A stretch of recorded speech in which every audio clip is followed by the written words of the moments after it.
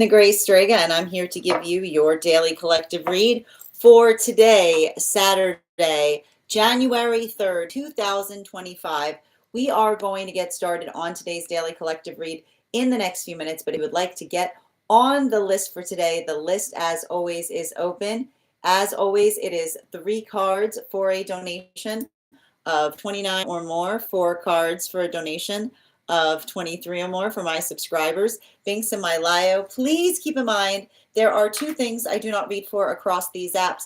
Those are pregnancy and medical. Happy to give insight on anything in private readings, and you can book private readings on my site. We are also doing 2 giveaways today. Our first reading giveaway is going to be a reading giveaway when we get to 50K likes, so make sure you're tapping that screen and we'll get to 50K in no time. The other reading giveaway we'll be doing today is a reading giveaway for the highest gifter between now and the conclusion of the daily collective read. Prior to beginning today's daily collective read, I will be giving a brief recap on what we've been seeing in the cards over the last few days.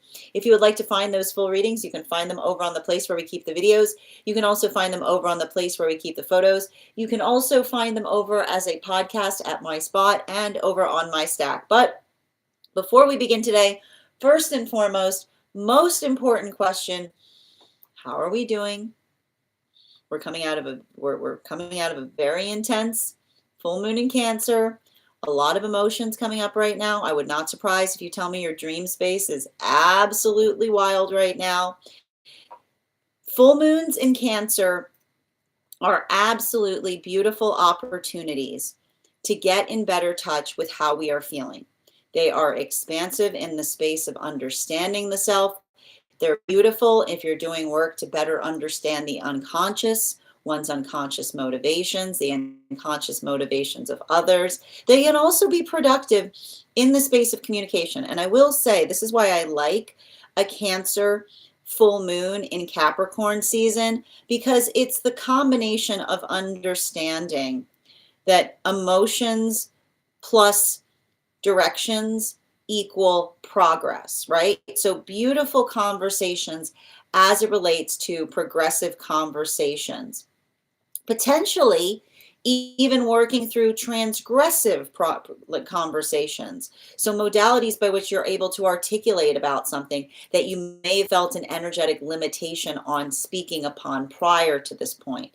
It's a lot of that work in terms of being able to find resolve, being able to effectively understand what one is effectively trying to work on, what it is not good with for.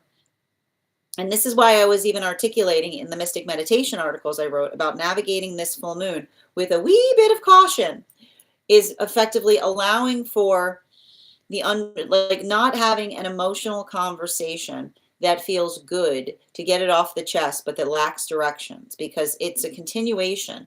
All of the work that we've been effectively seeing right now is a continuation on understanding the value of emotions, right? Because what happens in the space by which we work through emotions? Emotions are beautiful. They're wonderful. They're productive, so long as there are clear directions attached to them, right? This is the difference between the emotions that feel like they build us up instead of the emotions that tear us down. Now, what are often the emotions that tear us down? Emotional baggage, things that feel like they weigh us down, things that others give us, but in the space by which it feels good, right? It feels indulgent to release emotions. But this is where we see that trauma is created, because when we release emotions on each other without any directions, all the other person experiences is us dumping our trauma upon them. So that's why we see that for a lot of the energy doing this work right now, and we're going to talk about this because we're seeing them recognizing that a lot of the work that we see is the culmination of a lot of those moon lessons that were happening in relationship since about the time of Uranus stationing retrograde up until the present. We see that for a lot of the energy, and there's 3 different modalities that are coming through. This is the energetic lesson that's either moving them closer towards healthy relationship or further away from something that they have deemed unhealthy. Now, what does that look like when we get more granular upon it? Well, for again, a lot of these moon relationships, we see 3 different modalities that may be occurring at this time. There is either energy in solitude that is doing the heavy work of healing within the self. the observation and understanding that the greatest gift that we can bring into connection is the understanding of the self, not being self-centered, but centered within self. Because again, when we do the work to explore what's within us, we create the beautiful peace that we bring in relationship, because there's no surprise energy. There's no modality by which we're going to uncover something about ourselves that we weren't ready to recognize that feels like it causes some kind of point of atonement in our own relationships. So we see that there may be a lot of energy right now that is in solitude, that is putting a lot of investiture into the pathwork of understanding the self. That is also because, again, moon relationships are know thyself relationships. We also see that there may be some relationships that are coming together right now, and I need to stress this. These relationships have been going through the ringer. They've been coming together since Uranus was in retrograde, which means the whole time they've been trying to get together, there was a majority of planets that were in retrograde. More planets that were in retrograde than were not. It was easier to describe the planets that weren't in retrograde when we were going through that energy. Now, fortunately, we're moving out of that retrograde season, but there are still some very important planets that are still in retrograde. Chiron just stationed direct. We've got Jupiter, we've got Eris, and we also still have Uranus in retrograde, which can create a lot of feelings of frustration related to the self, or the speed by which things take in order to effectively apply change to things. But this is what the effective blessing is that they're finding in relationship. The ability to effectively strive towards peace, right? Working mutually on building peace between them that is non-conditional. There's a lot of the energy that is effectively articulating that the gift that they're finding in those relationships is patience.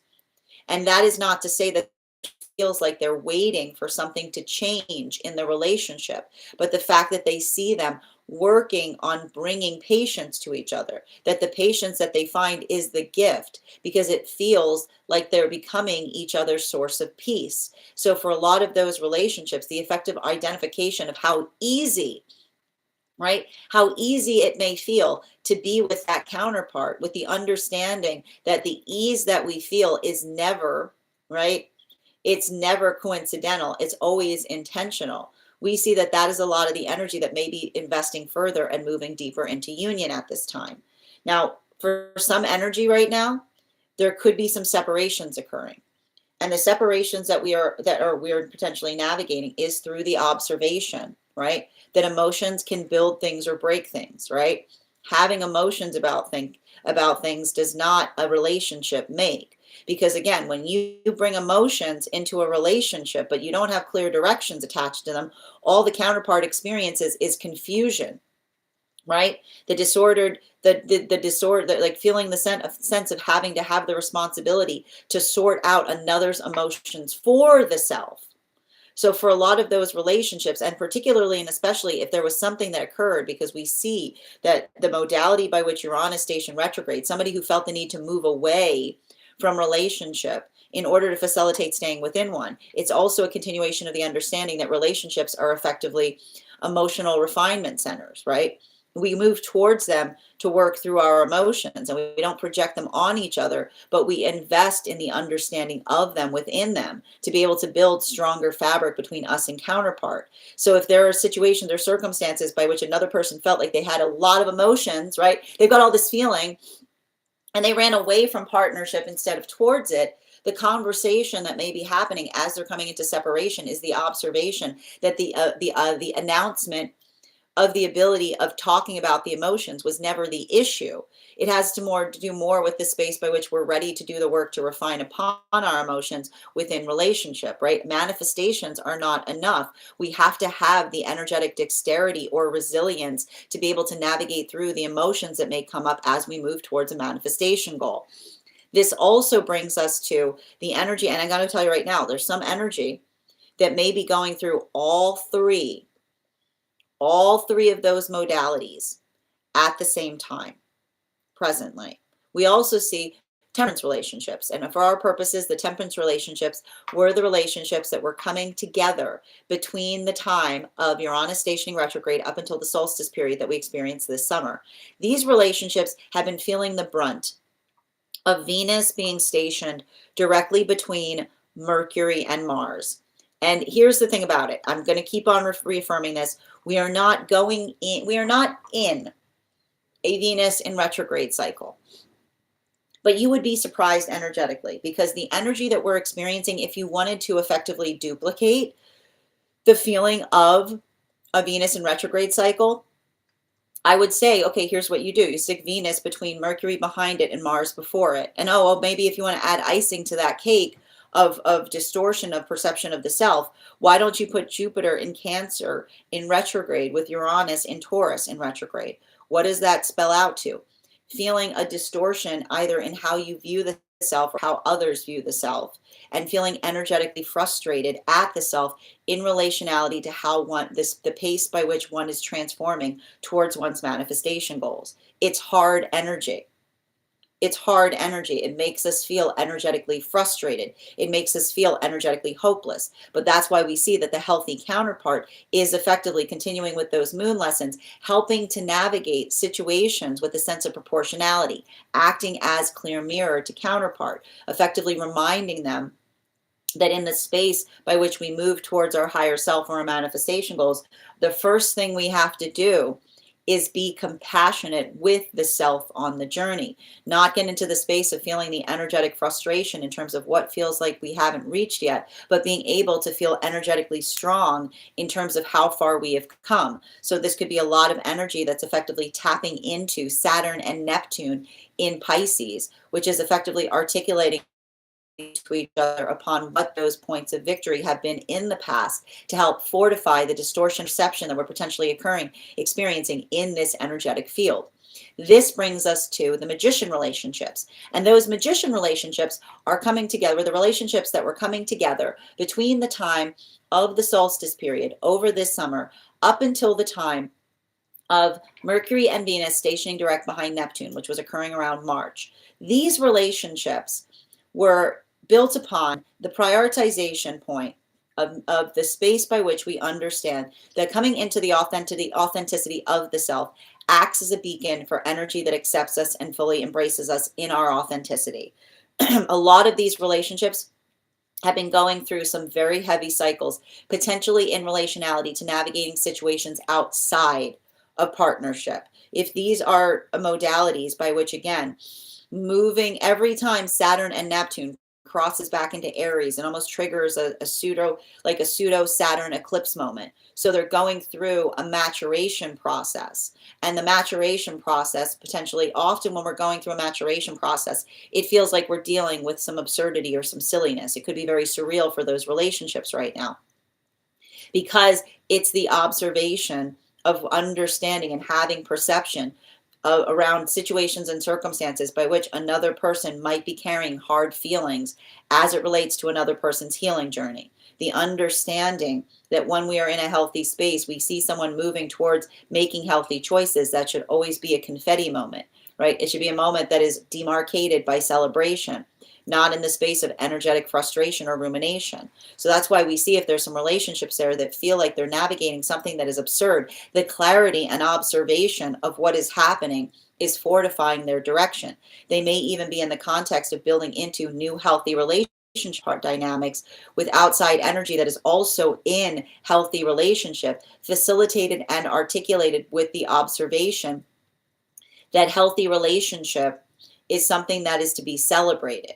But it's not easy, because some of these relationships may be feeling like they're actively experiencing trauma as it relates to another person, like effectively working through something in the experience of seeing them moving towards healthier energetic choices. Now, that is where we find all of the energy prior to beginning today's daily collective read. But if you would like to find that full reading, you can find it over on the place where we keep the videos. You can also find it on the place where we keep the photos. You can also find it as a podcast over on my spot at Tarot Church and over on my Stack. I would also invite you over to my Stack to learn more about a very special retreat that we will be hosting this August. I would like to invite you to join us on a trip to Tuscany, Rome, and Florence, August 8th through 13th, where we'll be working to sharpen our tarot skills while learning more about the culture by which the tarot was first discovered and had an ability to grow and thrive.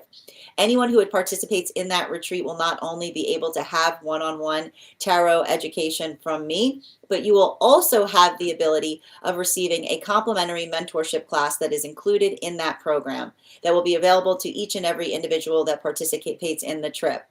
Also, if you join now, you will also be able to have the addition of having a $200 discount on that trip that is available for just a limited time. So if you're interested in that, make sure that you head over to my Stack. I also would like to invite you over to my Stack to participate in our next tarot class, which will be held on Thursday, January 15th at 6 p.m. PST, 9 p.m. Eastern. We will be continuing our studies into the tarot with a focus on the World card, the final card in the major arcana. We will be studying the history of that card. We will be studying the symbology of the card. I will be working you through spread applications, how to read that card in any direction that it may appear in your own readings. I'm also going to be presenting you a very unique spread that will help you channel the messages of the World card into your own readings, and all of that is available to you if you become a member of our class program.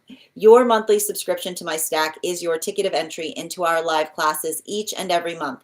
As a monthly subscriber, you will also have access to over 9 hours worth of material in the Tarot Church Library class archive. Now, it's not necessary to catch up. I'll do my best to give you an update on everything we've studied prior to beginning that next class, but the material is there for you to receive as you're ready to receive it.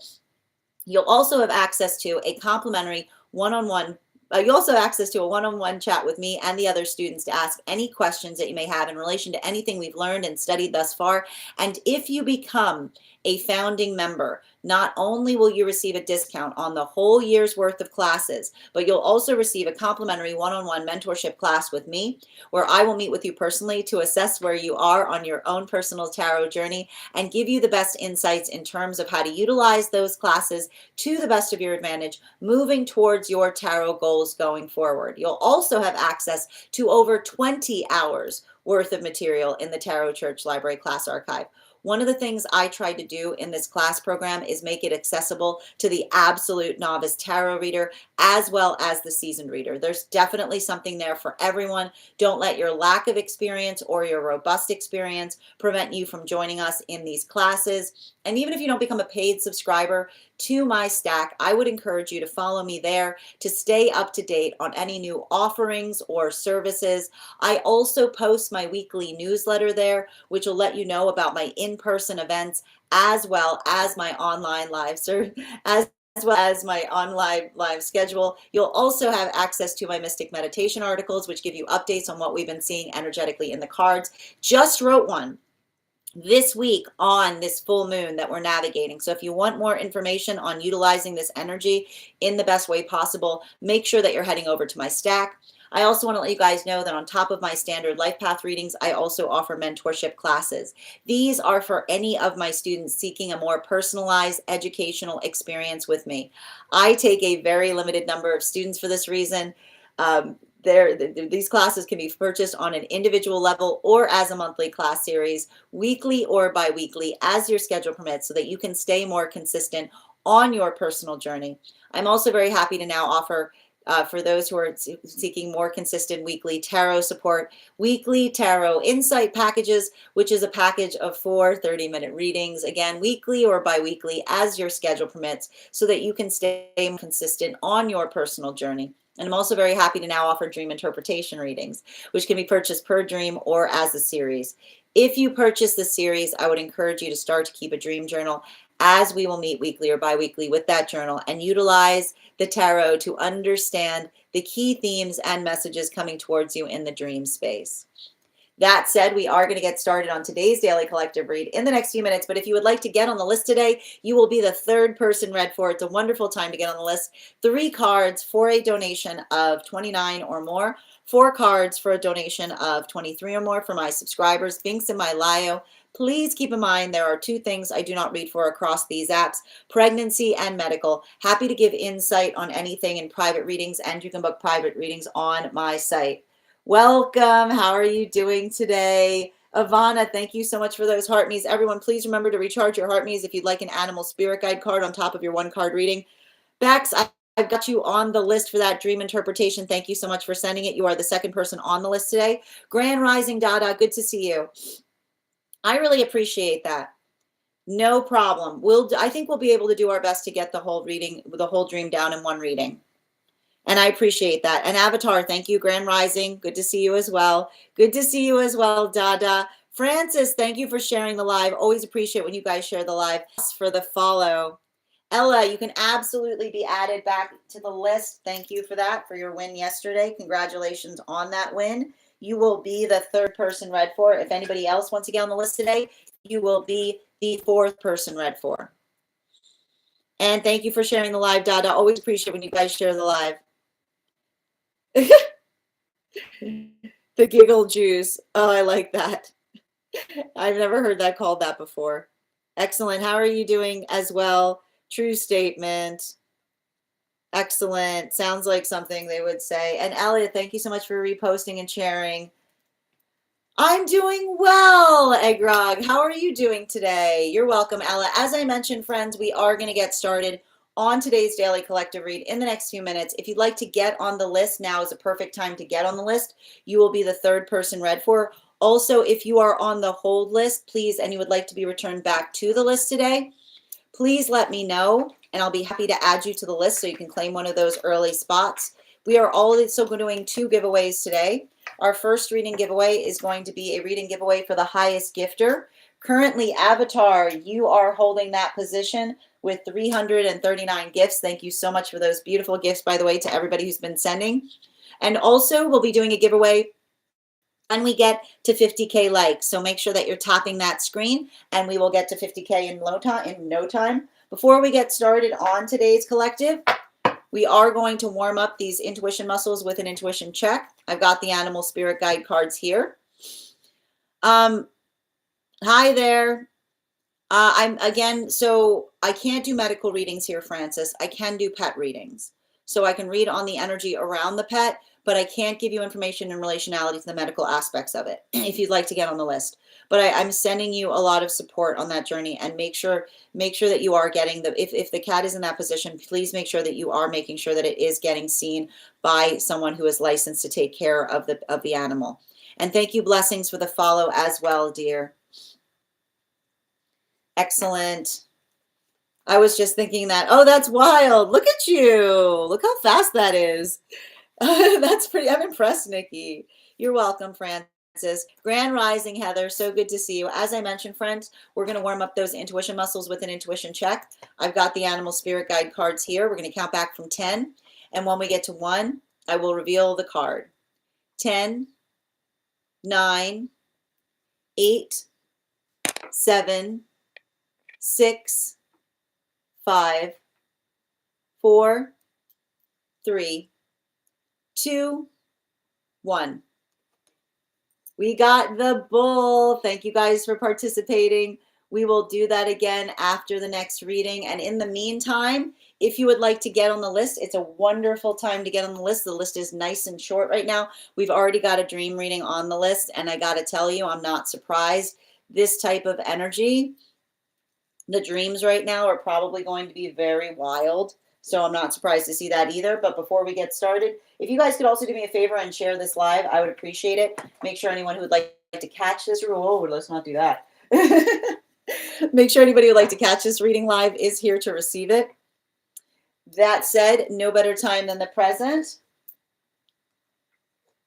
Why don't we get started?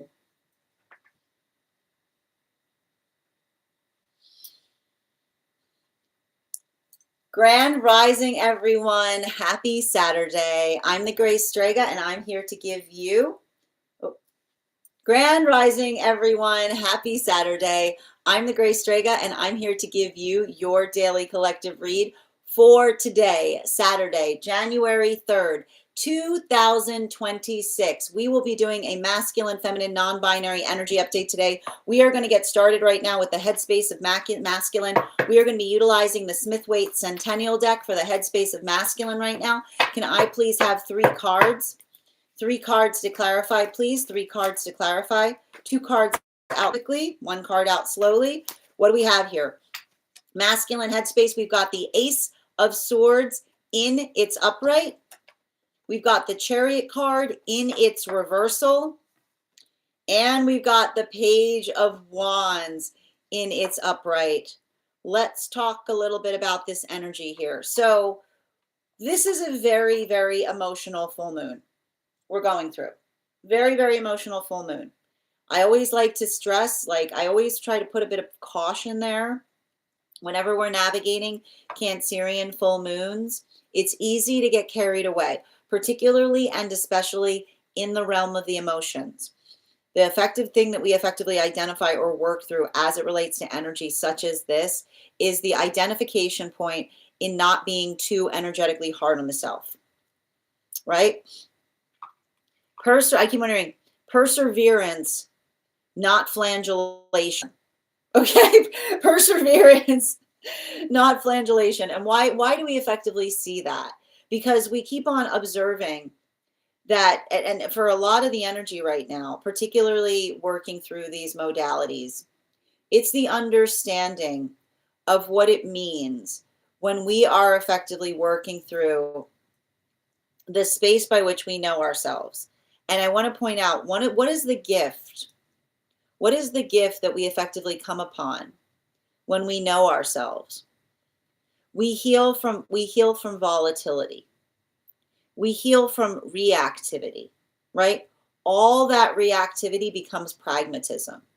And this is what I keep on seeing, that this is a continuation of the journey that I see that is occurring for a lot of the energy, which is I keep on seeing direct is not the same thing as reactive. Direct is not the same thing as reactive. And what does that energetically mean? When we feel reactive, right, we do something specifically, it's cause and effect type of energy, right? But the modality by which we navigate cause and effect doesn't allow us to energetically affect things with an A, right?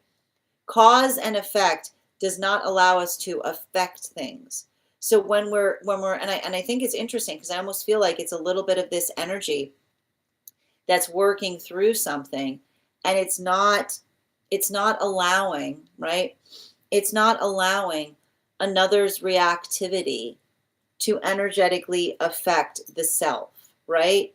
That those modalities or experiences, and I think it has a lot to do with healing from experiences or situations by which masculine has allowed their temperamentality to get the best of them, right?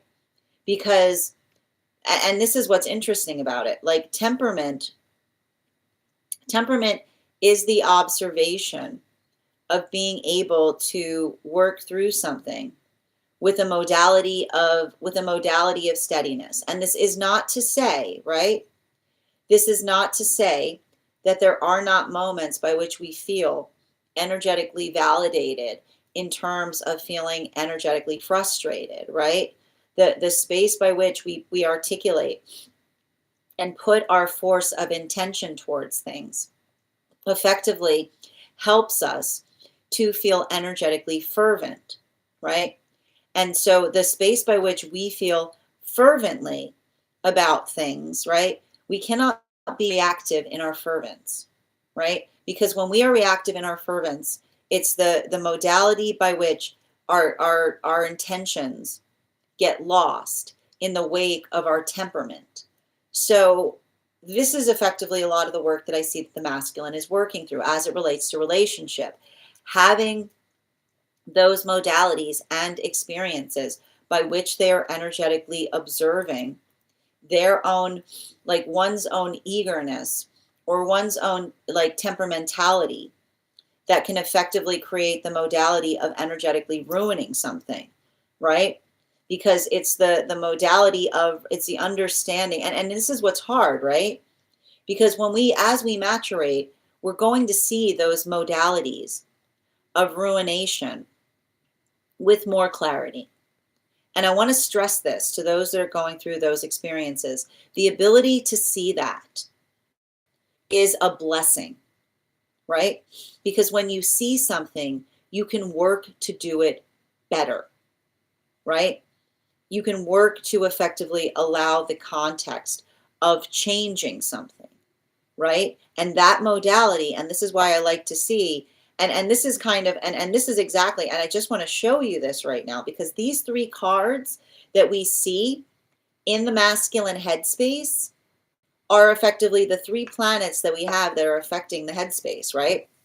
Because we've got Mercury, right, behind the Chariot, which is in its reversal, Venus, and then we've got Mars, right? So this is a continuation of, we were talking about the fact that while it doesn't feel like a Venus in retrograde, it's not technically a Venus in retrograde. It feels very similar to one right now, because it's the observation of working through the past version of self that doesn't feel like it conforms to the current, like to the experience of working towards the self, right? But this is what we talk about.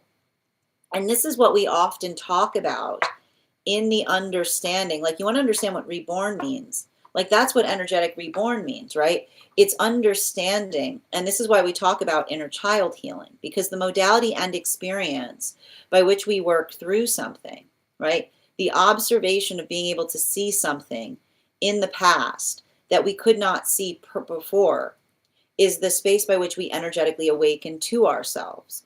And it can feel devastating, right? It can feel weighted. It can feel frustrated. But the ability to understand that the observation of seeing something in the past about the self that you wish that you could change is the gift that you bring to the present, right? That is the gift that we bring, because we answer the call within ourselves to become the person that we wish that we could have been in those experiences of the past. So I feel like that's a lot of the energy of masculine that is working through modalities and experiences by which they're dealing with a lot of potential, observations in terms of, like, and I keep on seeing, like, addressing the past, but not being dressed in the past, right? So the modality by which we articulate how much we have changed. Now, moving towards feminine energy, can I get 3 cards, please? And we'll be utilizing for feminine's headspace right now, the Aquarian Tarot Italian edition. Can I get 3 cards, please? Thank you. Very fast. All 3 out very, very quickly. We've got the 10 of Cups in its reversal. We've got the 7 of Cups in its upright. And we've got the 9 of Wands in its reversal. So let's talk a little bit about what's going on in this feminine headspace right now, because, and the energy that I'm seeing right now is very similar. There's a lot of alignment that we're identifying is happening right now between masculine and feminine. Bearing in mind, this is not based on gender, but what one feels most aligned to. Feminine is going through the pathwork of understanding that one does not need to forgive to heal. One does not need to forgive to heal. What do I mean by one does not need to forgive to heal? It's not about forgiving, it's about understanding. It's about recognizing, it's working into the context of recognizing what, and I keep on saying, what is forgivable and what feels energetically transgressive. And why do we see that a lot of the feminine is working through this? Because the observation of energetically forgiving everything is articulated in the context of having no boundaries, right? The modality by which we can learn to heal, right? The modality by which we articulate that our job needs to be to forgive and forgive and forgive and forgive and forgive and forgive and forgive. Well, if another person is not in that space, right, then that creates a disparity in relationality to the energy saying that being in the modality that says, oh, you just need to forgive and forgive and forgive and forgive and forgive. Somebody saying you just need to have no boundaries, right? It's not about the understanding of forgiving. It starts within the self. It's the observation of recognizing that you can allow a context by which you can move beyond something, but still maintain a strong energetic boundary in relationality to something that is not forgivable, right? Because the modality by which we understand that we are energetically sacred and we hold ourselves as sacred, that is where we become the energy that is protective, right? The modality and the experience by which we effectively articulate what is and is not okay helps to shape our energetic experiences. And that is a space by which our words are blessed, because it's not about, I keep on hearing, it's not about a journey of energetic forgiveness for feminine.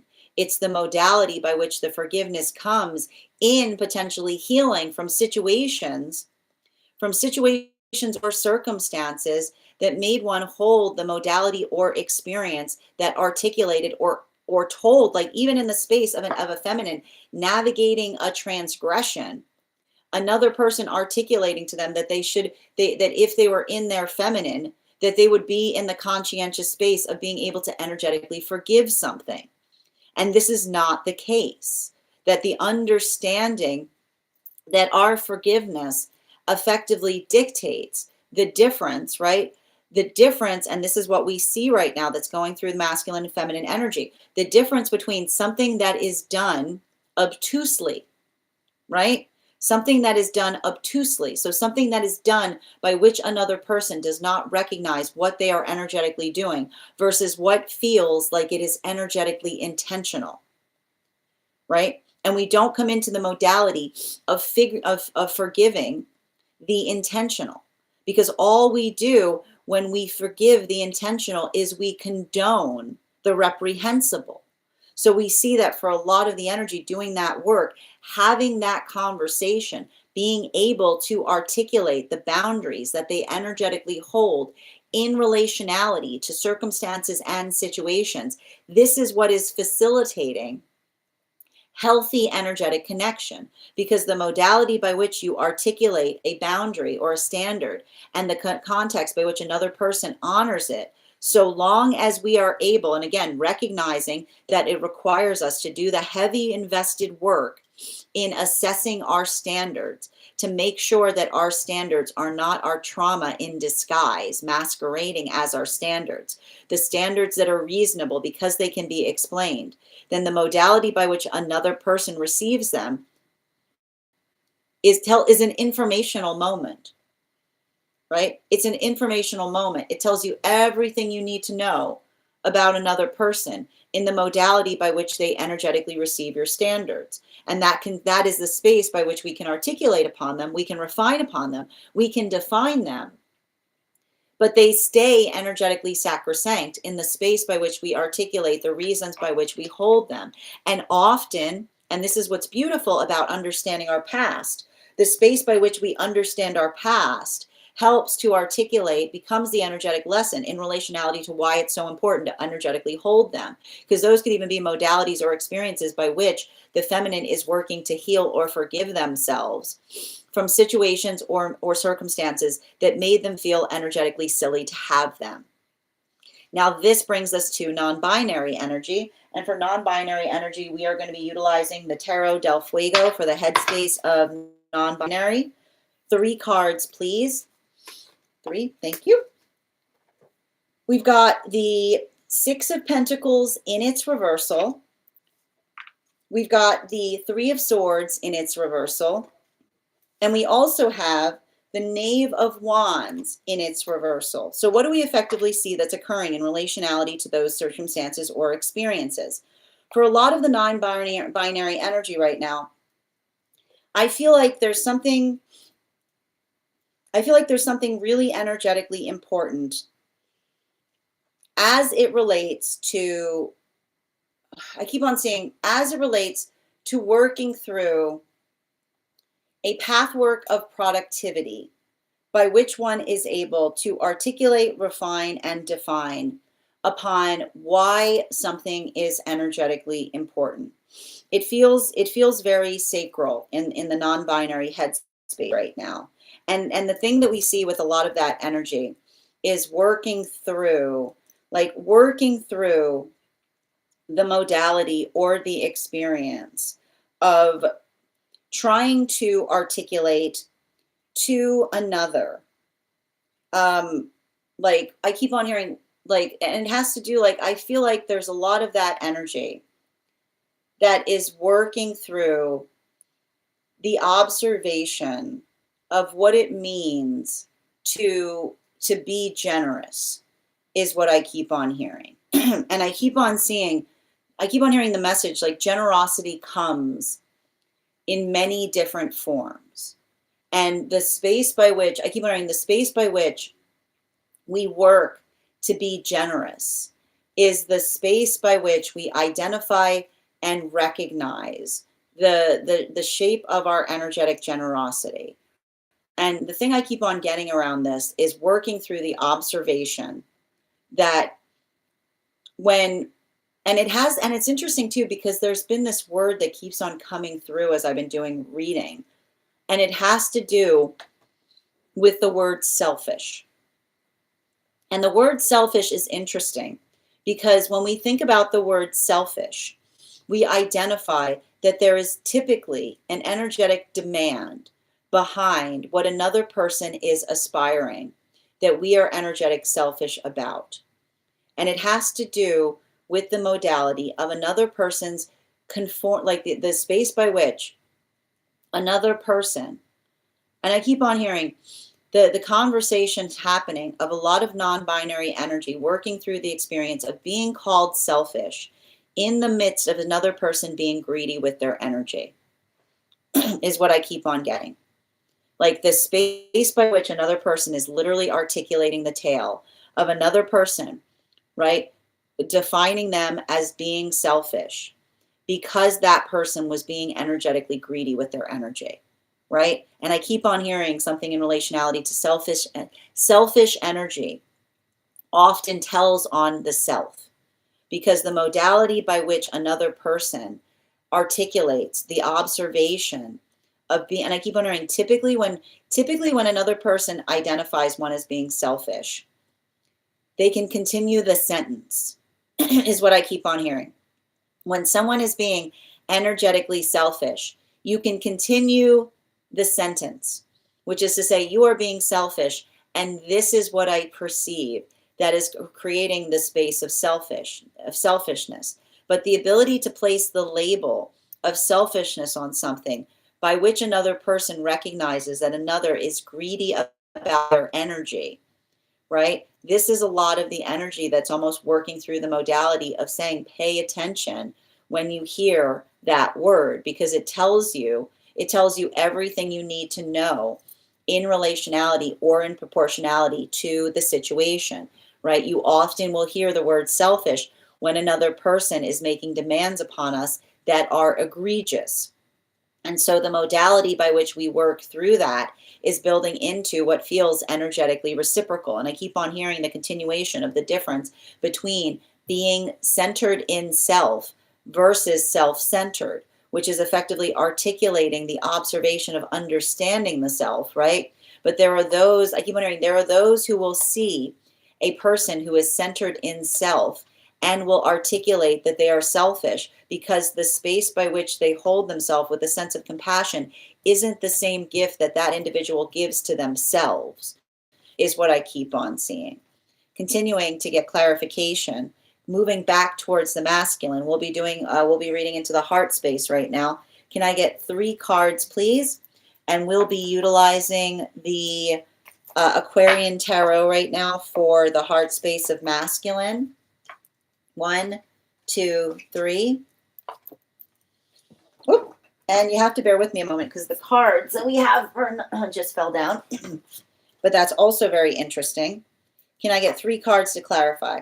We've got the 6 of Cups in its reversal. We've got the Magician card in its reversal. And we have the Temperance card in its upright. So let's talk a little bit about what we are seeing in relationality to the heart space of the masculine. And I feel like this is a lot of the energy. And this is really fascinating too, because this is a lot of the energy of the masculine. looking backwards so that they can look forwards. This is a lot of the energy of the masculine saying, I look backwards so I can go forward, right? We never let go of the past. And the reason that by which we don't let go of the past is because the path work, there are important things in the past, right? And the observation of looking back in the past allows us the context of not energetically repeating things that we would prefer not to repeat in the present.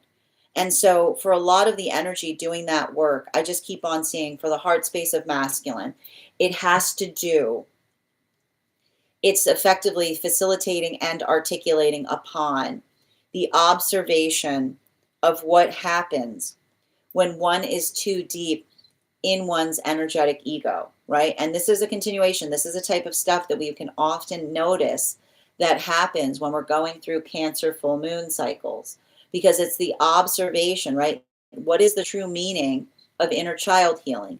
Inner child healing does not mean that you are in the modality by which you're working to heal from the person you were when you were just a small child.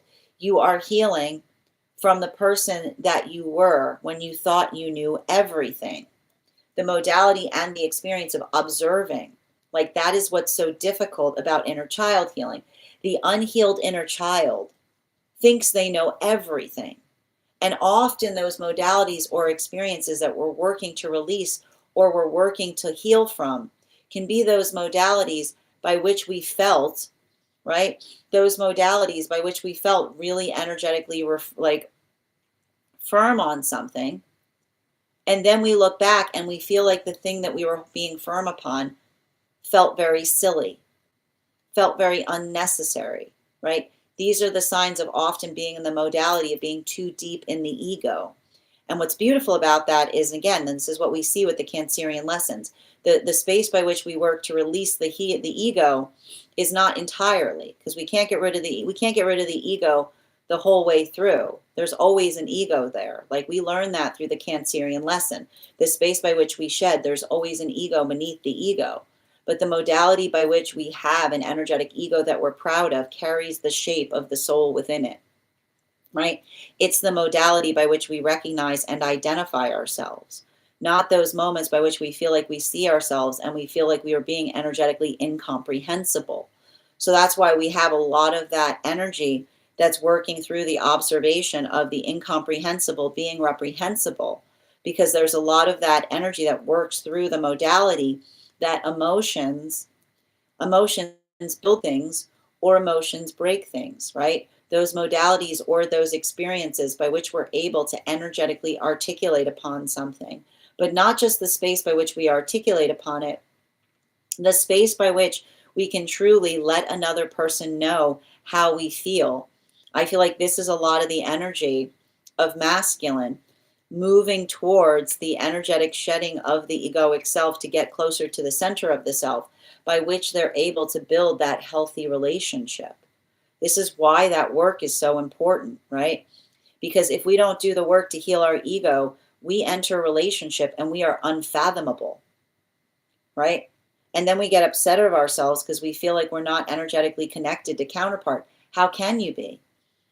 You can't be deep in your ego and have a connection with someone, right? The ego won't let go.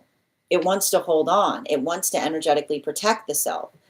So the work that we do, right?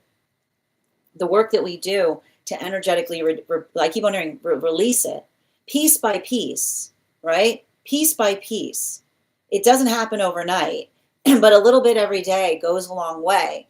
Like I see a lot of this energy that's working on saying like the solution might not be harder, it's softer, right? The modality of experiencing the space by which we work through something is the observation or the ability to effectively articulate to another that we're working towards that vulnerability. So I just keep on seeing that for a lot of the masculine doing that work, it's hard because there may be some anger that's coming up, and it has to do with anger of the past self in relationality to, I keep on hearing feeling so hard about something that was ultimately so unnecessary. Now moving back towards feminine, we're going to be moving towards, we're going to be utilizing the Tarot del Fuego right now for the heart space of feminine. 3 cards to clarify, please. 1, 2, 3. We've got the Hermit card in its upright. We've got the 8 of Wands in its reversal. And we also have the 10 of Swords in its reversal. So this is very important too, because what we're effectively seeing in relationality to this energy, and it's interesting, the only card that's upright right now in the heart space of feminine is the Hermit card. And what does that effectively tell us? That is working through the space by which the feminine is being more careful with their heart space. I just keep on seeing a circumstance or situation by which the feminine is articulating and stating the sense of being more energetically careful with the heart space.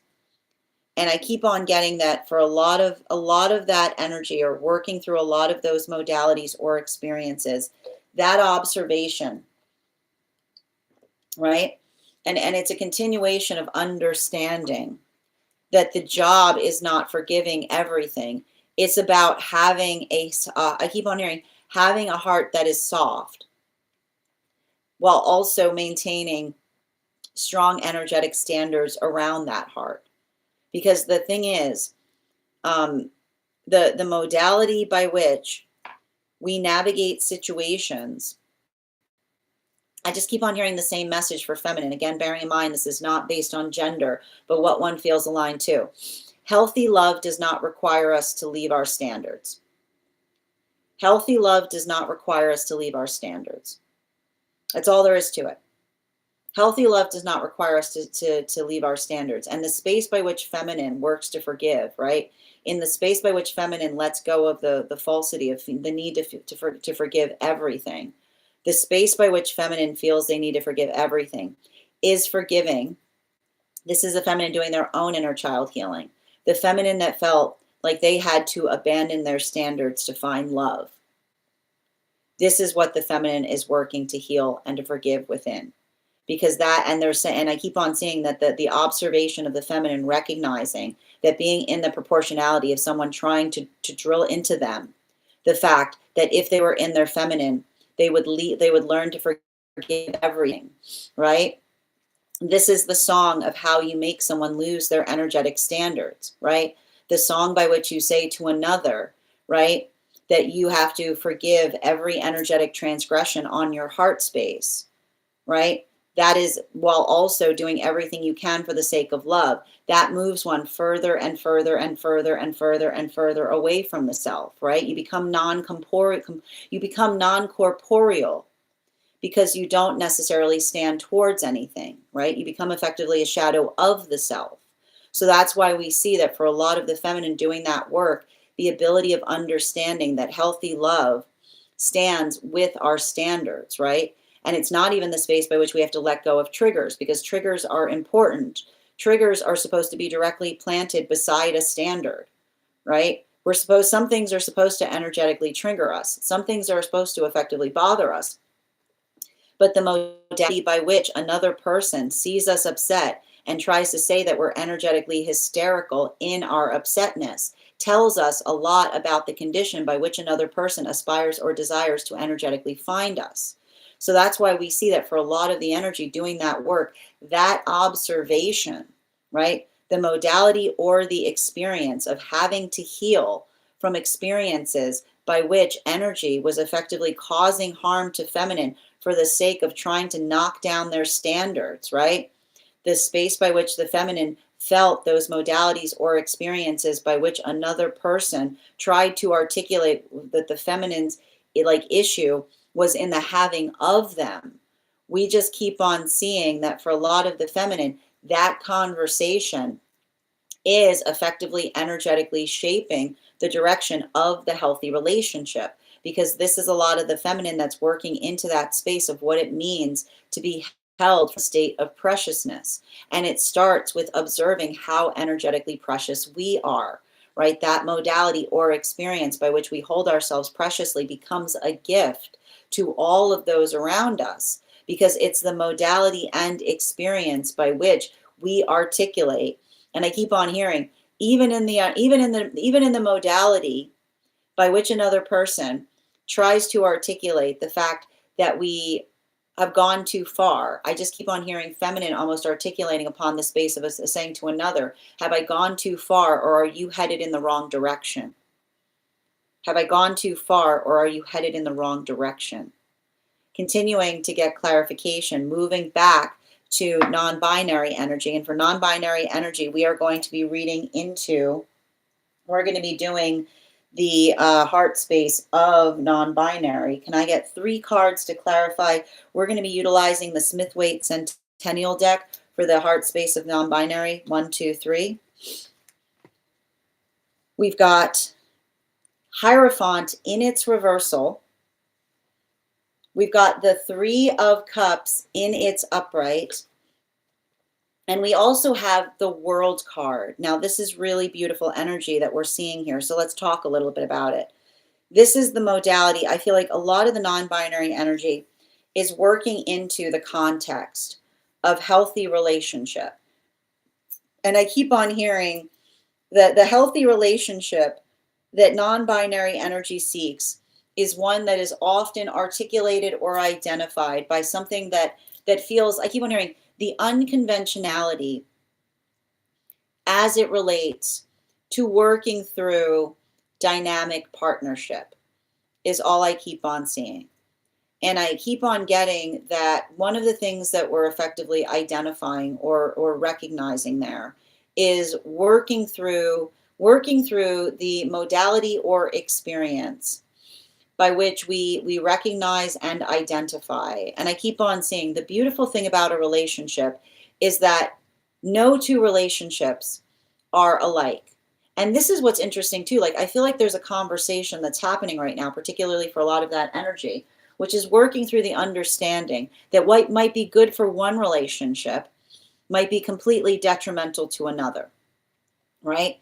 It's all about energetic alignment. And that's why I see that for a lot of the relationships, like a lot of the work that they do in relationships is trying to help another recognize, right?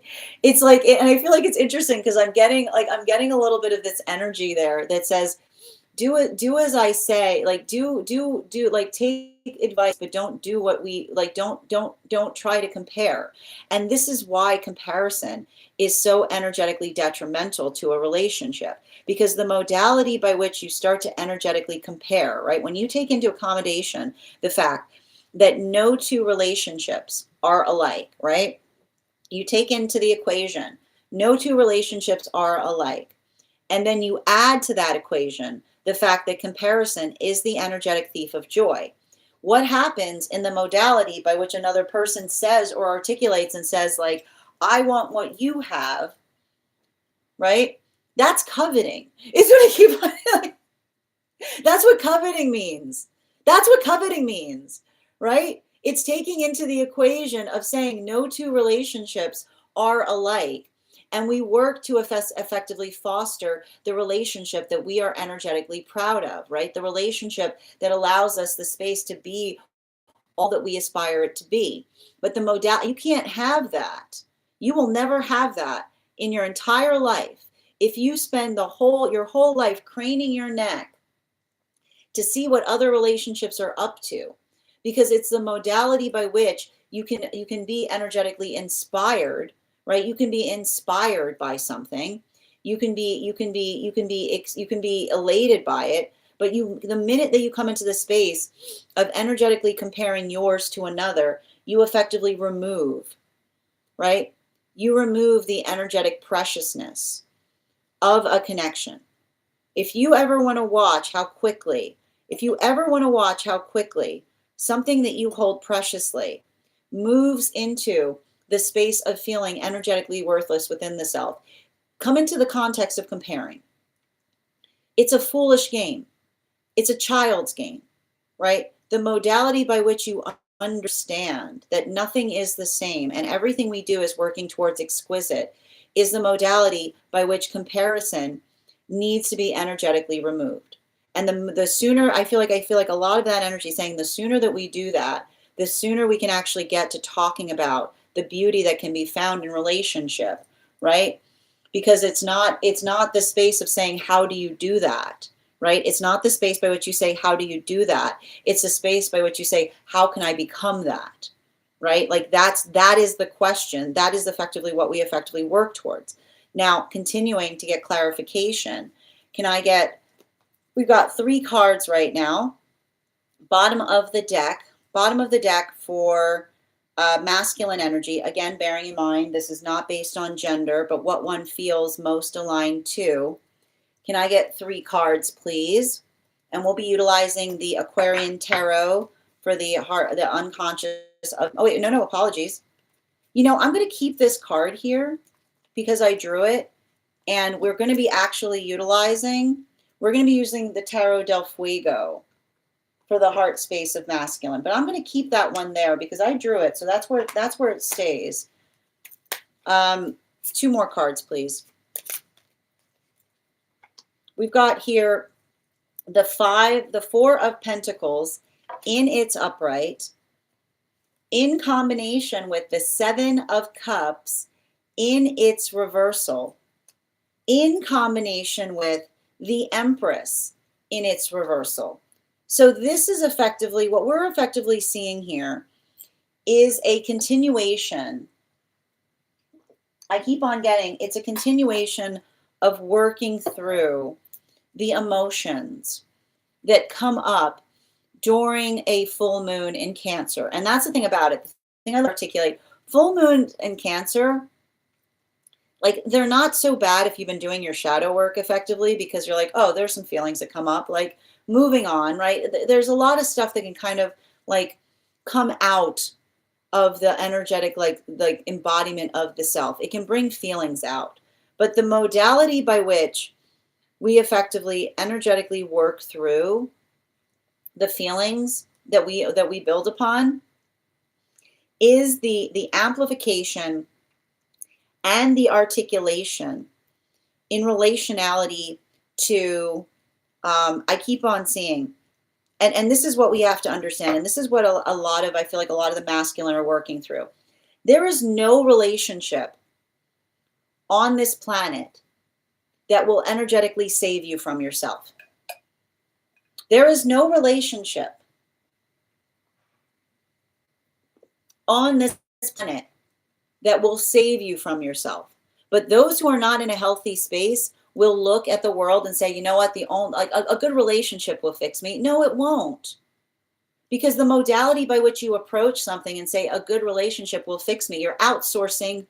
Like that is the sound of you trying to outsource the work of the self, right? Like the space by which you say, you know what will fix me? A good relationship. If I just found the right person, you have to be the right person. You have to be your right person, right? Because what happens in that energy that's constantly going around going, you know what, it just stinks. You know, it's the weirdest thing. Every relationship I go into turns into absolute garbage. Yeah, it looks good when I first get into it. And then I don't know, the weirdest, craziest thing happens. I go into it, something that's perfectly fine, and all of a sudden it becomes horrible. And everybody else looks at that person and goes, really? Tell me more. Tell me more. Please go on about how dissatisfied you are in relationality to what you're finding in relationship. Because here's the thing, it's a 2-part system, right? It's the modality and experience that when someone says, I keep on finding my relationships lacking, you're half of the equation. You're half of the equation. And that's not to say that all of the energy rests within the context of the self, right? But the observation, and often the first sign, right? The warning sign of somebody who's not going to find a healthy relationship is the energy that says, you know what'll fix me? a good relationship. It's not the case, because often that is the problem. And when we start to make ourselves, and we start to fix the relationship with ourselves, if we become the energetic person that we're proud of, then guess what we have? Guess what we find? We find the relationship that complements us. We find the relationship that supports our efforts towards ourselves. We find the relationship by which we can energetically ascend higher within what we've already done. We don't look at relationship like a ladder, right? Because if you look at relationship like a ladder, you'll always be in the modality by which you feel like you're energetically hanging on instead of putting into, right? It's the modality by which we don't energetically cling to things. It's the energy by which we push, we allow for our sense, we allow for our sense of energetic like aspiration to effectively guide us. So I feel like I see a lot of the energy that is working through that modality, and either again building into the context of healing actively, either moving towards healthy relationship with that particular mindset while forgiving the past self that may have been too much in the energetic ego to be able to effectively see it, or potentially allowing the context of releasing those modalities or abilities by which they felt that they were looking at relationship from a prescriptive perspective. Now continuing towards feminine, and we'll be utilizing, and it's interesting too, because that's why, like that is why the Aquarian tarot card came out in the unconscious space, right? Because it's that observation, right? If you seek, you never find. If you build, you start to create. Now continuing to get clarification, unconscious space of feminine energy, and we will be utilizing the Smith-Waite Centennial deck for the unconscious of the feminine right now. 1, 2, 3. We've got here the Eight of Swords in its upright. We've got the Page of Cups in its reversal, and this Page of Cups in its reversal has been coming up all week. And the Four of Wands in its upright. So the feminine, I feel like there's a lot of the feminine that is working through, and I got to explain this. I feel like a lot of what we're seeing right now is as a result of Chiron going direct in Aries yesterday. There is something about the proximation point that two things happened yesterday. We need to pay more close attention. While everybody was getting all in their emotions, while everyone was getting all in their emotions related to Cancer in like the full moon in Cancer in Capricorn season, nobody's paying attention to the fact that Chiron just stationed direct in Aries. And Chiron stationing direct in Aries can often talk about the space of reaching our energetic limit on things. Chiron retrograde coming into stationing direct in Aries can often articulate upon the fact that it's good to have limits, right? Because what does it mean? Good to have limits means limits are where standards are, right? And the modality and experience by which we can articulate about our limits often show another, and this is the thing about it, when we're in a healthy space, we're proud of our limits. Like when we're in a healthy space, we are energetically very proud of our limits, because we talk about the fact that we say that's reached the energetic limit of something, because it's a modality by which we don't take it personally. We talk about our limits proudly, right? So the modality or the experience by which we energetically articulate or amplify that becomes our point of strength. So I see that for a lot of the energy. This is energy of the feminine, potentially healing from situations by which they looked at the past and said, I couldn't fix it. And almost the higher self looking at feminine being like, is that a situation that was trying to get fixed? Right? The modality by which the feminine looks at something and says, I can fix anything.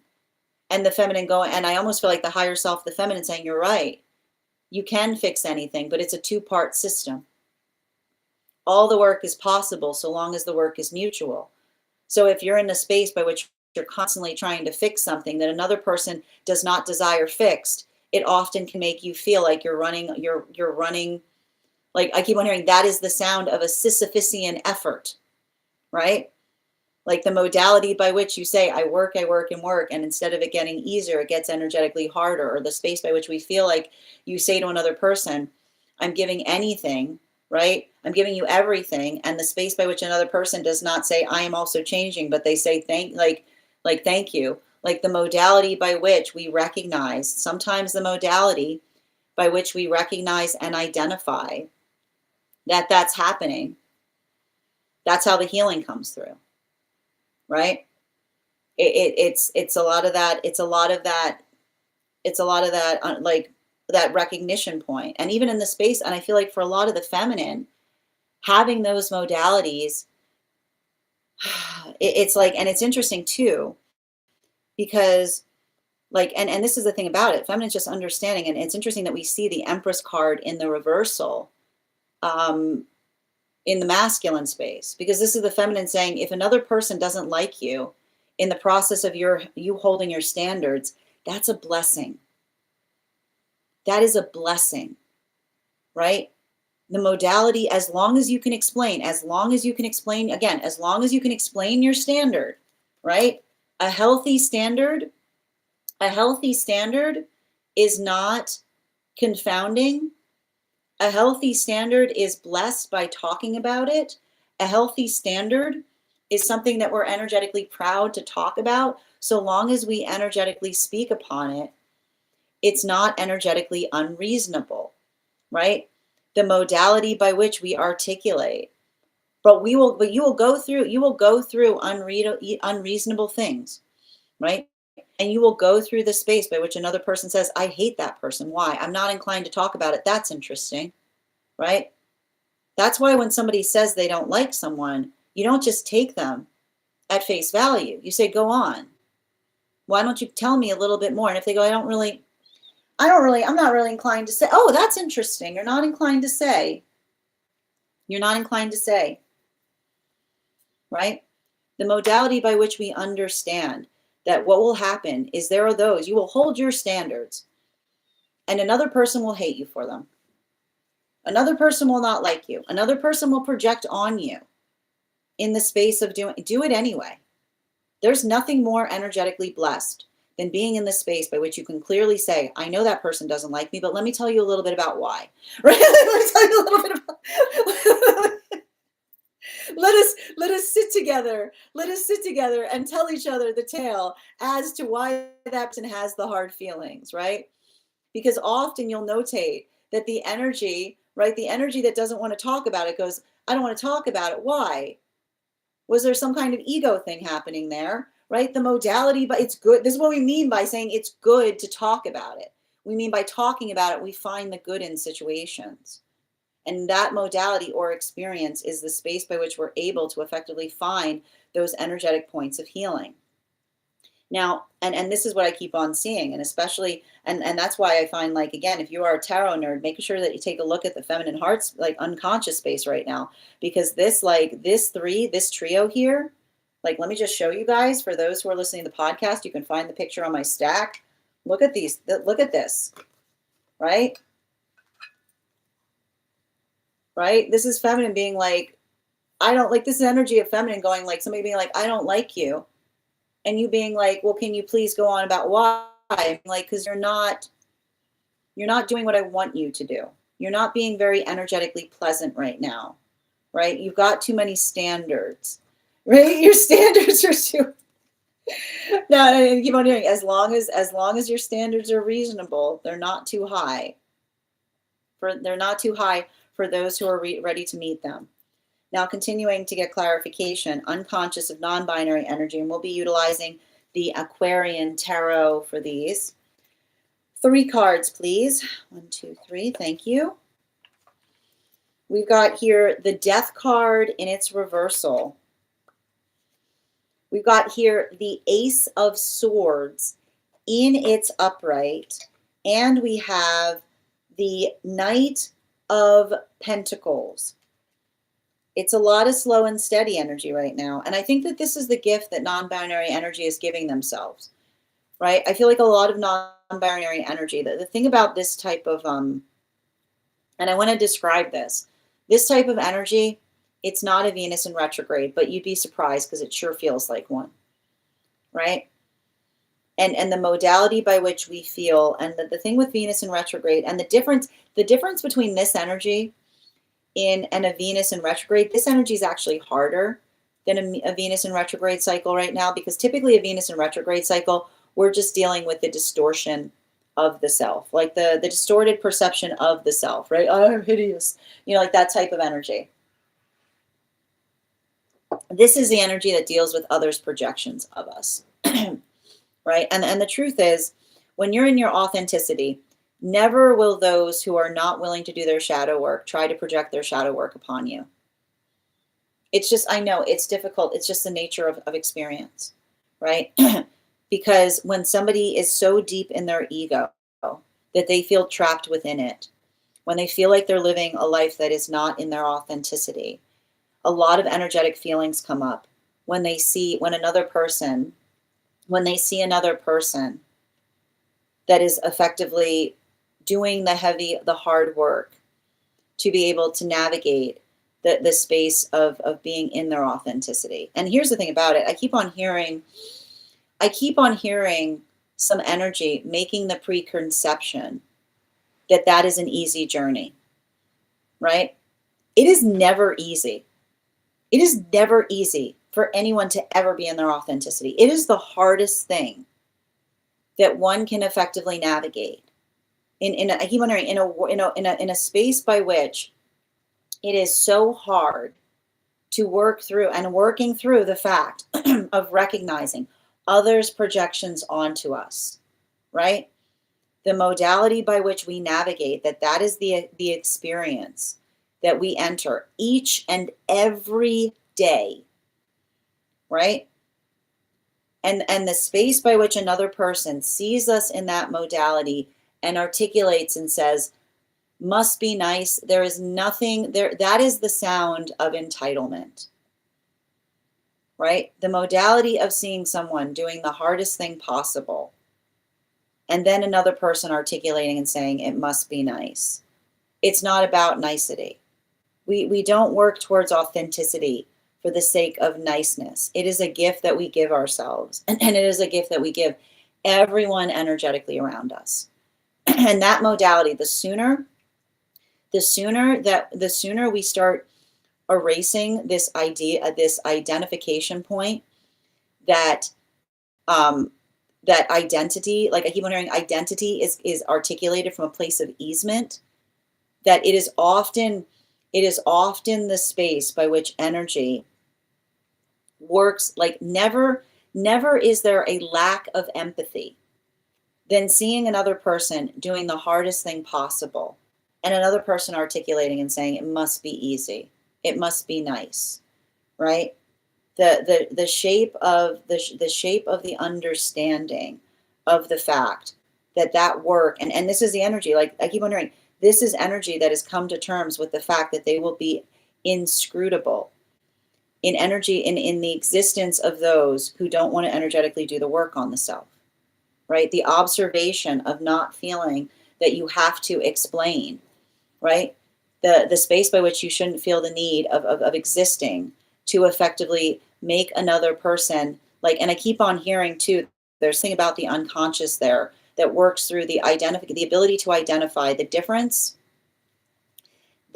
between curiosity, like the difference between a desire to understand versus another person,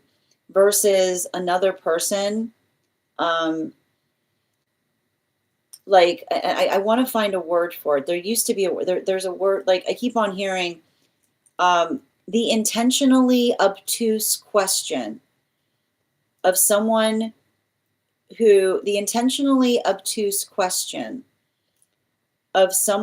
who has already made, whose mind of a closed mind, like of a closed mind is what I keep on hearing. The obviously obtuse question of a closed mind, which is the space by which I keep on getting, like the space by which another person asks something, not for the sake of interest, but I keep on hearing, in the space of assuming that another person, like that another person's existence is only meant to elicit comfortability within them, is what I keep on hearing. There's something very attenuated there that I potentially will need to dig deeper into, that may potentially be coming up in relationality to the relationship cycles. But it's a very specific energy that I feel like that those who are in that modality are able to energetically pick up on. The best way I can describe it is that, right? The question that is not invested in understanding, but the question that a closed mind asks, that points to the direction of saying, why are you invested in making me uncomfortable? Failing to recognize that the world does not energetically revolve. Like even in the asking of it, an energy points out the fact that they look at a world that is entirely centered around the self instead of centered in self. That is bottom of the deck right now on these reads for masculine energy. Bearing in mind this is not based on gender, but what one feels most aligned to. Death card in its reversal, right? This is what the masculine is healing from, right? The question that feels directed in terms of saying the question, the egoic question is always, why are you making me feel uncomfortable? Why are you making me feel uncomfortable? And this is what I see a lot of masculine energy is healing from.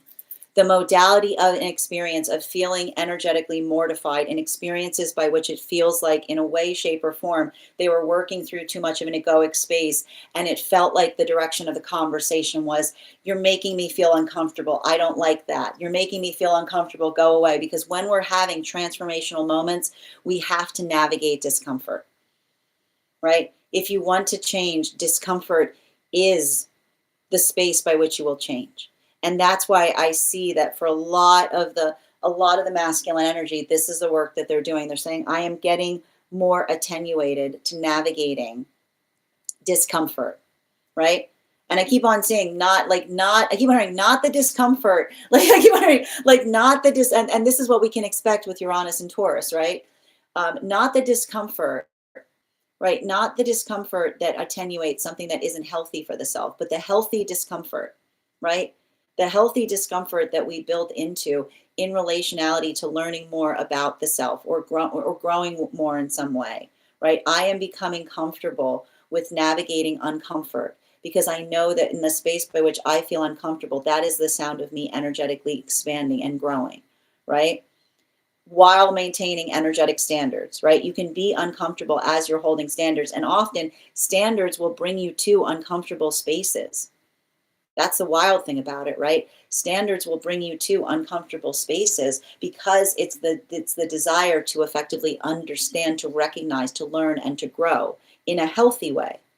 While continuing for feminine energy, bottom of the deck on feminine, we've got here Page of Wands in its reversal. Now this is really intriguing because we've got the Page of Wands in its reversal in the masculine space. So we see that for a lot of the feminine right now, this is working through, right? This is working through the modality or experience of navigating, like I keep on hearing, obtuse or intentional. Obtuse or intentional. And why does the feminine keep on saying obtuse or intentional? When someone does not know what they do, they can often do things that are failure points in the self, right? There's nothing more disruptive or sadder than the modality by which you see someone working through something in a way that they can't energetically recognize the fact that they're creating that energetic hurdle within. That is the space by which something is forgivable, right?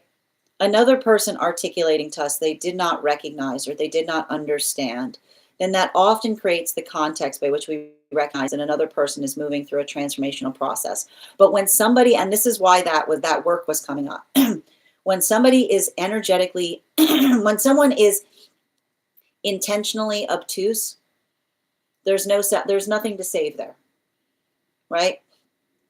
The modality by which another person navigates things from a place of intentional obtuseness, right? The modality by which another person tries to articulate the fact that they don't know, they don't understand, or they don't know. And this is why it was coming up so much in the non-binary headspace, unconscious space, because the space by which another person, right, tries to articulate upon something in such a way by which they make us, I feel like I keep on hearing the space by which another person tries to articulate to us that they don't know what they're energetically doing the whole time, being very, very intentional with the space by which they try to direct their obtuseness. I keep on seeing that a lot of that energy of feminine is working through that same experience, because I keep on hearing it's the difference in understanding what it means by which another person says,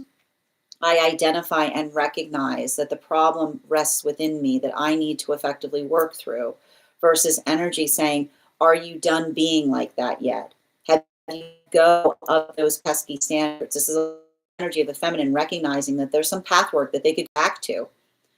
It would just require, like, it's not a question of whether you can go back there. It's a question of who you would have to be in order to be within it. And that's why I see a lot of that energy, like working into the capacity of healing from circumstances or situations by which they recognize that the end point had to do with the modality by which they weren't going to effectively depart or move away from their energetic standards. It's a continuation of the journey that says a healthy relationship honors our standards. An unhealthy relationship will articulate the need to throw them away in order to stay within one. While for the non-binary energy right now, and can I please get one card at the bottom of the deck? I know where this is going right now. Tarot del Fuego. This is the Lover's card, right? This is why we talk about healthy standards are shared. It's the modality by which we feel energetic alignment that articulates and significates what we feel energetically in concordance to. So for a lot of the energy, and this is why I keep on seeing, like, I feel like there's a lot of this non-binary energy that says, understand the uniqueness of every relationship. Don't feel like you see a perfect relationship and say, I'll just do that and it'll fix it, or that works for them, look how great they're doing. This is why that doesn't work, because it's not the modality. What works for one might not work for another, right? This is what we talk about a healthy relationship, is not being prescriptive and saying, like, that's what they're doing, we should do that. Right? It's like, because you can't do that, because you could take something that feels like it's positive in one relationship and you try to bring into another, and it confounds it, makes it energetically negative. It all works through the attenuation point of building into the context of what effectively works, right?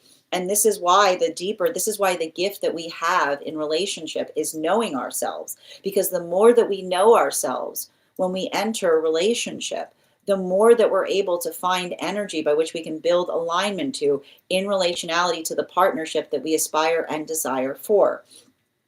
So this is a lot of the energy that is working through that space. And I can almost see the energy that articulates that they hold, right? This is why they hold their relationship as a point of energetic virtue, because I keep on seeing that is the energy that understands, it says they didn't stumble into a perfect relationship. They worked towards it, and they went within to find one without. That is our daily collective read for today. I want to thank you guys so much for being here and experiencing it. Just a reminder, if you would like to book a private reading with me, it is a 2-step process. You have to book the reading, you have to pay for the reading. Please make sure you do both if you would like to have that reading. Most importantly, please remember that I will never, ever, ever, ever, ever, ever, ever, ever, ever reach out to you for a private reading. I will never DM you. I will never PM you. I will never slide into your inbox and tell you that I have a very important message that only I can deliver. The only way you can book a reading with me is if you book one on my site. So I would encourage you to do it there. A couple of updates before we move into our personal readings today. First and foremost, I would like to invite all of you to a very special retreat that we will be hosting this August. I'd like to invite you to join me on a trip to Tuscany, Rome, and Florence, where we will be working to sharpen our tarot skills while also understanding the culture by which the tarot was first documented to be discovered, to understand what allowed it the context of being able to flourish and thrive. We will be traveling to Rome, Tuscany, and Florence, and everyone who participates in that retreat will also be receiving not only one-on-one work with me in relationality to the tarot, but also a unique one-on-one mentorship class with me that is included in your purchase, where I will meet with you to assess where you are on your own personal tarot journey and give you the best insights in terms of how to utilize those classes to the best of your advantage, moving towards your tarot goals going forward. One of the things I tried to do in these classes was make them accessible to the absolute novice tarot reader as well as the seasoned reader. There's definitely something there for everyone. Don't let your lack of experience or your robust experience prevent you from joining us in these classes. And even if you don't become a paid subscriber to my Stack, I would encourage you to follow me there to stay up to date on any new offerings or services. I also post my weekly newsletter there, which will let you know about my in-person events as well as my online live schedule. You'll also have access to my Mystic Meditation articles. We just released one on navigating this full moon in Cancer that we just experienced. You can find it over there, currently active on the Stack. I also want to invite you guys to our next tarot class in our Tarot Church class series. We will be studying the World card, the final card of the major arcana. If you'd like to become a part of that class program, your paid subscription to my Stack is your ticket of entry. Monthly subscribers will have access to not only to the live class, but access to over 9 hours worth of material in the Tarot Church Library Archive. You'll also have access to a one-on-one chat with me to ask any questions that you may have in relation to anything we've studied thus far. And if you become a founding member, not only will you receive a discount on the full year's worth of classes, but you will also receive a complimentary one-on-one mentorship class with me, as I mentioned, where I will meet with you to assess where you are on your personal journey and give you the best insights in terms of how to utilize those classes to the best of your advantage, moving towards your tarot goals going forward. And you'll also have access to over 20 hours worth of material in the Tarot Church Library Class Archive. One of the things I tried to do in these classes was make them accessible to the absolute novice tarot reader as well as the seasoned reader. There's definitely something there for everyone. Don't let your lack of experience or your robust experience prevent you from joining us in these classes. And even if you don't become a paid subscriber to my Stack, I would encourage you to follow me there to stay up to date on any new offerings or services. I also post my weekly newsletter there.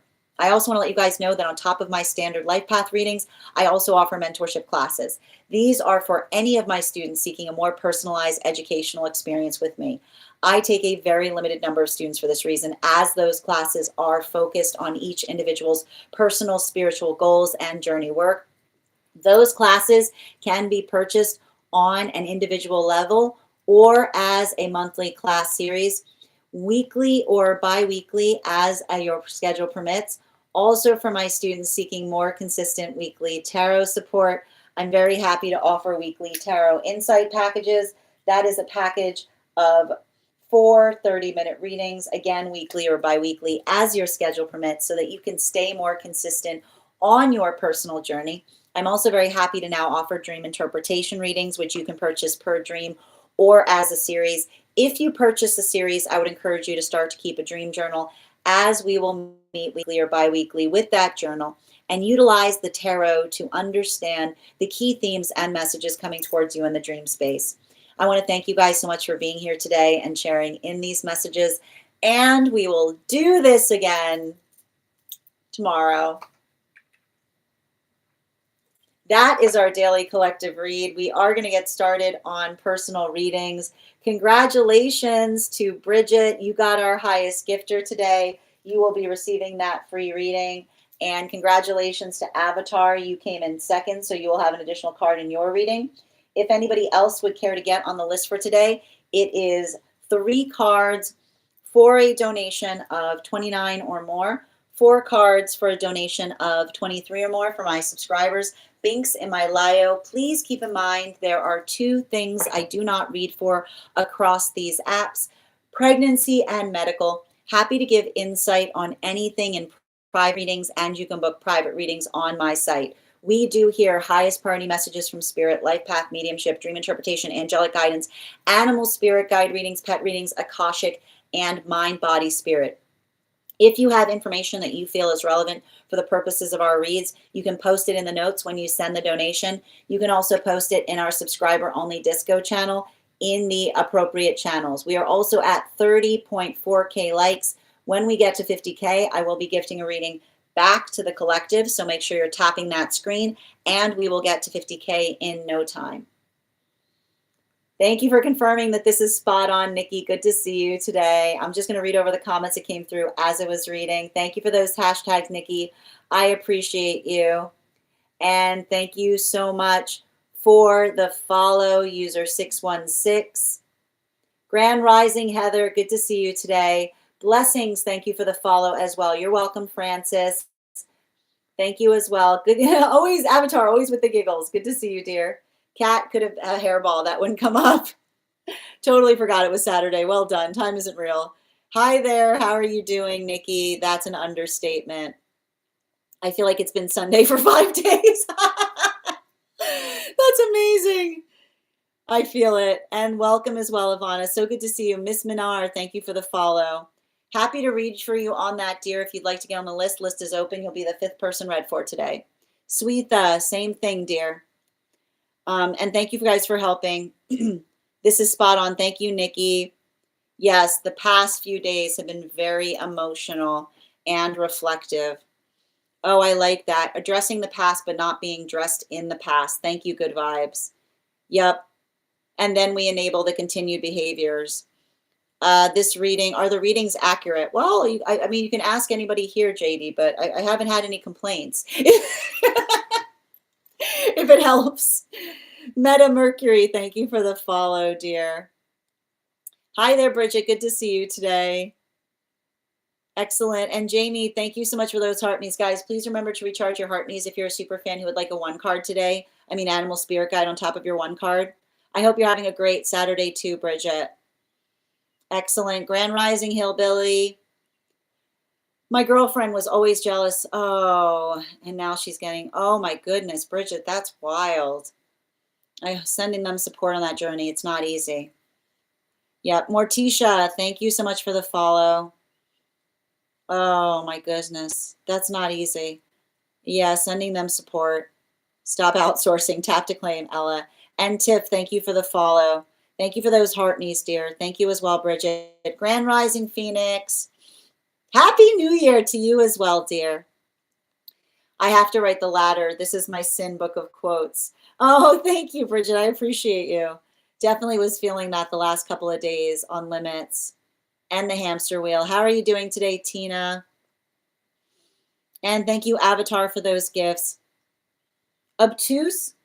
So, Morticia, obtuse is the space by which something is evading someone's grasp, right? Obtuse is when somebody, it's when somebody's trying to understand something, but it's escaping them. You know, it happens to the best of us. There are always those moments by which we wish we could understand something, and it's just it just slides right off. It just slides right off, right? So the ability to effectively, and that's why we describe it obtuse, because again, it's the angle by which nothing can stay. It's so when we recognize that somebody's being obtuse, it can often be the space by which it's they're not necessarily grasping something, right? And so we always leave room for somebody being obtuse, but intentional, there's nothing you can do if someone's being intentionally obtuse, which is the space by which another person's but it's clear that they it's clear that they understand something, Yeah,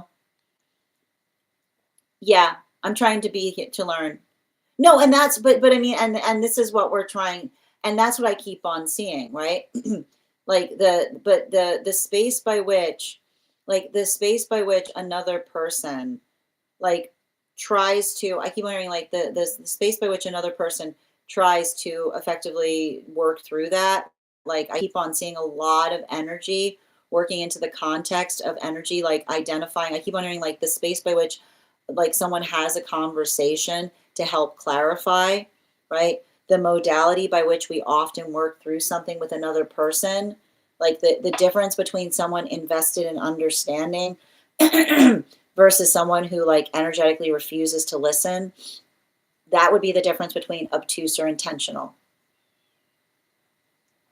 Yeah, I hope that helps, dear. You're welcome. You're welcome, Tyla. Adam, thank you for those hearts. Come to Tuscany. Get on the list. Join us. You're so welcome. Oh, a bunch of new quotes. Thank you, Bridget. I know, absolutely. I'm excited about tarot class too. You've been making it your daily practice to pull cards. I love that. That's so exciting, dear. Absolutely. And Phoenix, thank you for those heart me's. Hi there, Vitch. So all you do to request a reading is you send the donation payment and then you get added to the list. Oh, and thank you for the compliment. Good vibes. No complaints at all. Excellent. All right. As I mentioned, friends, we're going to get started on those personal readings. But if you want to get on the list right now, it's a lovely time to get on the list. You will be the fifth person read for. 3 cards for a donation of 29 or more, 4 cards for a donation of 23 or more for my subscribers. Binks in my Lio. Please keep in mind there are 2 things I do not read for across these apps: pregnancy and medical. Happy to give insight on anything in private readings, and you can book private readings on my site. Also, just a reminder, if you have information that you feel is relevant for the purposes of our reading, so if you have a how am I going to say? If you have a past life that you would like more information on, or if you have a dream that you would like interpreted. Sorry, I'm trying to type and talk. You guys know this is a weakness. You can post that information in the notes when you send the donation.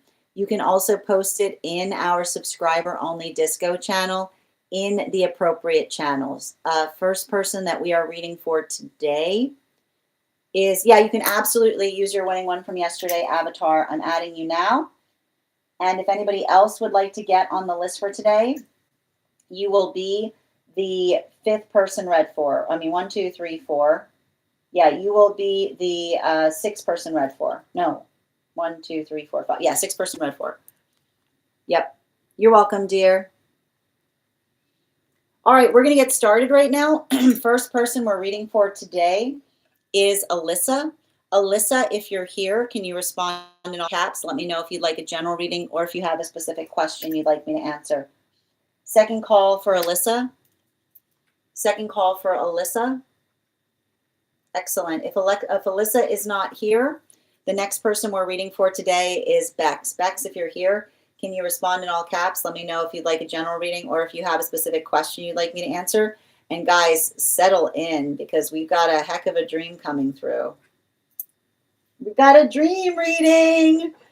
I want to have like we need like a sound. Thank you so much, Bex. Let me know if you're still here, dear. Oh, maybe she stepped away. Oh, because she got on early and it's like a big dream. Yes, we do. Oh, Bex is here. Excellent. Excellent. And before we continue right now, let's warm up those intuition muscles with an intuition check. I've got the animal spirit guide card here. We're going to count back from 10. And when we get to 1, I will reveal the card. 10, 9, 8, 7, 6, 5, 4, 3, 2, 1. We got the seal. Thank you for participating. We'll do that again after the next reading. Also, just a reminder to anybody who's joining us across the apps, you can also get on the list today via my tree that has Binks in it in my Lio. Let me put these cards down so we don't damage the spread.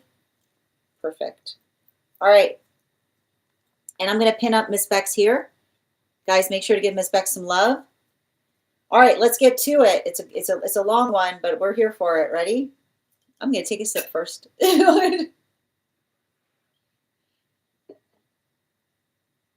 It's interesting you're not remembering your dreams right now, Bridget, because this will be a time that you're definitely remembering your dreams. It's very dreamy energy. We can talk about that. Outside tea. I had a dream that I couldn't remember fully, but some segments. Preface by saying I participated in a intention setting practice for the new year, and the intention I was left with as my responsibility to tend was my family will come together stronger and happier and healthier than ever before. First segment, I was in my kitchen looking out the window, and it was freezing rain outside. I noticed a cat hiding under what looked like a log and a bunch of harnesses. The cat was wearing a harness as well, so I thought that can't be a stray. It must belong to someone. I felt bad it was out in the cold rain. It was getting dark outside as well. I was also aware that one of my sons was not home from practice yet, and we hadn't been able to reach him. I wasn't extremely concerned, but I knew in the back of my mind that he needed to be reached and brought home. I went to talk to my husband about the cat and my son not being home, and he was annoyed with me. He told me, "You're going to make a fool of yourself," regarding there being a cat outside at all. I was offended and got angry. I started slamming things in the house and called him a curse word. My husband was getting ready to leave to find my son. The next fragment, I was still worried about my son who hadn't come home. I went into the bathroom my kids use and was shocked to see there was vomit everywhere. I assumed my oldest son had been drinking on New Year's Eve. I felt the need to clean it up so my husband wouldn't find out. I was also worried the older son wasn't okay after having drank. I had a distinct feeling I used to get in previous times in life when loved ones drank. It's also important to note that this son has vowed he will never drink, as he lost someone close to him, his biological father, to a drinking-related incident. I was aware he had betrayed this vow in the dream. Last fragment. I was by myself walking into a beautiful building. There were glass doors and it was very polished. It was a skyscraper and everyone inside was very elegant and looked wealthy. I was thinking to myself, I have to find out what the people on this building do for a living. I was exploring and I realized it was a children's hospital. As I realized that, I thought, oh, okay, I can do that. I'll apply to be a clinical social worker for the hospital. I was also remembering that I was against working in those environments in the past for fear that it would be too emotional.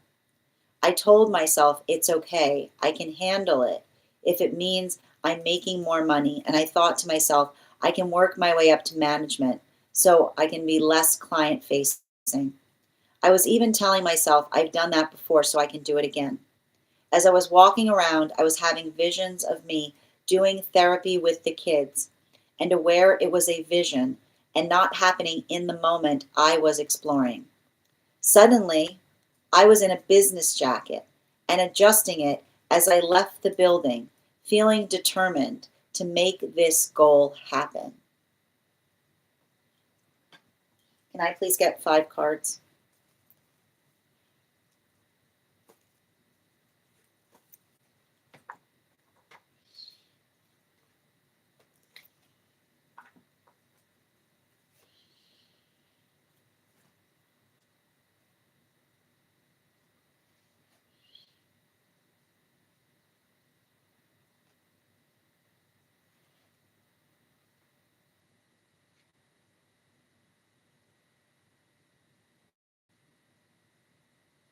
Okay, so there are a few different things that are happening in the stream space, and we're gonna hit all of them in the modality by which they're experienced. The first one that we're going to start with is the definition of effectively seeing a cat hiding under what looked like a log and a bunch of harnesses. You said the cat was wearing a harness as well, so you thought that it can't be a stray. It must belong to someone. And you said that you felt bad that it was out in the cold rain and it was getting dark outside. Now this is a very intriguing message that the guides are effectively providing you in the context of having to try to sort through what was energetically happening to that cat, because there are a bunch of unusual things that are happening. One, you see a cat in a harness. You don't effectively see that every day. But it's also very energetically curious, the fact that you identified that the cat was sitting under a pile of harnesses, because that creates it doesn't allow for something that is cut or dry. And this is the thing that's fascinating about it, and this is what we love about the guides. The guides never tell us what to think. The guides help us see the way that we perceive things is very interesting. And that's effectively what we see here, because, and I need to point this out, if the cat did not have a harness, then it wouldn't be energetically unusual to see a cat without a harness. You'd be under the understanding that the cat is just potentially a stray. Simultaneously, if you saw a cat with a harness but was out on its own, it would be energetically alarming, right? Because it would be the observation of potentially recognizing a cat that was not necessarily supposed to be outside, that someone took outside, who then effectively lost the person that was supposed to take care of them. So they may be out of their element. But here's the thing. The fact that you saw the cat with a pile of harnesses creates a Schrodinger's cat situation, because there are either two things that are potentially happening there. That either, yes, that is a domestic cat that has somehow gotten out, but that doesn't explain the harnesses, or that is a stray cat that someone was trying to take home and was trying harnesses on. So the modality by which you see this animal, and you said, and this is the important part, and this is what's beautiful about you, you didn't care about the context. You didn't care what the context of the situation that was happening was. All you cared about was the observation that it was cold and you wanted to bring them in, regardless of the circumstance, right? Regardless of the fact as to whether that cat had an owner, regardless as to whether it was a stray, regardless of the fact that potentially somebody was trying to do something to the cat that the cat might not necessarily have been inclined to do. Did not matter. You saw the energy that was in need and said, I feel compelled to do something. And this is where, and at the same time, right, you're observing the modality by which you yourself can't find your child. Okay? And the space by which you articulated that your counterpart was getting upset, right, about the space by which you are also articulating that you are concerned because your own child was not home, and also the concern about the cat outside. These are one and the same problems, right? It's the empathy that you're having in relationality to being energetically concerned. And the space by which another person, and I need to stress this might not necessarily be the energy that you feel around the counterpart. Often the space by which we navigate dreams shows us experiences by energy that's closest to us to help us resolve or work through emotions that we may have experienced in the past, particularly around karmic situations. The space by which you notice that your concern did not create care within the counterpart, but rather hostility, right? Another person saying, you're being energetically silly to worry, right? It's interesting because we can't tell when they say that, right? You stressed, you're going to make a fool of yourself. But you realize they never disambiguated which situation they were talking about, right? The same thing, right? The space by which you potentially have had karmic wounds, by which you said, I'm worried about someone, and somebody said, you're silly to worry. Don't worry about it. It's not your business. Leave it alone. So this is potentially you working through, and this is why we see, and you said that it was about the cat, but it wasn't about the cat. They did not articulate, right? They did not articulate the space by which they were saying it was related to the cat or not. That's why you got angry, right? The modality by which another person saw you in a state of energetic distress about something, and they were trying to energetically belittle the emotions, telling you that you are going to make an energetic fool of yourself for caring, right? And this is why we see that you got offended and that you got angry and that you started slamming things in the house and you articulated to them a curse word, right? Because, and you have to understand that in the shape of our dreams, right? And this is often why, like, this is a shadow work dream. So this might not necessarily be the modality. I wouldn't be surprised if you say, it's weird, my husband would never do that. Because often the space by which we recognize the shadow work dream is the space by which another person becomes unrecognizable within it. So this is potentially you working through the experience of a karmic situation by which you felt like that was happening, that somebody was dismissing rational, logical feelings and articulating and trying to, and worse, trying to make you feel energetically embarrassed for having them. You're going to make a fool of yourself. So they're damaging the relationship.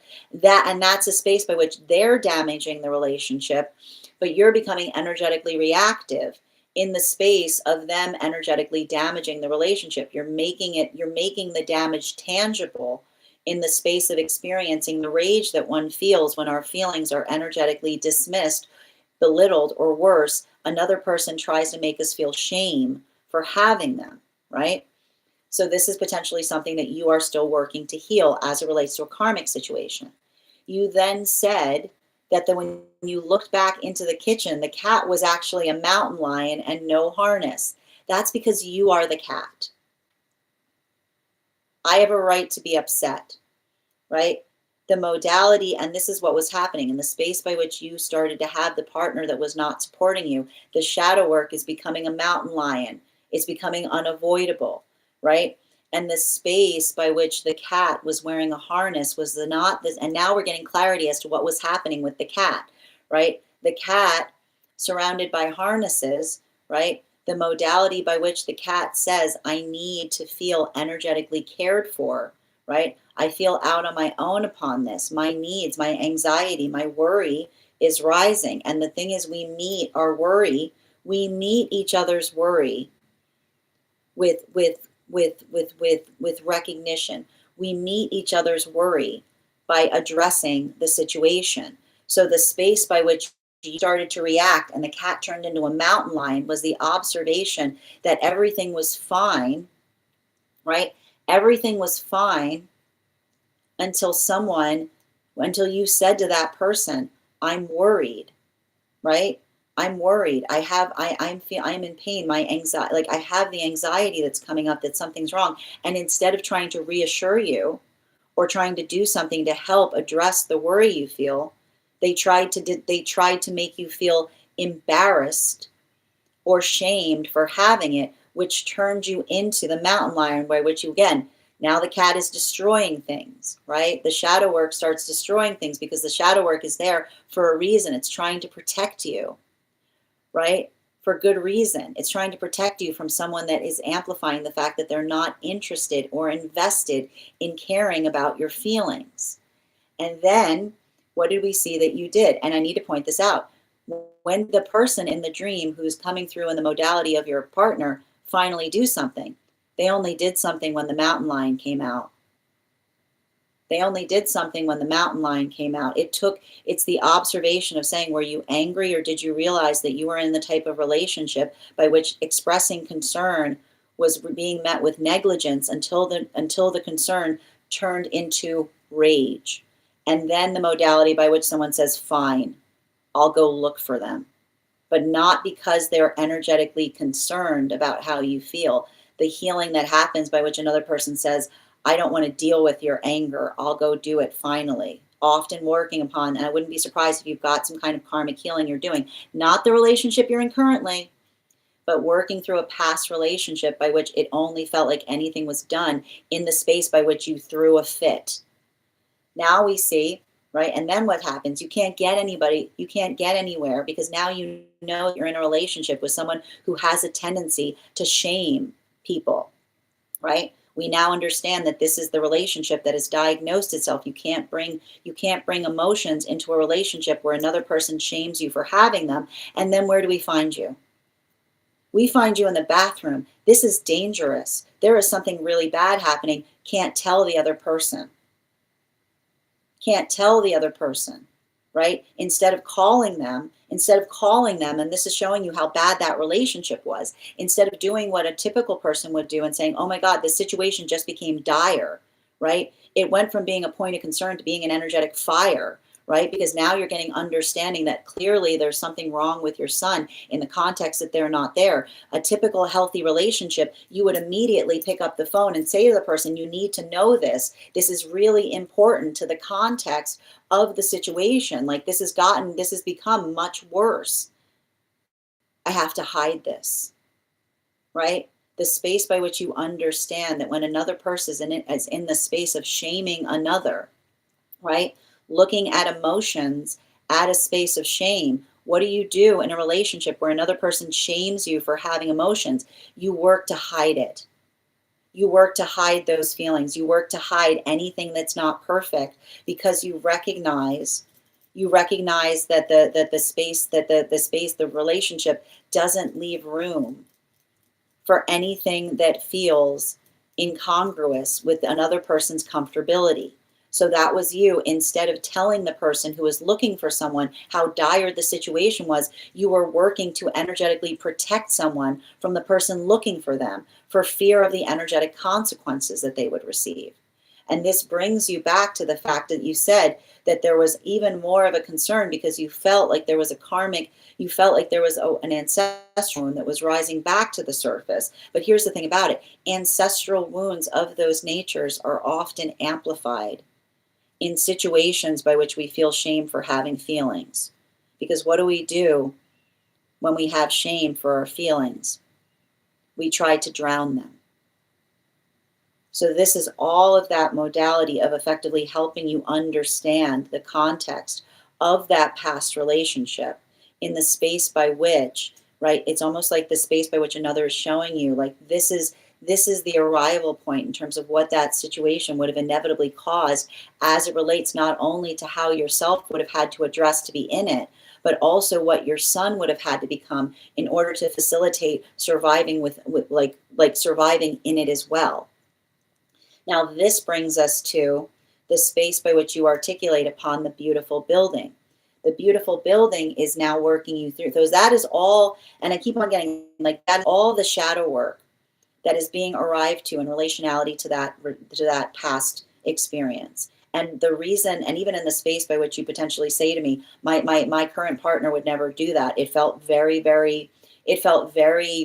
antithetical to anything I experienced. Like that is further clarification that it's a shadow work dream. Because often the way that we can identify a shadow work dream is the space by which we come out and say, that person would never be in the space of doing that. But, right? The guides are showing you how not okay it is by bringing it towards you in the space of the healthy relationship. Now, and to help you facilitate understanding the full shape or density of what it is that you're working to heal that happened in the past. Now we move towards the higher self, right? Where do we go from here? And we see you working through a beautiful building, Glass doors, very polished. You see people there. And it's interesting too, because you had that modality. Like, I like the fact that you can tell a lot about your personality, because you walk into the nice building and you squint your eyes. You're going, what do these people do? What do these people do? What have you done? What have you done that has brought you so much like prosperity? Like, I wouldn't be surprised if you got Scorpio placements, because even the space by which you walk in and you're like squinting, you're like, what do these people do? Is the observation of you looking at things and scrutinizing situations to see if they're in a healthy space. And then you realize that they work in the capacity of protecting children. And I would not be surprised if there was some kind of relationship that you had to walk away from that was something that you yourself could have navigated, but that you realized was not the space best for the children that you were trying to raise, right? Because that's everything that we saw that was happening in that shadow work dream. So the modality by which you said, these are my people, like that was the modality by which you went, the higher self went, look, these are your people, right? They prioritize the care of children above everything. They're with you in that, right? They're right there with you. And so what do we see that you're doing?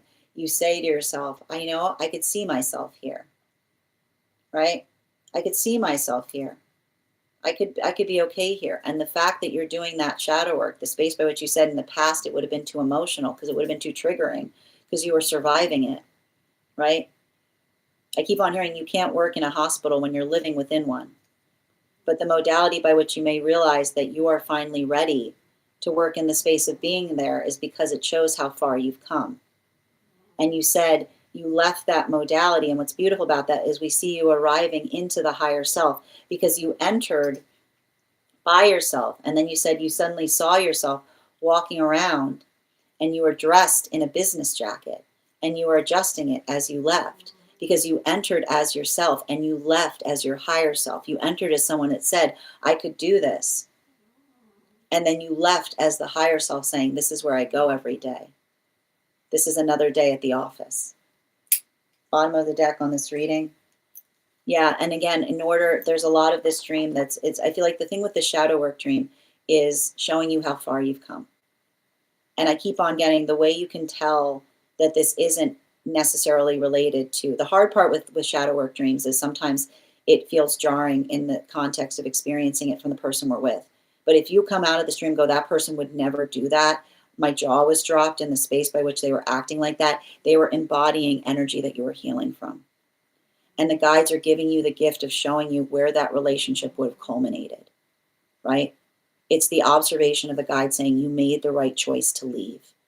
If there was a situation by which another person would ridicule you in the space of the feelings, it would have passed on to the energy around you, which would have had the energy doing things to drown their emotions because they were afraid to express them.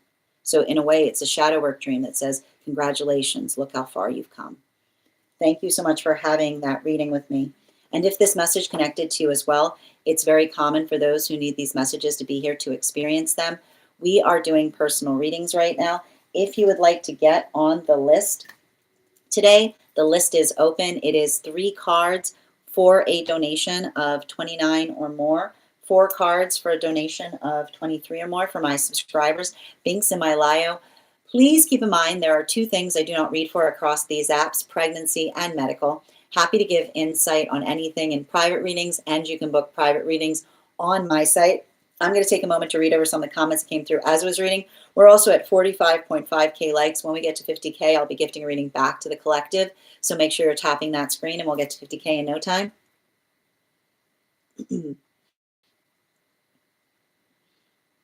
Yep. Hi there, Slow. Wizard. I like the question mark. I feel like that's my favorite introduction I've ever seen anyone. I'm going to start starting my emails like that. Listening so intently. Thank you, Avatar. And thank you as well, Lynn, for sharing the live. Always appreciate when you guys share the live. And Jay Lewis, thank you for those heart me's. Yes, I don't know if it came through, but after getting angry, I looked back out and it was a mountain lion. No, that's what I see. Like that was what you turned into, right? The relationship that requires you to become a mountain lion to get anything done, right? And then somebody who faults you and says, why are you so angry all the time? As if you had a choice. Yeah, no harness. Wow. And Areli, thank you for sharing the live. Always appreciate when you guys share the live. That's so true. I've been working hard on communicating in a healthy way versus letting things build up, right? So this is, and with healthy relationship, it never requires you to become a mountain lion to get things done, right? But it's often hard to let that go if you've had experiences by which that was a survival method. Like that was the only way to get anything done. Yep. And this is like, again, it's a dream that's showing you how far you've come. Yeah, reactive abuse, tap to claim. Ritika, I'm happy to read for you if you'd like to get on the list. These are donation-based readings. So all you need to do to get on the list is send a donation and it'll be added to it. Yeah, it was an intense dream. Like how to achieve this level of wealth? I left my first IC. There you go, confirmation. I had to leave a relationship because it was that situation. It was unsafe. So this is that shadow work coming up in the space of the current situation to show you what that culmination point would have been. Nothing wealthier than protecting children. This is so beautiful. Thank you, good. Thank you, Nikki. I love that. I got this on the first sleep of the new year. That's wild, Bex. Hi there, Sauce. Thank you as well, Bex. You're welcome. I got to take a nap real quick, guys. I'll be back. Good to see you, Bridget. I learned some things about myself too. Thank you so much for having that. Thank you so much for sharing that joy, that dream, and allowing me to read for you. All right, the next person we're reading for today, I'm still looking for Alyssa. If Alyssa isn't here, the next person on the list for today is Ella. Ella, if you're here, can you respond in all caps? Let me know if you'd like a general reading or if you have a specific question that you'd like me to answer. And if anybody else wants to get on the list right now, it's an absolutely lovely time to get on the list. You'll be the 1, 2, 3, fourth person read for. 3 cards for a donation of $29 or more. 4 cards for a donation of $23 or more for my subscribers. Links in my bio. Please keep in mind there are 2 things I don't read for across these apps, pregnancy and medical. Happy to give insight on anything in private readings, and you can book private readings on my site. Hi there, dear. Ella, in my meditation, where 3 of Swords was torn in half, also the 10 of Swords, both upright. So energy around that, absolutely. And if anybody else wants to get, also friends, we're at 46.6K likes.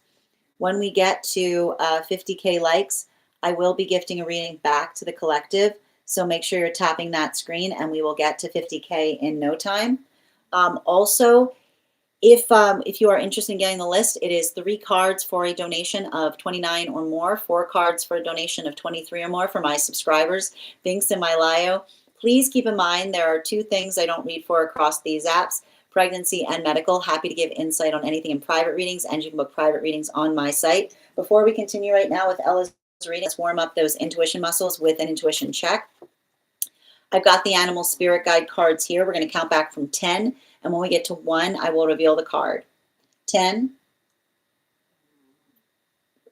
9, 8, 7, 6, 5, 4, 3, 2, 1. We got the horse. Thank you, guys. We'll do that again after the next reading. All right. And I'm going to pin up. Hi there. Okay, I'm going to pin up Ella here. Guys, make sure to give Ella some love. 4 cards, please. Highest priority messages.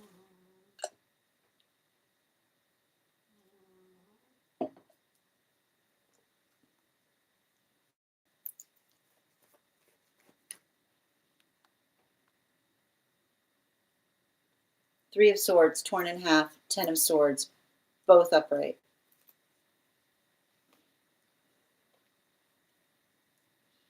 Mm-hmm.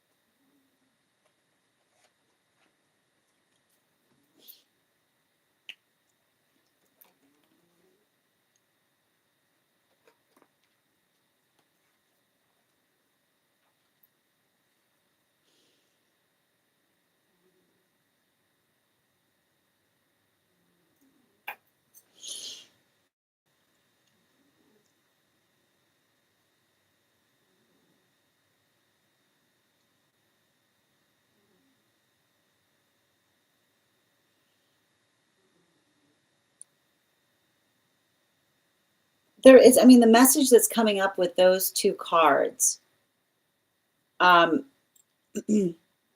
has to do with the limit between what can be changed versus what we have to tolerate, is what I keep on seeing. And what we're effectively identifying there, and it's interesting too, because the healthy relationship is amplified by the empathy that we have for one another. It's the articulation of the care that we bring to circumstances and situations. It's a continuation of the journey that is amplified by the space of the care that we have. And the hard part that often happens on the journey of trying to repair a relationship is the modality by which we recognize that in order to be able to repair a relationship in such a way that the relationship is healthy, there has to be a capacity by which another person cares about our feelings. You can stay, and here's the thing about it. You can stay in an unhealthy relationship, right?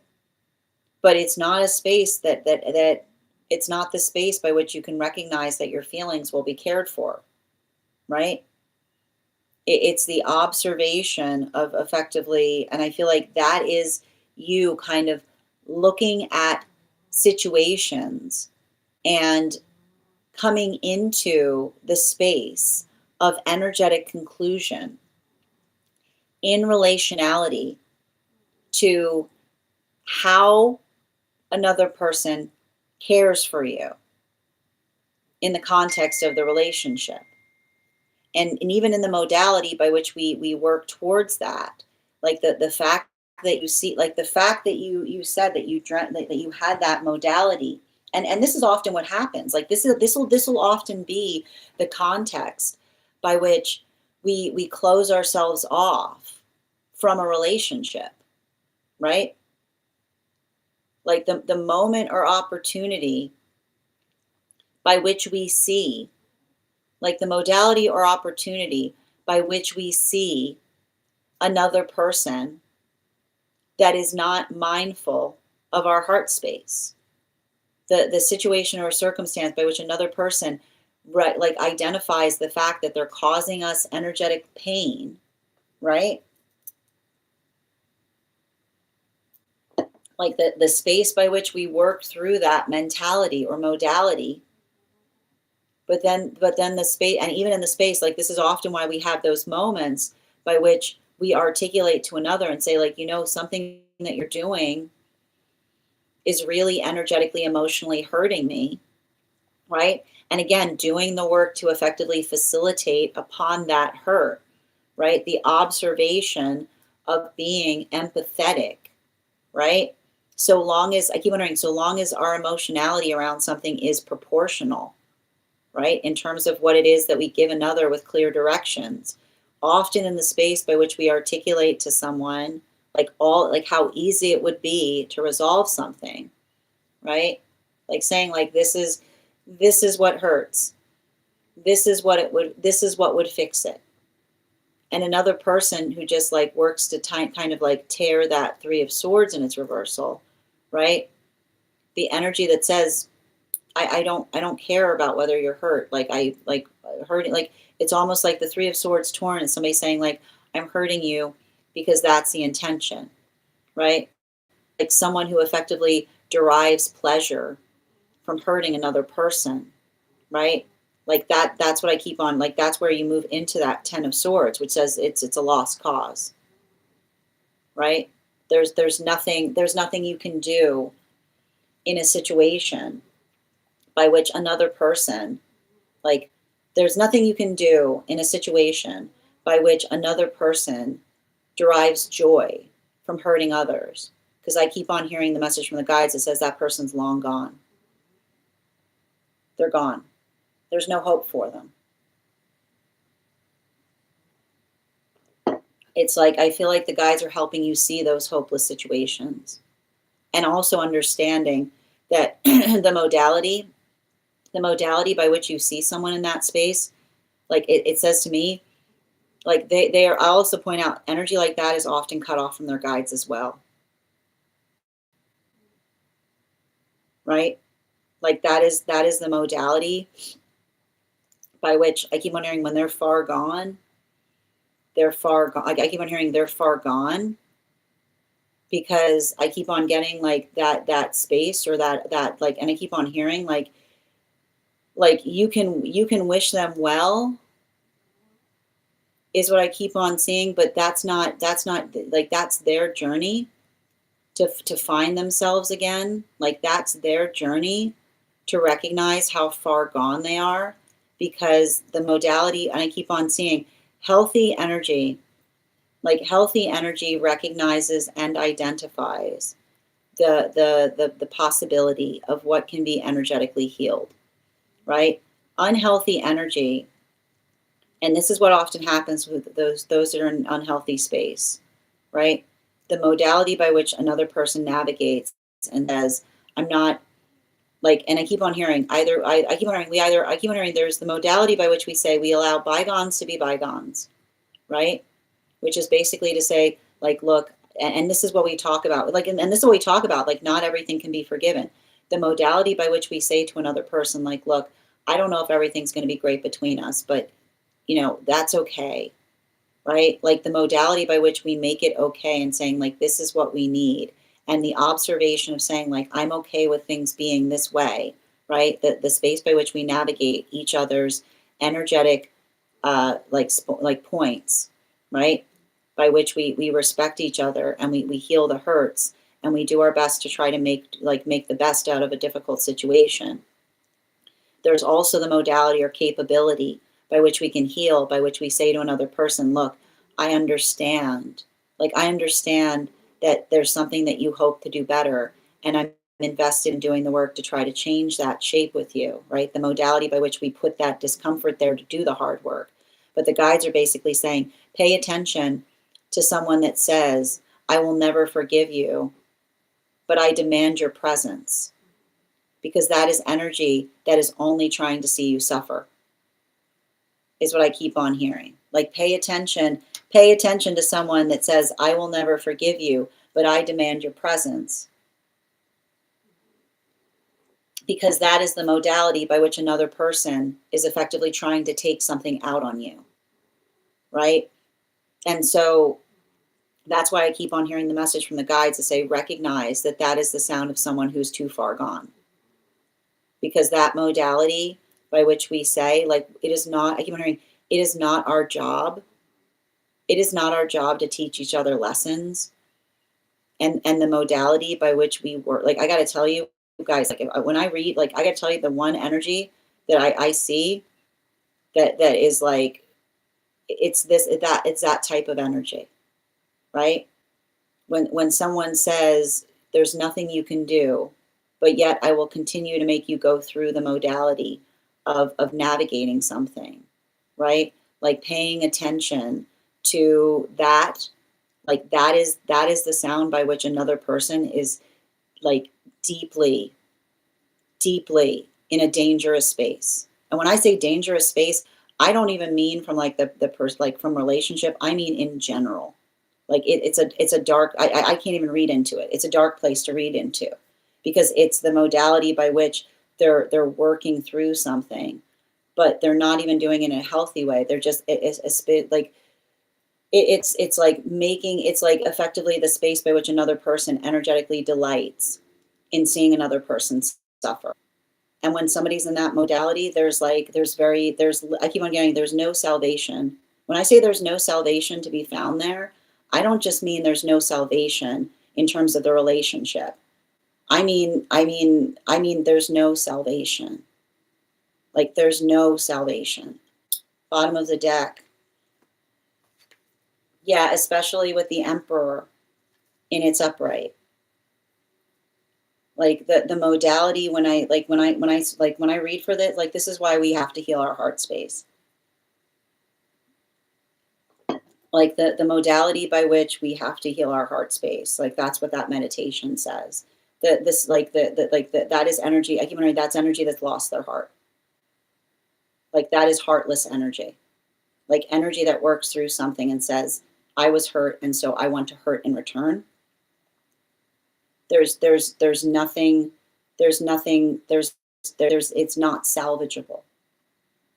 And even in the space by which you can recognize the observation, like the space by which you can energetically observe, like it's often the identification point of working through another. Like there's no context by which pain fixes pain. It just continues. And so I feel like a lot of that meditation was effectively trying to show you and say, pay attention in the modality by which you say to someone, like, and I keep on hearing, as long as it's reasonable, like as long as you're saying to someone, this is hurting me and this is what you could do to energetically alleviate it. If someone says like, I'm glad, like the energy of somebody saying like, I'm glad to be hurting you, like that modality, like that is something that you are healing from, because it doesn't create the space by which there's anything you can do to fix it. Because if somebody says the only way you can fix it is allowing me to hurt you, like that right there, that is not energetically okay, right? The modality by which another person says, if you want to fix it, you'll let me hurt you.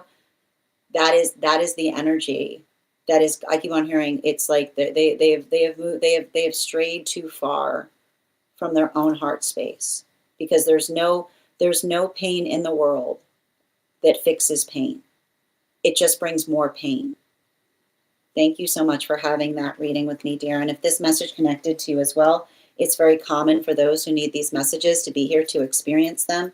We are doing personal readings right now. If you would like to get on the list is open. It is 3 cards for a donation of $29 or more, 4 cards for a donation of $23 or more for my subscribers. Links in my bio. Please keep in mind there are 2 things I don't read for across these apps, pregnancy and medical. Happy to give insight on anything in private readings, and we can book private readings on my site. The next person on the list for today, we've got I'm still looking for Alyssa. If Alyssa is not here, the next person on the list for today is Bridget. Bridget, if you're here, can you respond in all caps and let me know if you'd like a general reading or if you have a specific question you'd like me to answer? Oh, wait, we got the 50K. Thank you guys, and sending you so much support on that journey, Ella. It was a heavy message coming through.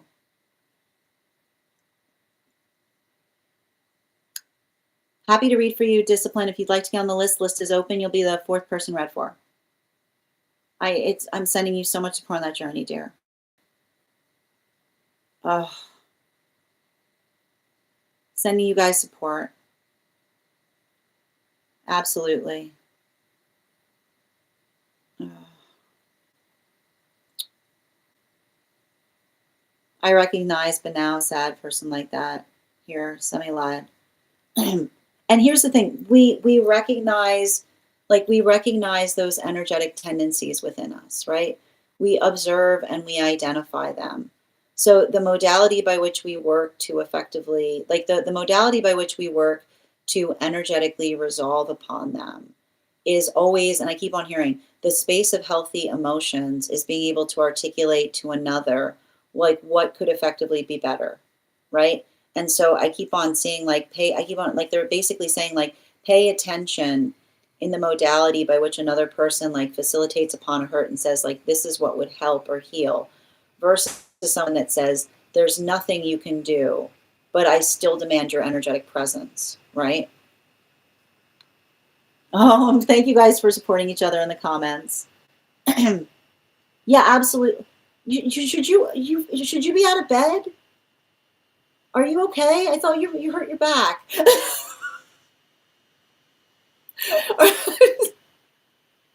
Now you got me worried about you. What are you doing out of bed? What are you doing out of bed? All right, let's continue. Yeah, it's been confusing. I hope this helps, Ella. I'm very glad to hear that you're feeling better, dear. Okay, let's continue right now. The next person on the list for today, if Bridget needs a moment, the next person on the list is Avatar. Avatar, if you're here, can you respond in all caps? Oh, thank you for reminding me. Thank you. Yeah, I don't want to ask for healthy change or lash they did anything wrong. But here's the thing about it, Moon, right? The observation, right? And often, listen, this is what we mean in terms of not feeling the space by which we have to forgive everything, right? The simple observation of saying to another person the capacity and saying this is what's possible versus this is what would be too far, like that is what we talk about with healing. It's not the space by which we say like everything has to be forgivable. It's the space by which we say like, look, like this is what I can offer you right now, right? Like this is what's possible, this is what's feasible, this is what feels energetically healthy. And then we respect each other's wishes in relationality to how we energetically receive that. Happy full moon, Alexandra. Good to see you today. All right, so before we continue, we're going to do the 50K giveaway. Thank you guys so much for helping us get to 50K. And then we'll continue with the reads. I am thinking of a number right now. I'm thinking of a number right now between 1 and 37. First person I see that posts number will get the reading. First person I see, not the first person that posted. Sometimes I see things in a different order than you guys post them. No, no, no. Oh, I see it. ML, congratulations. You got the 50K. So that will be available to you. Starting tomorrow.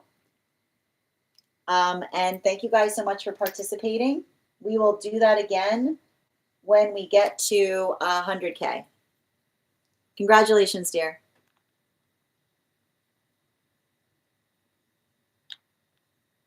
All right, let's get to it. Excellent. All right, the next person we're reading for today is Avatar. Avatar, if you're here, can you respond in all caps? Let me know if you'd like a general reading or if you have a specific question you'd like me to answer. And as I mentioned, if anybody else wants to get on the list right now, you will be the 1, 2, 3. You'll be the third person read for. Absolutely lovely time to get on the list right now if you'd like to secure a spot. Hi there, Avatar. And while we wait for Avatar's question, let's warm up the intuition muscles with an intuition check. I've got the animal spirit guide cards here. We're going to count back from 10, and when we get to 1, I'll reveal the card. 10, 9, 8, 7, 6, 5, 4, 3, 2, 1. We got the goose. Thank you guys for participating. We'll do it again after the next reading. Okay, I got you. I'm going to pin you up here. Guys, make sure to give Avatar some love. 4 cards. Highest party messages, please.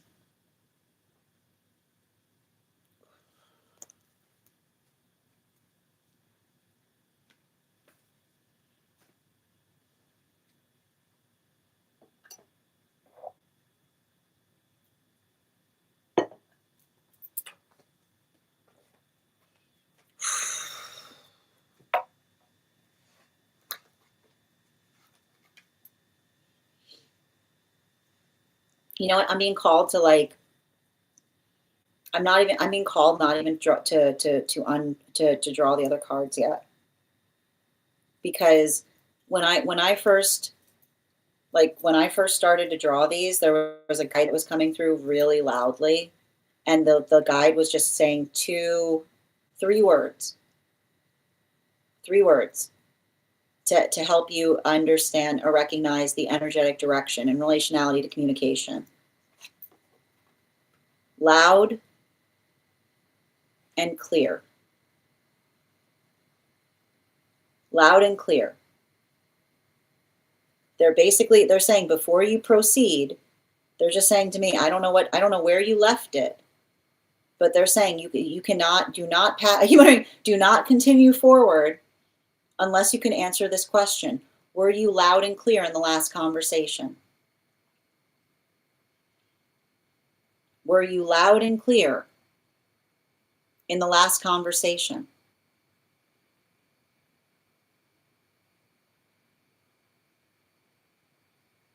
If you were loud, and that's why they don't want me to draw the other cards. Because if you are loud and clear, they're saying if you are loud and clear in the last conversation, if you could not have been clearer in relationality to saying to someone, this is what you need to bring forth if we're going to energetically continue forward.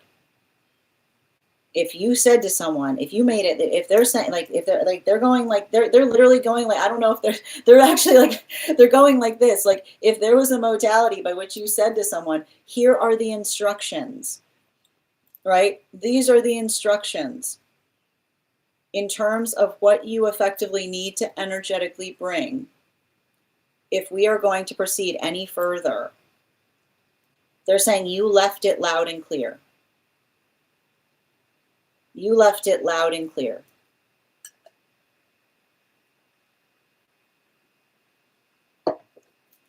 And if you, yep, here it is. Because I'll tell you right, yeah, and I want to be honest with you. This person would be elated. They would be energetically elated. They would be over the moon to energetically hear from you. But again, the conversation would then be at that point, oh, I guess they weren't serious. I guess they weren't energetically serious about the fact that that was the stuff they need. They're willing to work with whatever it is I'm willing to give them.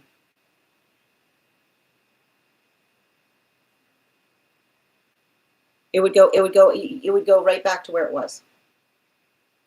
And yeah, I know it's hard because like it says to me, like the space by which you recognize, like I see somebody, I see somebody that thinks about you constantly. This is not a question about whether it's not a question about whether they care about you. It's whether you guys want the same things. I can see this. This is really frustrating. Like I can see the energetic frustration in relationality to some, and it's not just, I don't know, like in relationality to, and I keep on seeing, especially if it feels like, I don't know why, but like somebody who feels like they're still energetically checking on you in some way, like working through the energetic periphery of something. Like here, like this is, I told you, remember when I said that I see this type of energy? Well, it's funny because I feel like this has become this. Is what I keep, it's like, I keep on seeing like somebody like doing this is now doing this because it's like, I can see them kind of like working through the space by which they're articulating upon the fact that you said to them something by which they were able to effectively identify and say like, yeah, I got it. And somebody saying like, you don't tell me what to do is what I keep on seeing, like some kind of modality by which another person, like, I don't know if there was a conversation in relationality to building stability here, but I feel like the hard part with this person that I'm picking up upon is I keep on hearing if they're not, and I don't know why I keep on hearing, I'm not looking for something complicated. There is energy, like I need to stress this, relationships are not a complicated space for someone who wants one. I need you to write that down. I need you to write that down. Relationships, you need to write this down. Relationships are not complicated spaces for those that want, that aspire for one. I don't know why I feel like somebody's saying you're too complicated. You should be complicated. It's what happens. That's what happens in a relationship. It gets more complicated. It doesn't get less complicated. So make sure, like I keep on hearing, you're not complicated, you're complex. And a healthy relationship someone is going to adore that complexity in you. They're not going to say this is too complicated. Because when somebody says to you, this is too complicated, they're saying, can you please dumb down what you're giving me? Right? When somebody says this is too complicated, what they're really saying is, can you please dumb down what you're giving me? You can't do that. That would be a lie. That would you could literally come back to this person, but you would have to effectively live a lie in order to facilitate being within it. If they see your complexity as complication,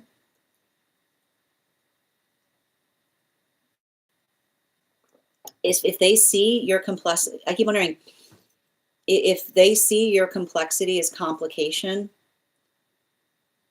I know it's painful. I know it's painful. I can see, like, I can see it here. Your complication, your complexity is going to be energetically delightful for someone who delights in you. Right? Like, and I feel like there's something about this here. I just keep on hearing the same. Write that down too, because it's all coming from a guide. Is the same thing. Your complexity is not complicated, but it is complicated for someone who wants, like, I keep on hearing, something light and easy. Let them have their light and easy. It's not you. You are not light and easy. And again, honestly, like, it pains me to see this, because I keep on hearing, like, who would want you, like, this is child energy. I'm sorry, like, I'm reading for it, like, this is child energy.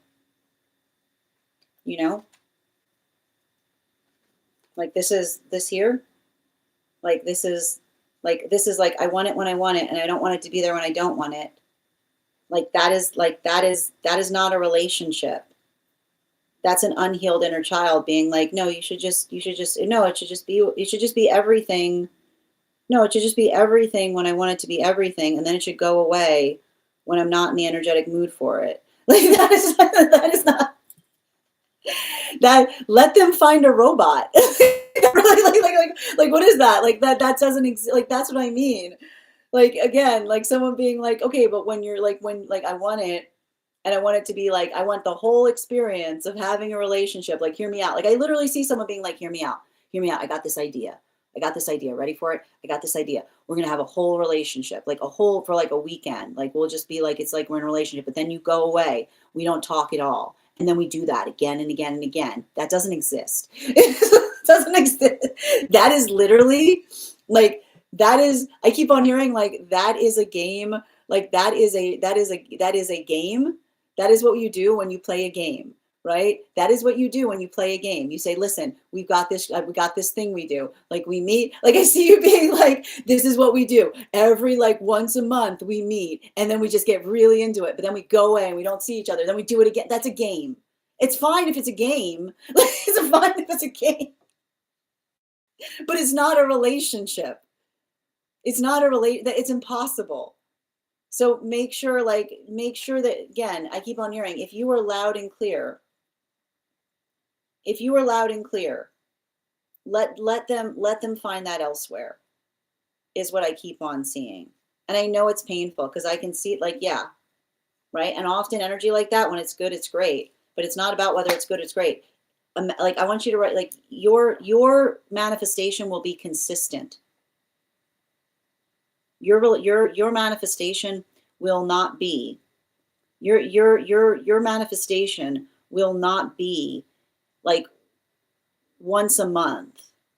It'll be every day, is what I keep on hearing.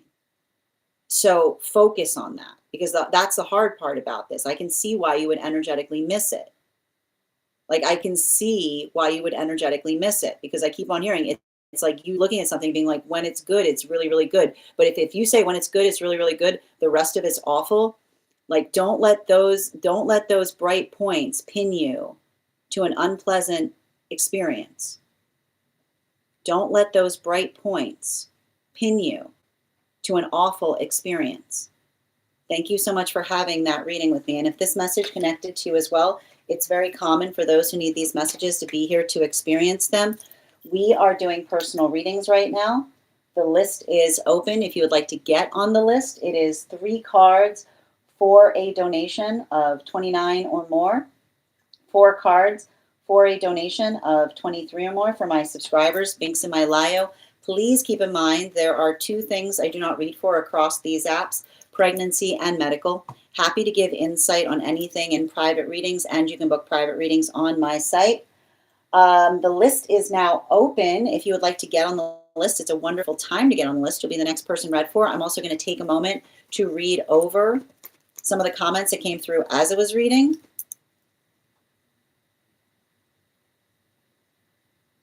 All right. Hi there, West. I mean, but I need to point this out. Second guessing yourself is a good thing, right? Second guessing yourself is a beautiful thing. The ability to second guess yourself is the space by which we scrutinize ourselves, right? It's not a negative, but the observation. That's why I keep on hearing the guide saying, like, listen, and this is what they were saying, like, if there's a situation by which you feel like that you weren't loud and clear, right? If there was something by which you articulated something that you don't feel is true, right? Like, then it's okay to effectively clarify. But they're saying if you are loud and clear, right? If you are energetically loud and clear in relationality to what it is that you aspire for, if you articulated to this person saying, this is what I want with you, and they said, no, thank you, don't get into the space. Like, don't get into the space of like, I keep on hearing, none of this take it or leave it energy when it comes to a relationship. None of this take it or leave it is what I keep on seeing. Sending you support, dear. I don't think it's not the fact that something there wasn't real. I told you, I see somebody who's thinking about you constantly. Like, it's not the question. It has nothing to do. I don't see any, I got to tell you, I'll tell you right now, I'm clarifying. I don't see anything not genuine in relationality to how somebody feels about you. The question is not like, that was a night that was double night energy with the Knight of Pentacles and the Knight of Wands. The question you have to ask yourself is, do you want the same things? Absolutely nothing about them. It was nothing false coming through there.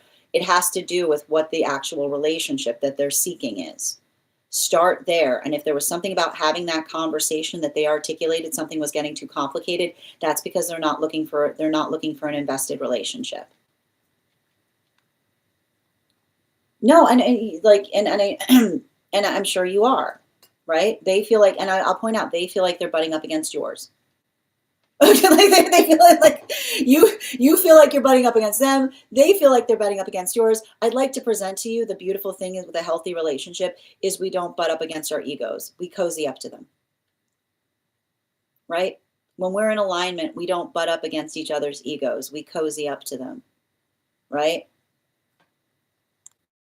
I know it's weird. Yeah, they say things, but underneath, I feel is different. Let the conversation, I keep on hearing, if you were loud and clear in relationality to what it is that you aspired to have with them, I keep wondering, if there was something there that you feel like you could have been clearer about, then that's different.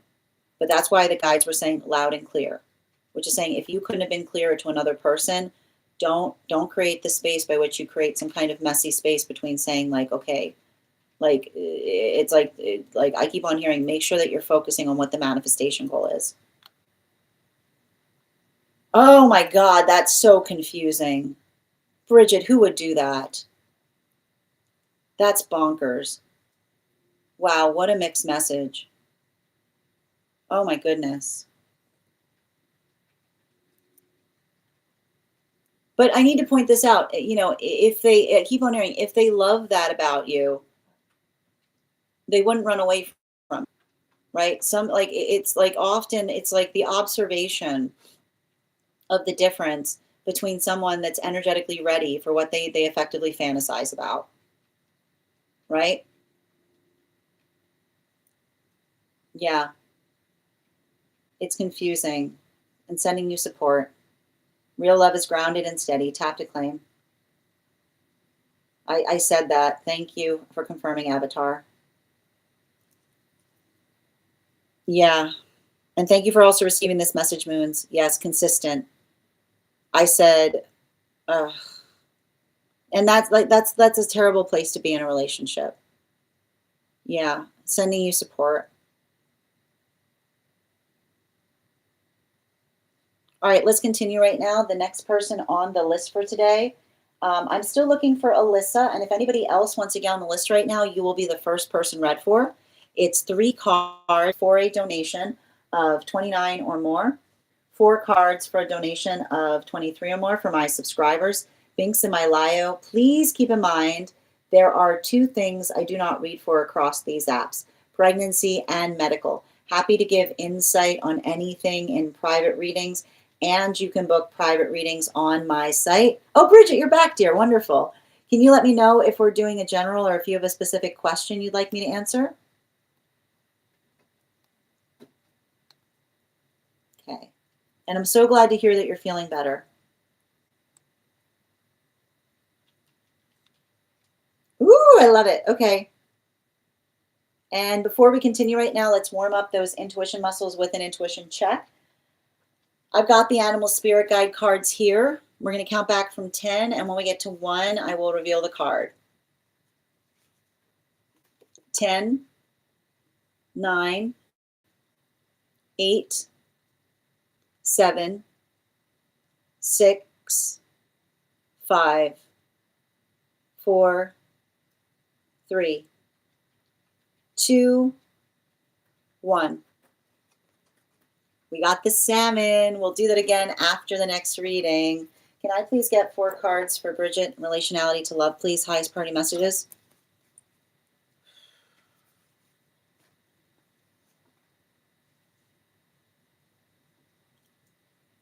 Oh, wow.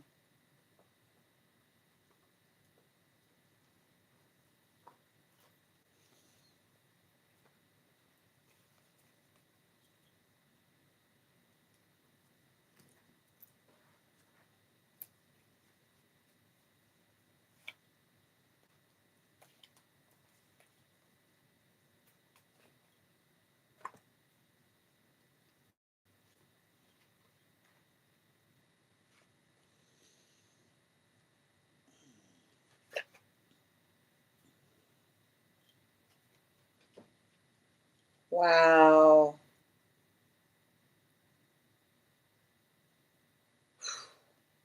I can't wait to show you these cards.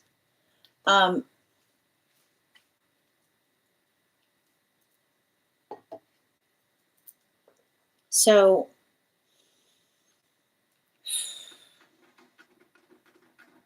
hold on, Strega wants to get out. I don't know if you could hear her snoring before. She was snoring so loud. Hold on a sec. Oh, Stregs. I know. I hear you. Boy, you woke up? I know. One sec. There you go.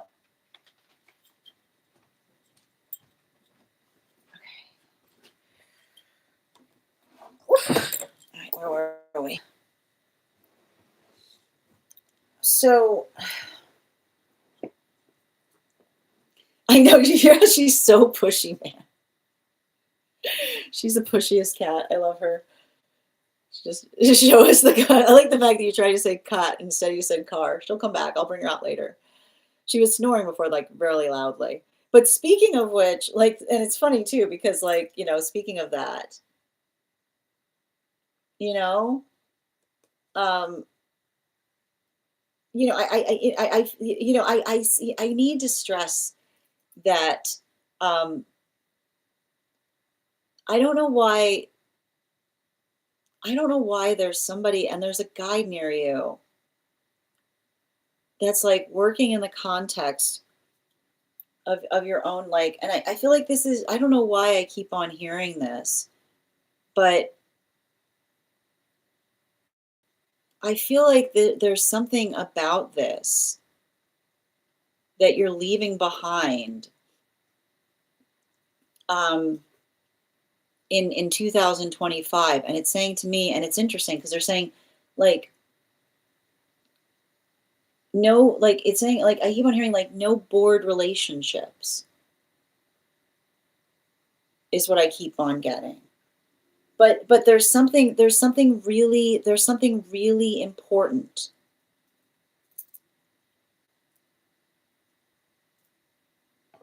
that I see about that. And I feel like it has to do, I don't think it's your boredom that I think that I'm navigating here. Because I see you, I don't see you having ever been bored like a day. I need to point this out. I often notice this with fire sign energy, which is like fire sign energy, certain fire sign energy. You can't convince fire sign energy that bored exists. Like there's some energy that when you when somebody says bored, like they just look at you and be like, what like like like like I always see it with fire sign energy, often those with Gemini placements too. There are certain signs that when somebody says they're bored, they just look at them and be like, are you okay? Like literally like it's a distress call because there are certain signs that that would look at like what like to be bored like what a concept, like to be like, oh, there's nothing, like you're hearing like there is nothing that has like and like like it's so funny with certain signs. The concept of bored doesn't exist, and in fact you're mortified when you see another person articulating it, because you're like, you're literally in the space by which the energy is like you know what I mean, like it's like literally like that face, like the energy goes like what, like how dare, like in a world of things, like I keep on hearing like in a world of things,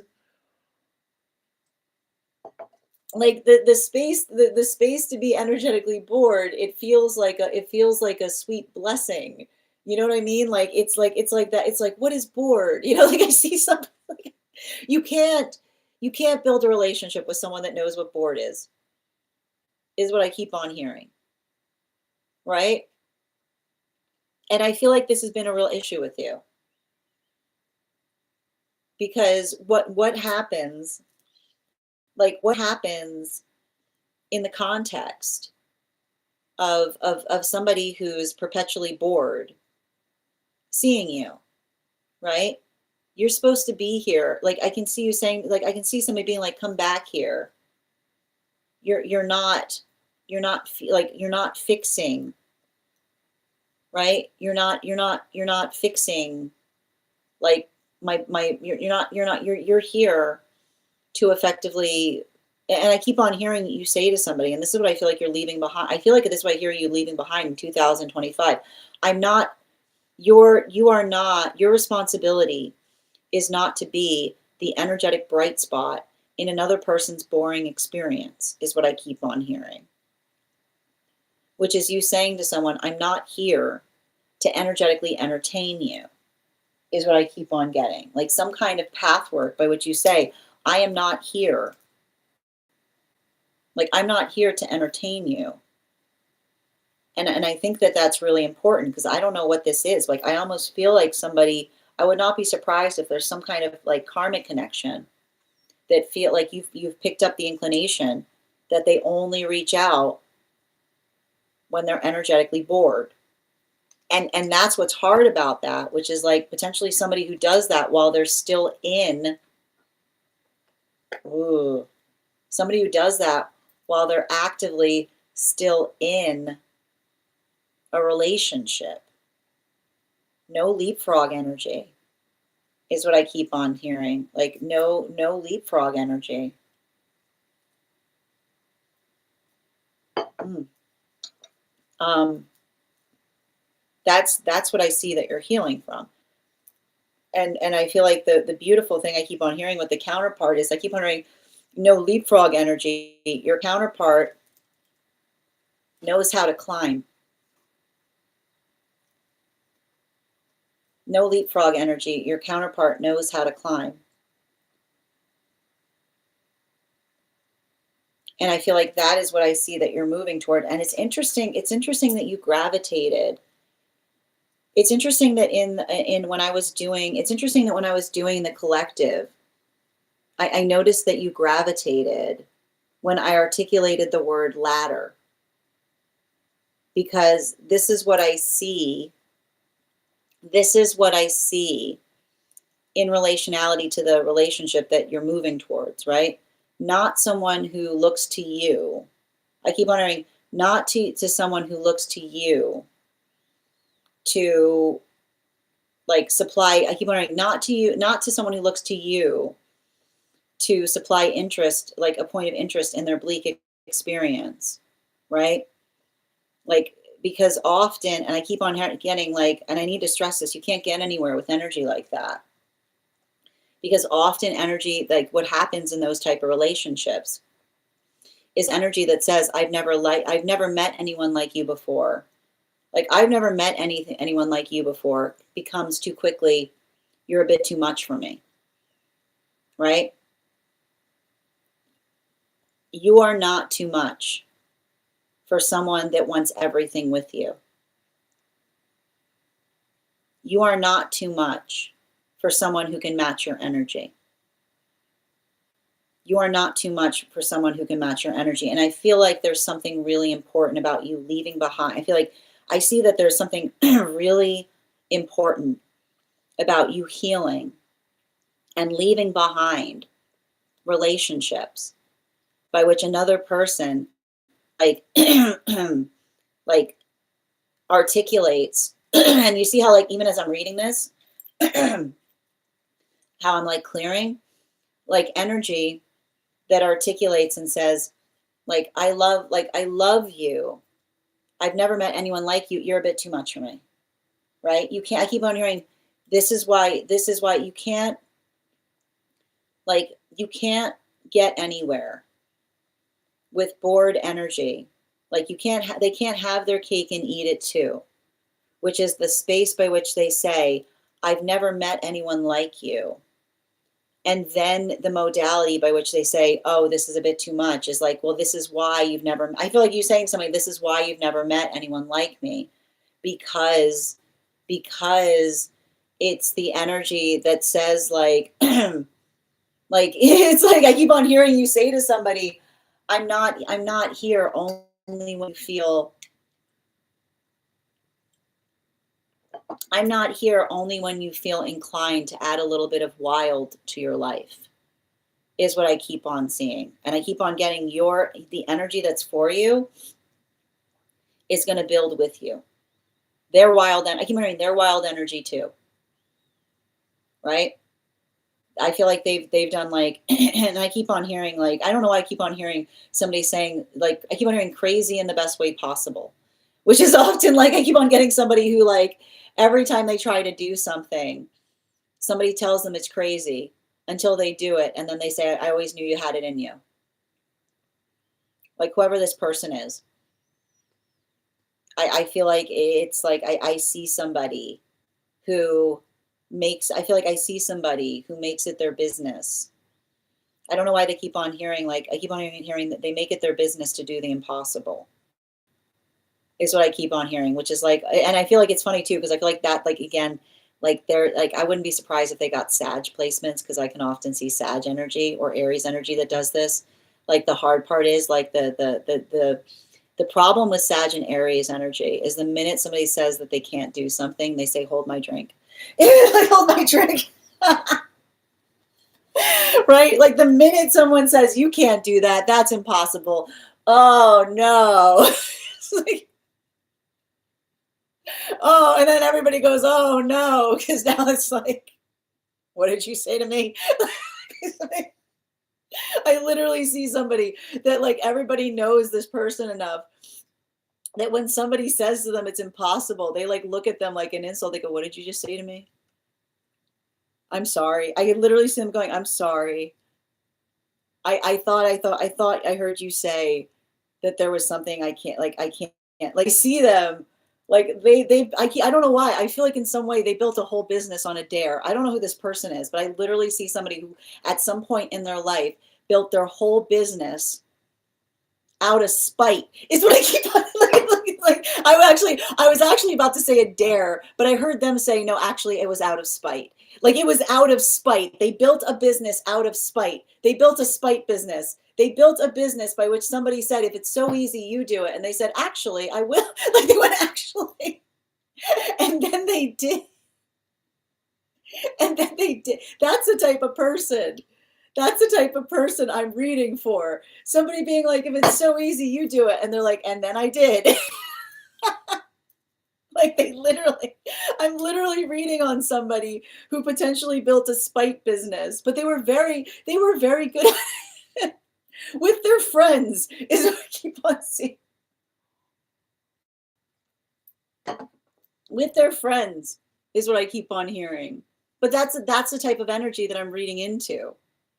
You know, like that's the type of like that like that's the type of energy I'm reading into. Someone that like someone who sees another person, like sees another person's limitation as the space by which everything begins. And so I feel like there's something about that, because I feel like the only thing you have to be conscientious with a person like this is there's no hyperbole. I feel like they get very frustrated. I feel like they get very frustrated with people who articulate and say they want to do something. Because this is a type of energy where you articulate once you want to do it. The next thing you know, they bought the tickets. Is what I keep on hearing. They're like, no, remember you said that you like it's a lot of that type of energy, right? It sounds very much like it sounds very much like somebody who feels like I feel like the only hard part with this person I'm reading for is they get frustrated, because I feel like I feel like they've had modalities where they've been hurt by which another person articulates on their dreams. And then they've lost relationships in the space by which another person articulates upon their dreams, and then they try to go about fulfilling them. And then another person says, no, I didn't really mean that. Right? Like I feel like that's a lot of the energy that I see here. I keep on hearing like their hardest modality has been navigating, like I see, like I feel like they have a hard time understanding why somebody says something that they like, why somebody would say something that they don't feel really invested in moving towards, is what I keep on seeing. And so I feel like in that way, like I feel like you guys are like, it feels to me like the type of energy by which, like I don't think it's going to be it's never going to be a space by which they feel like you're too much. I keep on hearing it's going to be the opposite. They feel like they can't get enough of you, because I feel like it's you and them is like I feel like it's a relationship of you and them constantly raising the ante, is what I keep on hearing. Bottom of the deck on this reading. Yeah, especially like the Nine of Pentacles in its reversal. You know, I feel like the only thing that's energetically difficult in relationality to this is I feel like you're going to find them in the midst of rebuilding. You know, like I feel like I keep on seeing some kind of situation by which, like I said, it's saying like, I remember when I said, when I said that the hard part with that person is that they're so good at building that they find themselves in the midst of something that they had no intention of creating, is what I keep on hearing. That's what I keep on getting. Like it says to me, like this is like a little bit of their hurdle, which is like they're so good at building that they often find themselves in the middle of something that they had no intention of creating, right? Like the space by which they often have to work into that capacity by which they had that moment of being like, I didn't expect this to, like, I see them being like, I didn't expect to be here.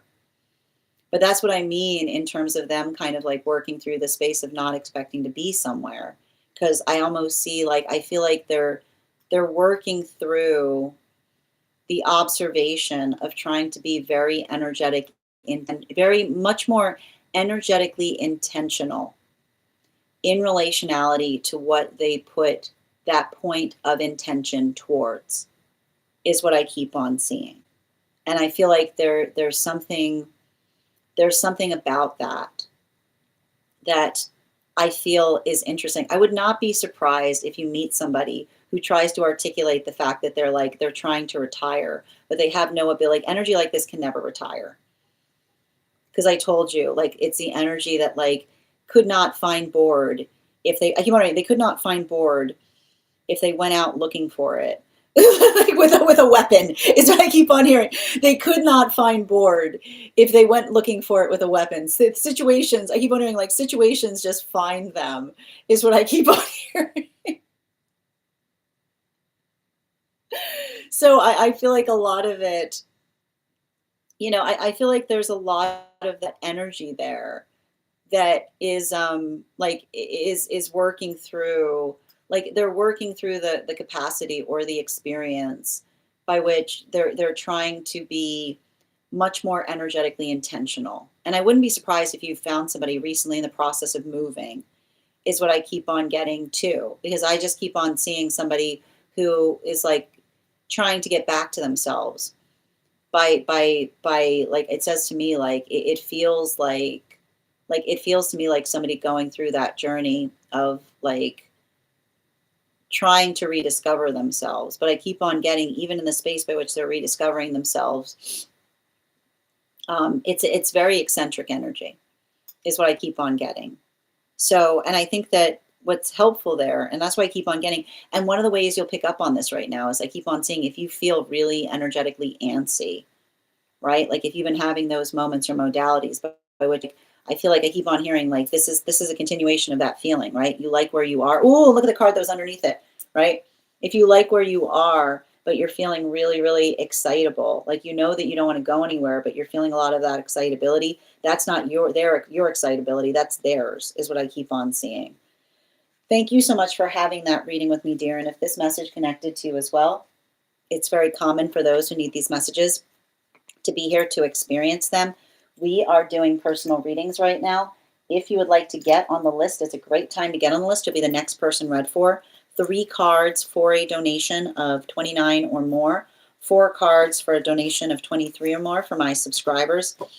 Links in my bio. Please keep in mind there are 2 things I don't read for across these apps: pregnancy and medical. Happy to give insight on anything in private readings, and you can book private readings on my site.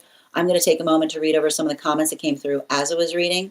Also, friends, you're at 72.9K likes. When we get to 100K, I will be gifting a reading back to the collective. So make sure you're tapping that screen and we'll get to 100K in no time.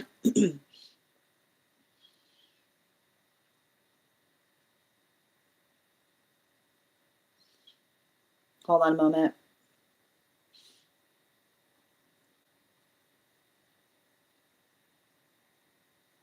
I said wow without seeing any of the cards. Well, sometimes like I like to point out when I'm reading, like the ability to like read into the cards before they come out, like the reading starts before the cards come out sometimes. Yep. Yeah, you heard how loud she pounded. Yeah, she's really good at that. She's like, yep. I don't know what her sign is. That's a great question. I wonder if I could find out. That's a great question, Ella. Yeah, I'm not bored. It's very rare that I'm bored. I will always find something to throw myself into. Same. Yeah, that's me. I always have to be doing something. Sometimes. Yeah, if anything, I crave more for all the things. Exactly. Yeah, Sag moon, man. Sag, and I feel like a Sag, like those with Sag placements, being like, what's like, couldn't find, especially Sag moon. Like Sag moons are like, that's what I meant in terms like you could not find board if you went actively looking for it. Like if you're like, I am going off to find the board, you will not find board energy. You'll find everything else. Yeah. Oh my God, I wrote that down the other day. Oh, you did? I've been the fun, and this is what I keep on seeing, like you saying to somebody, I am not here to energetically entertain you, right? Like that is what I see as what you're effectively leaving behind. Yeah, I was reflecting on what my exes brought to the table, and every time I laughed, it was because every time every time I think, I think it's interesting because you wrote, every time I laughed, it was because of me.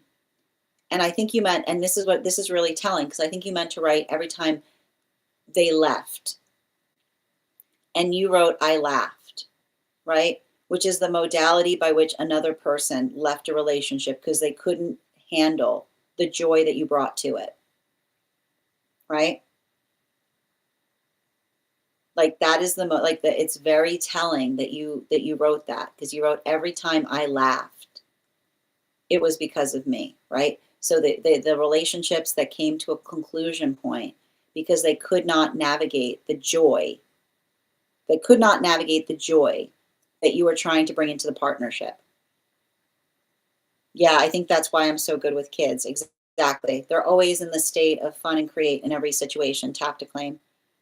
Thank you also for having received that message, Ella. I'm definitely not too much, and I believe that in the past year. Absolutely. Thank you as well, Moon. Kind of like pulling away and then giving me, yeah, that's what I mean, right? Somebody who only misses you when you're away, right? Like the space by which another person is trying to articulate the fact that they realize it was them, you know, like that type of energy, like really confusing energy that like, and usually you can tell somebody who needs to work on themselves by which they say like, you're too much for me, but then they say that they energetically miss you. Like you're not too much for someone that is in alignment with you. Yeah, I know. And I can create a lot of those, like I feel like it creates a lot of those modalities of confusion. I wouldn't be surprised if you have a lot of those relationships by which another person tries to like cross boundaries. Absolutely delightful. Yeah, Sag Moon and Aries Sun here. Yep, there you go. With Leo rising and all my Scorpio. I will do the thing. And that's why I keep on saying somebody that I'm reading for feels like they also have heavy Sag, Leo or Aries placements, because but it almost feels like, it almost feels to me like there might be some, it feels to me like there might be some Taurus or Scorpio in there as well.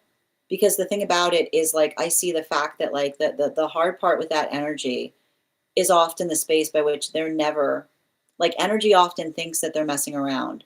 And I can almost see somebody saying that they've never messed around a day in their life.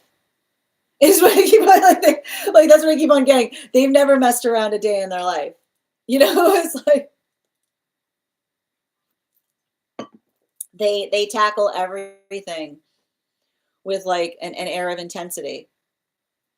You did that too, Casey. You did that. That's wild. That's wild. Yep. Oh my gosh, Casey, that's wild. Yeah, I feel my granny calling me out. Thank you as well. Like a whole ecosystem. I kid you not. That's wild, Sonia. A spite business. Yeah, it does. No, it does. It does feel a lot like that. That's so me. I say I'm doing something, I mean it that day. Yeah, not waiting on things. Hmm. Thank you guys for supporting each other. Yeah, he's going. I feel like that's the type of energy we're seeing. No, I mean, but and I want to say like the space. I'm going to keep on saying the same thing that I keep on seeing, which is you need your work to find counterpart is getting out of hermit mode. You need to step out of your comfort zone, is what I keep on seeing. You need to start taking yourself out, is what I keep on getting. Like taking yourself out. I keep wondering, taking yourself out to the spaces that you would go with them, is what I keep on seeing.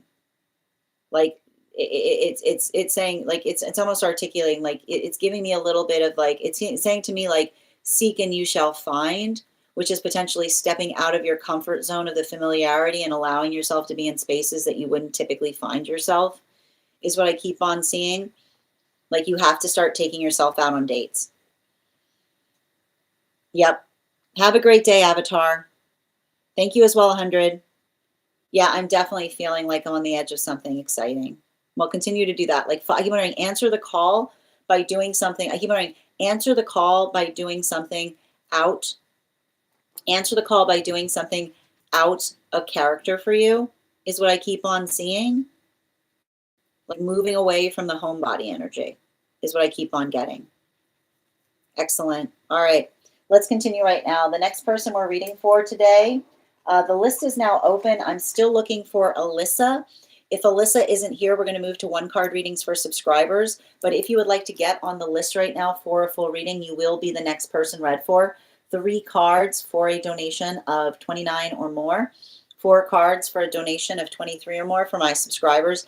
Links in my bio. Please keep in mind there are 2 things I do not read for across these apps: pregnancy and medical. Happy to give insight on anything in private readings, and you can book private readings on my site. We're also going to be doing a giveaway when we get to 100K, so make sure you're tapping that screen and we'll get to 100K in no time.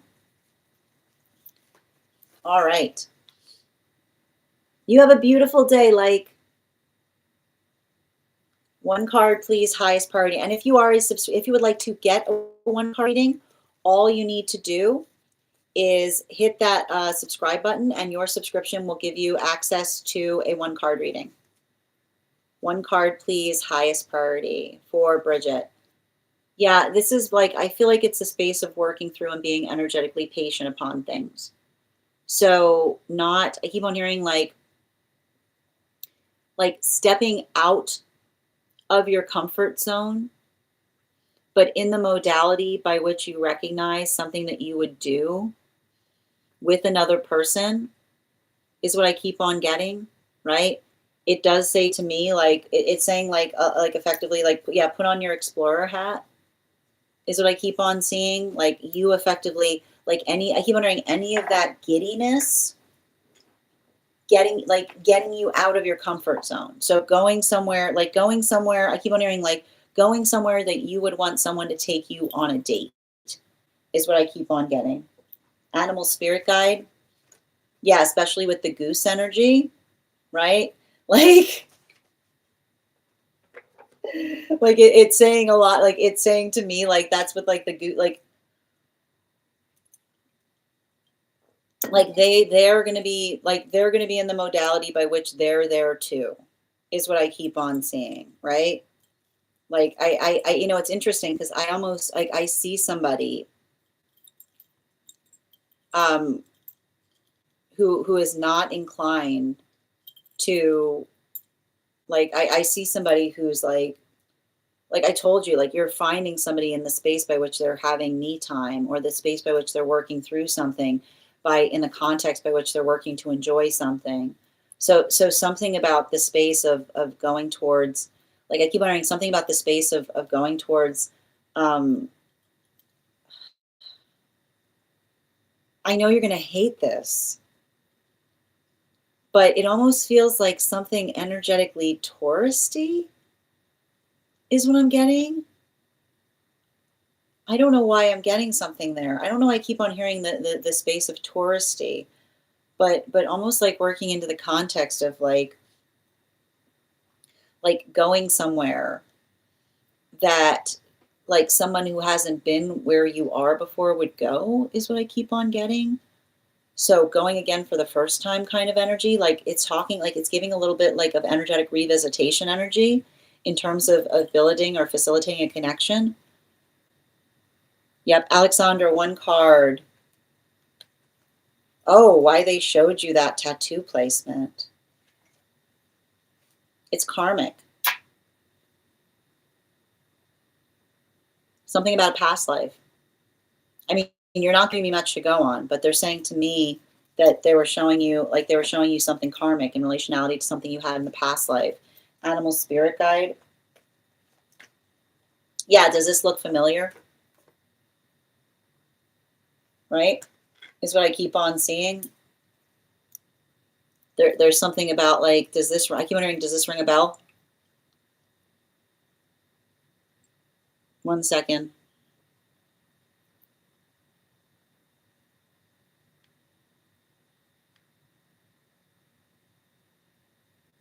I know. Now you piqued my interest. I never thought about her chart before.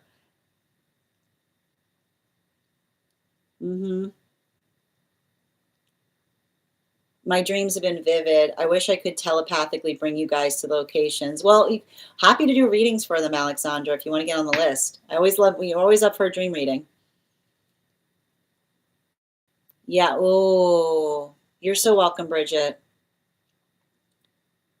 Yeah, I know you love it there, but that's what I mean about like whose antsiness is this? Yeah, I did laugh though, because I was thinking about the fun. Thank you for confirming, Bridget. Yeah, I really realized the laughter was created by me. Yeah, I feel like there's a lot of energy that misses your laughter after you're gone. All fire and a Cancer moon. How is this like Cancer? Like, how is this recent full moon? Because these Cancer moons, for those with Cancer moon placements, can be really intense. Yep. Interesting. I do take myself out, but I'll have to look outside the box. Absolutely. Excellent. You have a beautiful day, dear. I'm recovering, so that card makes sense. Yep. All right, Ella, one card around K, please.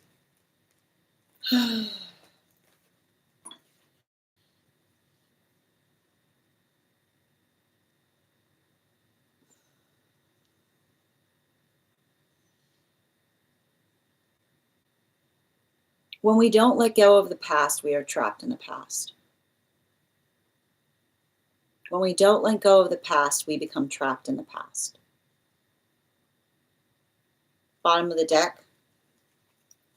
Yeah, right? Wait, the space by which we let go of the past allows us to be able to open our arms up to the future, right? I keep on hearing somebody needs to recognize that the best days are ahead of them, not behind them, is what I keep on seeing. Animal spirit guide. Yeah, right? Like the space by which I keep on hearing like this, the space by which we recognize that the future is alive with possibility, right? Is not the space by which we feel energetically afraid because we can't foresee what's going to happen. We put our intention towards it, right? So I almost feel like somebody who has that tendency of holding on to the past, because I keep on hearing because it creates stability. But the thing is, I keep on hearing when we hold on to the past, I don't know, I keep on hearing this. When we hold on to the past too tightly, it starts to lose meaning, is what I keep on hearing, right? When we hold on to the past too tightly, it starts to lose meaning, which is the observation that sentiment is only important so long as, like, sentiment is only important so long as we can articulate why we're energetically sentimental about it, is what I keep on hearing. Um, so I'm afraid that I'm afraid that the giveaway readings are always the following day. I'm afraid I can't do that, but thank you so much, dear. You're so welcome, Bridget. But I will point out that anytime after, so even if you can't be here tomorrow, they'll be available. It'll be available not anytime you come back. You just need to be able to notate the date, and we can honor the reading. Thank you for understanding. And thank you, Jennifer, for sharing the live. Always appreciate when you guys share the live. Oh, you said the question before recharging. Oh, well, thank you for recharging, dear. Ava, one card from Divine Counterpart, please.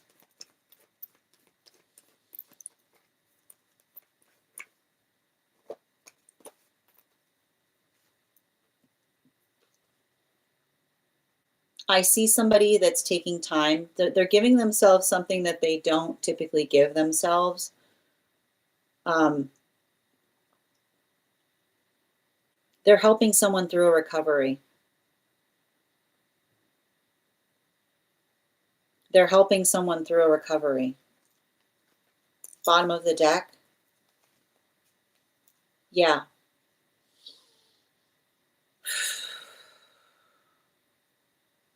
I feel like I see some kind of situation or circumstance that you know, I don't know why it's giving me, like, I don't know why it's giving me some kind of, I don't know why it's giving me some kind of phone a friend energy, you know? I feel like I'm not sure,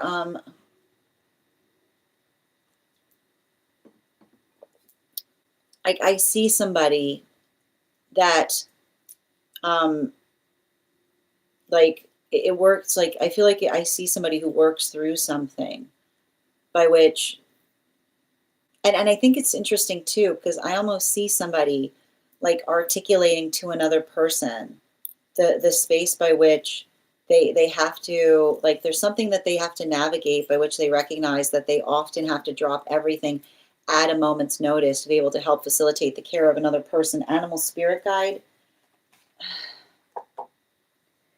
Yeah, especially, like, especially with this blackbird energy. Um, like, this feels like somebody, like, this feels like somebody who is trying to help someone through something that they themselves experienced, is what I keep on seeing. Like, they're working through some kind of modality or experience by which they articulate, I keep wondering, they articulate to another, um, like, how important or significant that work is. But I keep on hearing not just the space by which they're navigating something that is important to them, but, um, like, I just keep on getting the same message in relationality to somebody kind of, trying to, like, I don't know, like, this is like, I feel like there's something that they do that, um, like, I don't like, it's like, it says to me, like, it's like something that's connected to emergencies or being able to effectively help someone who feels like they're moving through a state of crisis. So I see them kind of like actively doing something right now, because I keep on seeing something about this time of year is extra difficult, is what I keep on getting. And something about them navigating the difficulty of this time of year is like almost them kind of helping another person through something, right? Like, I keep on hearing someone say, like, I'm glad you called me. Instead of, hearing someone say, like, I'm glad you called me, instead of turning towards something, is all I keep on hearing. Oh, you do live in a very touristy area. Thank you for confirming. Hold on a minute. And just reading back. Yep. I literally just said today, I need to really explore living here. Oh, that's wild. Thank you for confirmation. You're so welcome, Bridget. Excellent. I don't remember what it looked like, just that it was red and smallish. Interesting. Oh, that's wild. I was having an interesting dream, but I can't recall. What was the animal? What, the animal that I just pulled for was the blackbird. Yeah, I'm happy to read on it if you can't remember all the pieces. You do have a 50K. How you doing today, Joseph? On hold. Yep. Ivana, one card, please.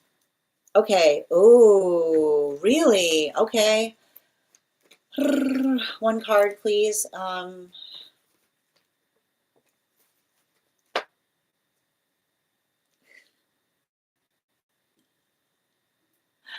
It's one of your guides, you know? And I think that there's,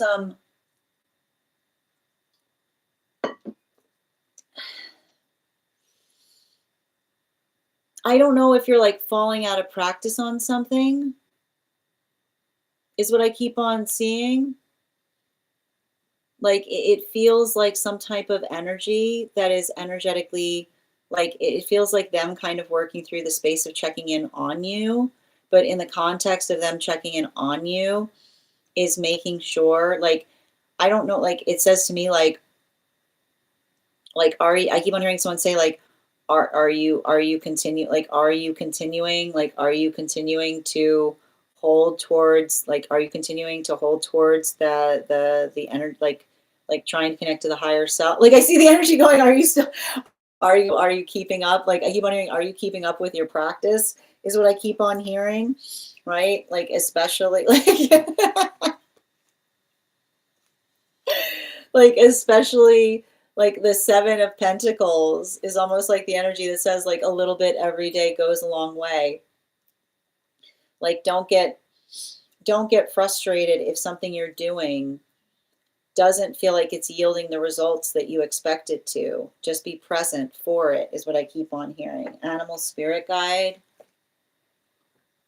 Yeah, like it's, yeah, like again, and it's funny too, because I was going to try to draw one, but two came out, which says for some reason the message feels like it was connected to don't forget your lesson, right? Like don't forget to do, like don't forget to do your energetic lesson in the context of, I keep on getting like working through something, but not just working through something. It's like, I feel like it's you making sure that you're being very energetically focused in relationality to what your energetic purpose is, or working towards it. Yep. So IB, these are one card readings for super fans. So if you'd like to become a super fan, I'm happy to draw a card for you. The past 2 days you haven't, you see, that's why I told you. It's like, it's giving me a little bit of like this. Like, yep. I got you, Nikki. One card general, please.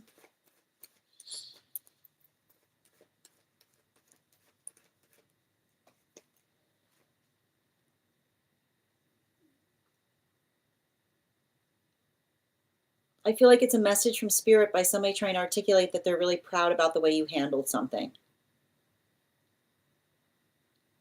I don't know what this is. I feel like there's a situation by which you're feeling you're being hard on yourself.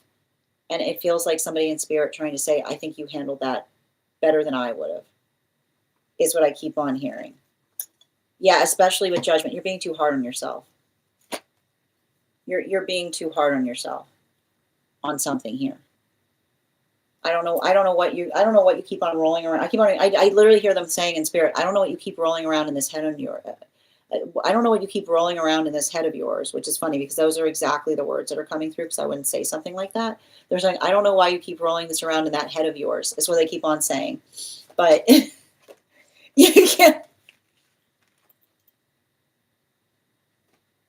like, it's saying to me, like, I keep on hearing like some experiences, like I keep on hearing some experiences, making it out unscathed is an accomplishment, is what I keep on hearing. I don't know what you keep rolling. I just keep on hearing somebody say, I don't know what you keep rolling around in your head of yours. But sometimes some experiences, making it out like unscathed is a massive accomplishment. That's what I keep on saying. Thank you so much for having that reading with me, Nikki. Yep. Yeah, we're doing one cards right now. If you'd like to, it's my, and if anybody does want to get on the list right now, the list is open. You'll be the next person read for. That was your whole day yesterday. Yeah, that's what I keep on, like, I just keep on hearing, like, they keep on using the word unscathed is what I keep on hearing. Yep, absolutely. One card, please, for It's My.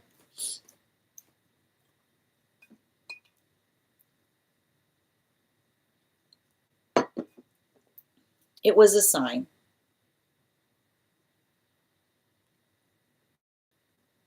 I keep on hearing, it wasn't a coincidence. It was a sign. Empress in its reversal. Why are you doubting? Like, what, your guides get really frustrated on you, because I feel like there's a guide that feels like they're always throwing signs on you, and you're always questioning them and being like, how much more specific do I need to? Like, I see the energy. I feel like I see the energy going, how much more specific do I need to be? How much more specific? Like, I feel like I see some kind of guide around you that they're like, how much more, like, I see the energy going, like, what do I need to write it in the sky, is what I keep on hearing somebody say. Animal spirit guide. Yeah, blackbird. What do I need to write it in the sky? And then them being like, yes, because you're just like, hmm.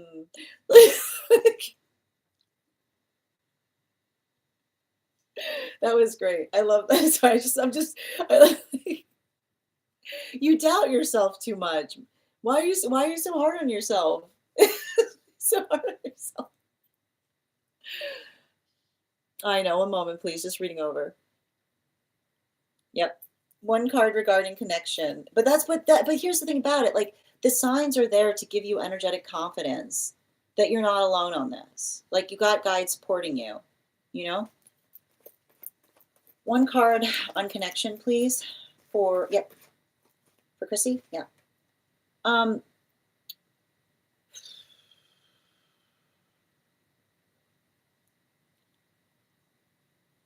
I don't know why. I feel like there's somebody like working through the space of understanding, like finally coming into the understanding. Like, why would they say that? Right? Like the modality, like I don't know why. Like I don't know why I feel like I see somebody who's arriving to the understanding that not all the energy around them has their best interest at heart. Um, Bottom of the deck. Yeah, it's hard, is what I keep on seeing, right? Like this is why, like I keep on hearing, like this is why we have to be conscientious when energy. I keep on hearing the way you can usually tell that someone does not have our best interest at heart is when they encourage us to do something that they themselves would never dream of doing. That is literally energy that gets off on us, like gets off on wild energy in their lives, right? That often builds into the sheer enjoyment of seeing someone, like the capacity or modality. And this is usually how you can tell that someone doesn't have their best interest at heart in the modality by which they try to ramp them up to do something that they themselves would never do, is what I keep on hearing. Animal spirit guide. Yeah, right? Healthy energy doesn't do that, right?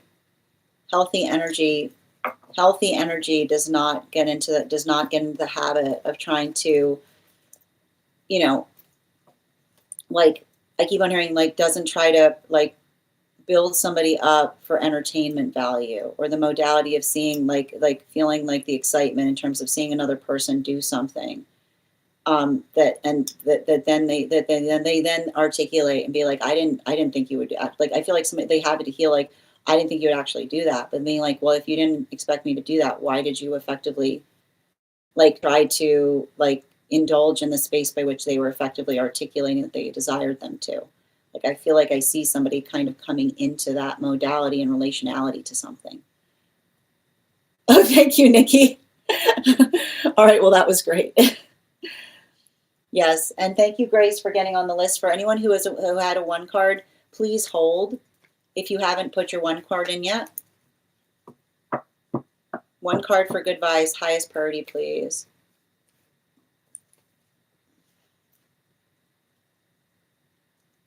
It's not it's not a wasted effort. Bottom of the deck. Yeah.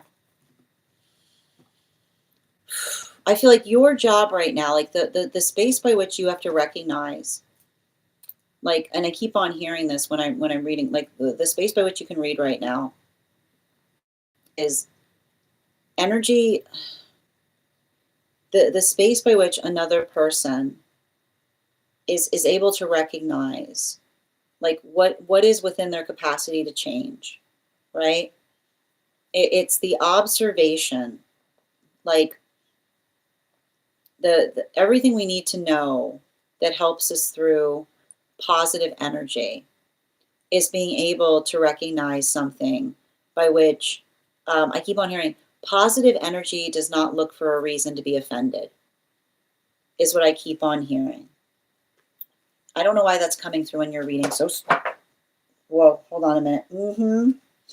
Yeah, right?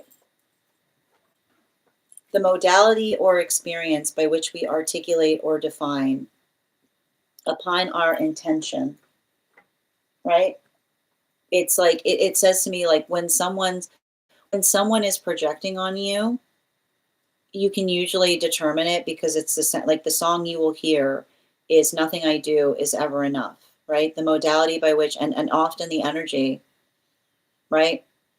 Like it appears that, like, often the modality by which you say it appears that nothing I do is ever enough, right? That isn't something I keep on hearing. That isn't something to be upset about. That is sometimes the condition of an experience, right? The observation that that's happening helps us to feel energetically fortified in relationality to the direction that we're moving from. Yep.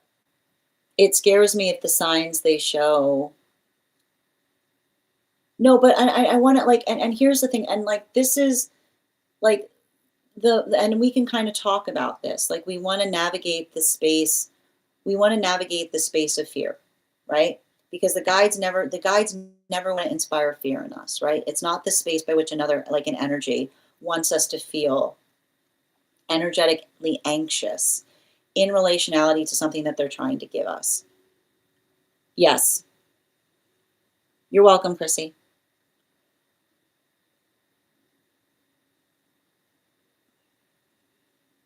You need to rent a plane. Do a whole air show. Yep. And strength again. Yeah, it's coming out a lot right now. I got you, dear. Let's do this. Very specific. I'm up for it. You're welcome, dear. And thank you, Ashley, for sharing the live. Always appreciate when you guys share the live. No, Nikki, you can get on the list. I've still got plenty of room today. Oh, thank you, dear. No, thank you. Thank you guys. Like that was a huge gift that you guys gave me, like the ability of you guys being able to come into that. So thank you. Excellent. All right. Yeah, this is what I've been working through. I'm so glad that this helps good. And we're almost at 100K. Thank you guys. Okay, happy to do it. I've got you. Nikki, what date was that? I just want to confirm.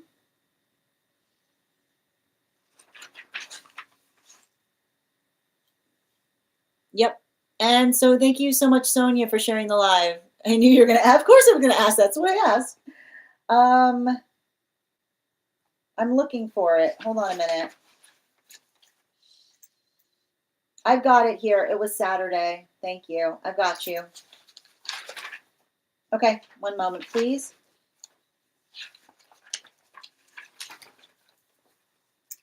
All right, and we've got 4 spots available today before the list will be closed. If anybody would like to claim one of those spots. Yep, absolutely. And for anyone else, please hold right now. If you're a subscriber who would like a 1 card, we're back into personals. Thank you. And one moment, please. And thank you for encouraging everyone to tap. I mean, I haven't had any complaints, Retro. If you would like to have a dream interpretation, please just remember you can post the information in the notes when you send the donation, or if you're a subscriber, you can post it in our subscriber only disco channel in the appropriate channels. 3 cards for a donation of 29 or more, 4 cards for a donation of 23 or more for my subscribers, Binks and Mylio. Please keep in mind there are 2 things I don't read for across these apps, pregnancy and medical. Happy to give insights in a private reading, and you can book a private reading on my site. 1 card for Gabrielle, highest priority, please. Don't, words meet action. If somebody is articulating that they want something with you and they're doing everything that's opposite, don't get into the habit of trying to explain to someone why their actions don't match the words, right? Observe, yeah, observe, don't absorb. Observe, don't absorb, right? Healthy, because here's the thing about it. When you can have that conversation with someone once, right? You can have that conversation with someone once saying, like, I know you're saying this, but everything that you're doing feels oppositional to what you say that you're doing. Healthy energy will come into the space of correcting themselves immediately, right? Unhealthy energy will say, what are you talking about? Right? Pay attention when somebody tries to make it seem like you're asking for something reasonable, and they just don't understand it, right? Reason like if you're I keep on hearing it, especially if you're being logical, just recognize recognize the difference between someone that when you try to bring logic to something, they constantly come in the space of arguing, is what I keep on seeing. Thank you, dear. Tea ready, got you. It's my. What if I cut? All right, let's continue right now. So bear with me one moment.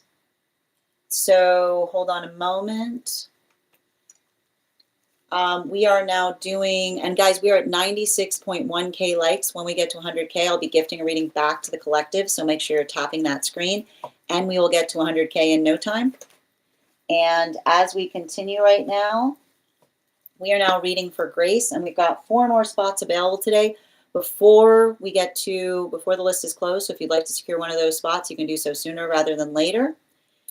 And prior to beginning, why don't we warm up those intuition muscles with an intuition check? I've got the animal spirit guide cards here. I'm going to count back from 10. And when we get to 1, I will reveal the card. 10, 9, 8, 7, 6, 5, 4, 3, 2, 1. We got the crane. Thank you, guys. We'll do that again after the next reading. And where is, hold on a moment. I'm going to pin up It's My Here. 1 second. Guys, make sure to give It's My some love. Can I please get 4 cards, please?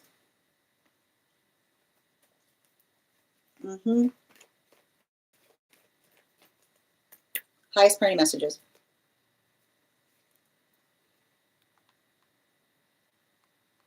And I'm just going to confirm very specific details. Okay. And another, please. 2, thank you. And 2 more, please.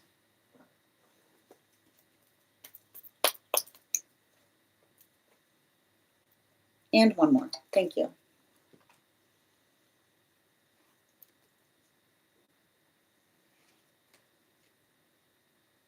Oh, Lord.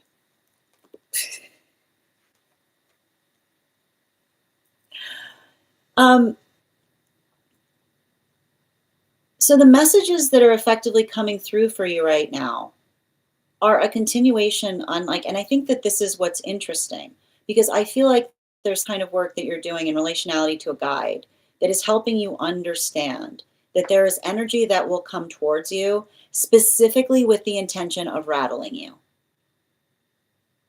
There is energy that will literally come towards you with no other intention, like absolutely no other intention beyond the space of feeling the capacity of desiring to rattle you.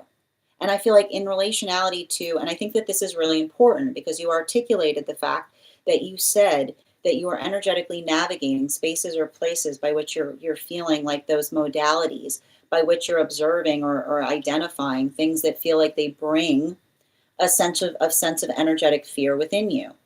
But the understanding or the capacity by which we're effectively able to energetically confront something that feels like it energetically perplexes us. When we come into the modality by which we recognize energy that feels like they have no other intention beyond the space by which they're trying to project their energetic fear upon us, I feel like that is a lot of the work that I see that you're doing right now. And I think that it's really important because I see, like, one of the things that I see that's happening right now is you've got a couple of different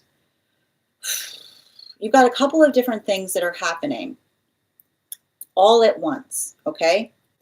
And one of them has to do with you moving towards your manifestation goal, right?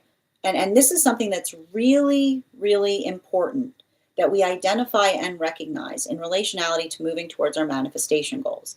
The modality by which we recognize or identify and we move towards our manifestation goals has to do with the feeling or the observation that a healthy manifestation goal is one that is mutually shared, right? It's the observation of being able to move towards that. And even in the space by which we move towards it, the observation or understanding in relationality to being able to feel that sense of those that amplify or share our energetic joy.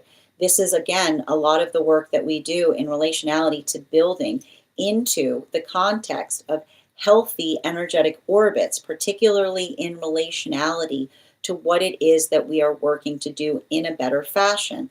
Now, the hard part that I see that you're going through right now, and I feel like this is what the guides are effectively trying to bring to your attention, particularly in relationality to some of those signs that you're receiving, right?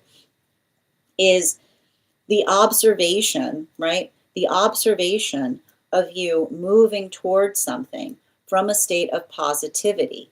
And in the modality by which another person sees that and tries to say to you, you should be wary, right? The modality by which you see like you're moving towards that and another person says you should be energetically wary, aren't you energetically worried, right? This is often the space by which they project their own anxiety and fear out onto us, right? Because the observation or the understanding that what should be met in moments of positivity should be the source of shared happiness, right?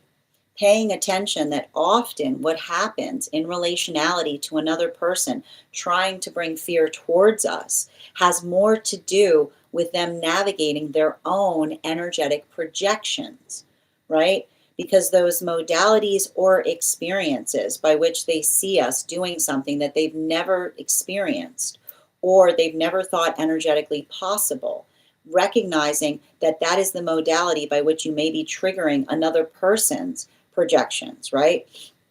And often it's in the space, like, and what's hard about that is often in the space by which everything, like, I feel like in a way it's working through, like, and I feel like pay attention when somebody is energetically worried about you, not because there's something to be energetically worried for, but the modality by which their own limitation on themselves or the trauma that they carry creates the space by which they feel that something is too good to be true. And I want you to recognize that because I feel like that's a lot of the work that I see that you're effectively facilitating. Good does not have, I keep on hearing, healthy good does not have repercussions, is what I keep on seeing. The modality by which we understand that the good that we create for each other is the energetic gift has a lot to do with what feels energetically reasonable, right? And what feels energetically harmonious. And so I feel like a lot of the space by which I see that you're working to alleviate or heal has to do in the modality or experience of another person seeing our joy, right? The modality by which they see our energetic joy, and even in the modality by which they see our energetic joy, they have to come into the space by which they try to put energetic fear there, right? The modality by which you, like, and I keep on hearing, like, the modality that articulates and says, oh, are you energetically sure about that? Like, are you sure that that is as happy or as harmonious as you can effectively have it to be? Because I feel like that's a lot of the space by which I see that you're building into your own pathwork of confidence. And I want to stress this. In the space by which the guides show you something, I feel like what the guides are effectively helping you to recognize or identify is what one should be energetically worried about, right? And the observation, and I keep on saying, is energy around you currently worried because they see you moving towards a manifestation goal that feels like you should be worried about it? Or are they worried about the fact that they feel that they're losing energetic connection to you because you're moving towards something that feels energetically harmonious and blissful for you? And I feel like that is the observation in terms of you identifying what is creating the source of anxiety. I feel like this is you being able to be very, very energetically directional in being able to effectively observe the difference. I keep wondering the difference between something that you should actually be worried about, right? Something that you should actually be energetically concerned about versus another person trying to effectively put their trauma on to you. And the modality of that has a lot to do with the space by which we work to heal from each other's preconceptions, because a lot of the energy that I see that you're effectively working through right now, and I want to kind of describe this, is, and I want to say, like, the space by which we see, like the space by which we see something and we articulate to another about the happiness that we find, and I keep on hearing this from your guides, our joy is something that is shared, right? The modality by which the modality by which we move towards something, and this is the painful part about a maturation process, right? This is what we talk about when we recognize the difference between energy that feels like they share our joy versus energy we feel like we need to energetically separate from, because in the space of seeing us in a point of joy, they come towards us with their projections, right?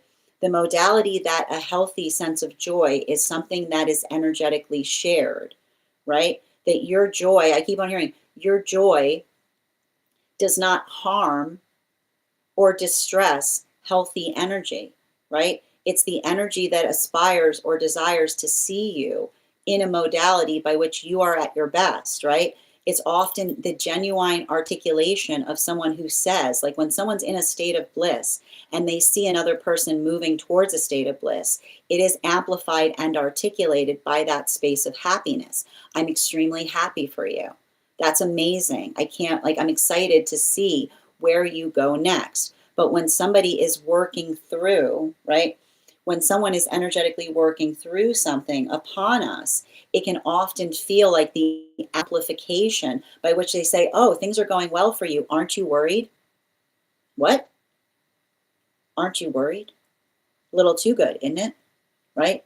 Maybe you should dig under the surface. Are you sure everything's the way it seems? What is going on? Are you sure? Are you sure? Are you sure? I guess I'm happy for you, right? Do you see the energetic transformation that occurs in relationality to another person working through the space, but instead of them saying, I'm like, and I keep on hearing the healthy conversation that one can have in relationality to articulating to another and saying, I'm worried, I'm worried that your joy is going to change the relationship I have with you, right? That is the energetic observation that we have as we go through a maturation process, because it's the space by which we feel like we feel the joy in the space of something changing, right? It's the delightful transformation. And often what's beautiful about it is when others share our joy, they're able to effectively be a part of it, right? But when somebody navigates a sense of joy and instead of bringing that joy to them, they come into the space by which they build into bitterness, right? Like the bitterness that feels like it energetically arrives in the space of seeing us, seeing another in a place of joy. It often articulates the condition by which we have to energetically separate from something. So I feel like I see you having to kind of work through, and I feel like I wouldn't be surprised right now if you're going through a process by which you're having to navigate both of those situations at once, right? Like the modality by which you have to kind of go, I keep wondering, like, and I think that the guides are almost articulating to you, like going through the sorting process, right? Like going through the energetic sorting process of navigating a situation by which another person brings you, I keep on hearing, unreasonable distress in relationality to your joy versus the modality of another sharing it with you is helping you to effectively understand what is effectively something that is healing, right? Like what is something that can allow for a productive conversation by which you can alleviate another person's anxieties with a sense of stability versus what it is that you're potentially having to move away from, because it's the energy that articulates or amplifies, like, and I keep on hearing, we can't, if you are in a space of joy, if you're in a space by which you fear joy, you never energetically find it, right?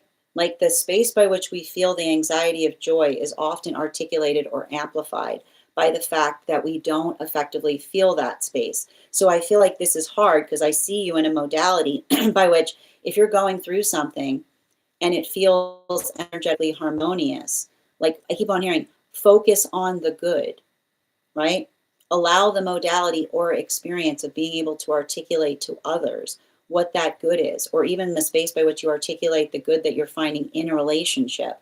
Understand that that is going to help you sort through, right? That is the gift of the relationship. It's giving you the perception of being able to see what feels like it is in the space by which it's energetically like supportive of your joy versus energy that feels insecure in the modality by which they see you in a space of happiness.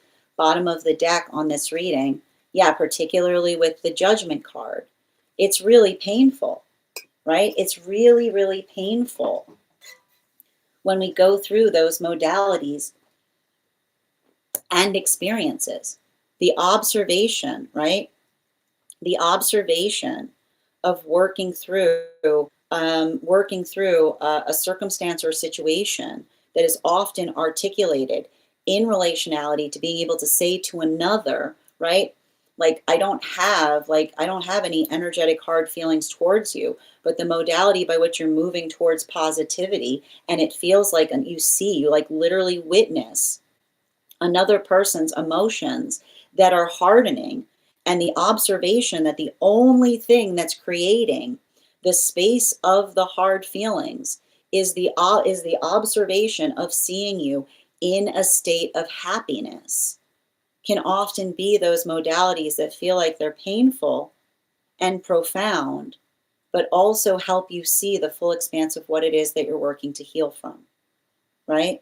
Because it's working into, like it's working into the space of being able to acknowledge and recognize that that point of energetic stability is something that we energetically share.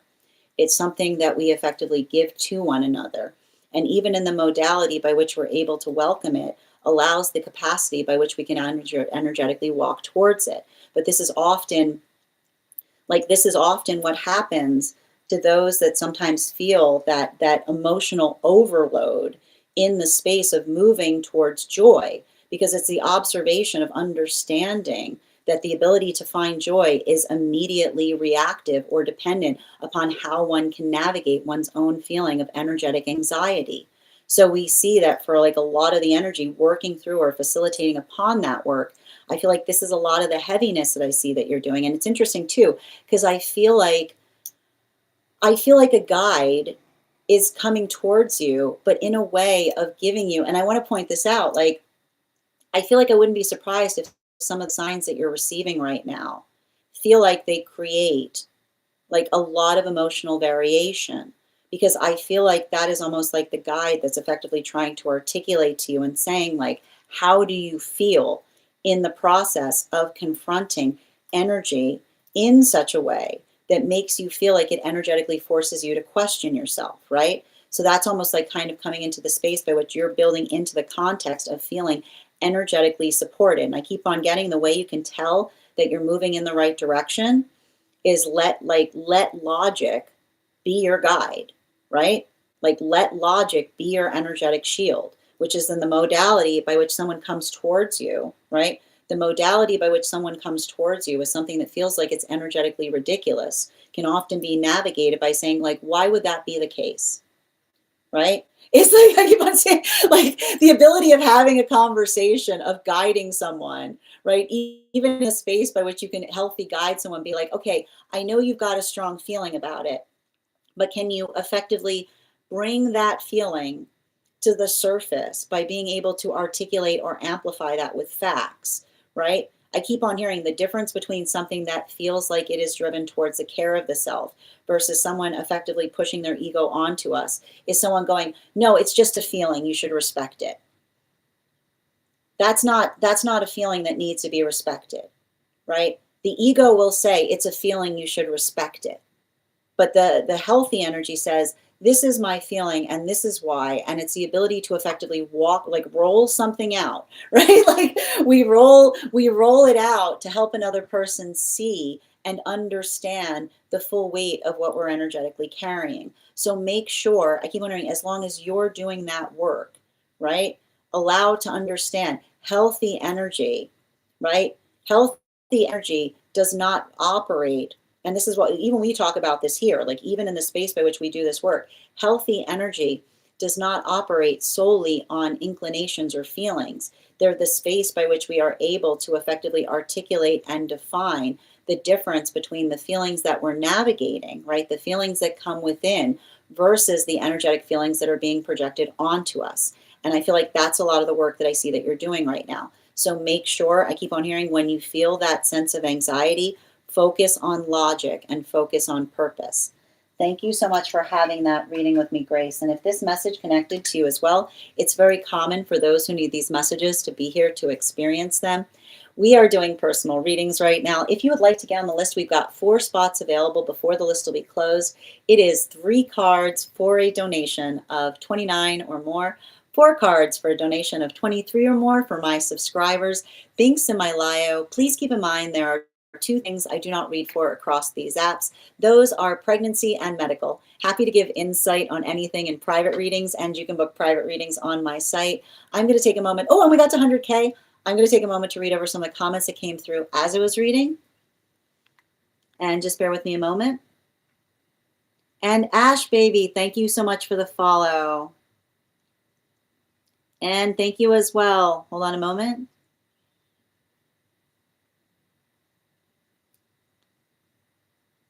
Yeah, I'm not sure what's up with the riddles, Retro. Are we doing riddles now? Is that what we're doing now in the comments? Thank you as well. And Rihanna, good to see you today, dear. I hope you're having a beautiful day. The worry though, right? They are not being honest about. I'm happy, and that energy makes me question it.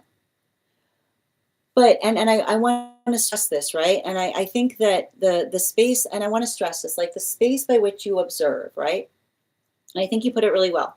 The space by which you observe the worry about someone not being honest, right? The space by which we can effectively work through or walk through something is the observation of saying, why would that be the case?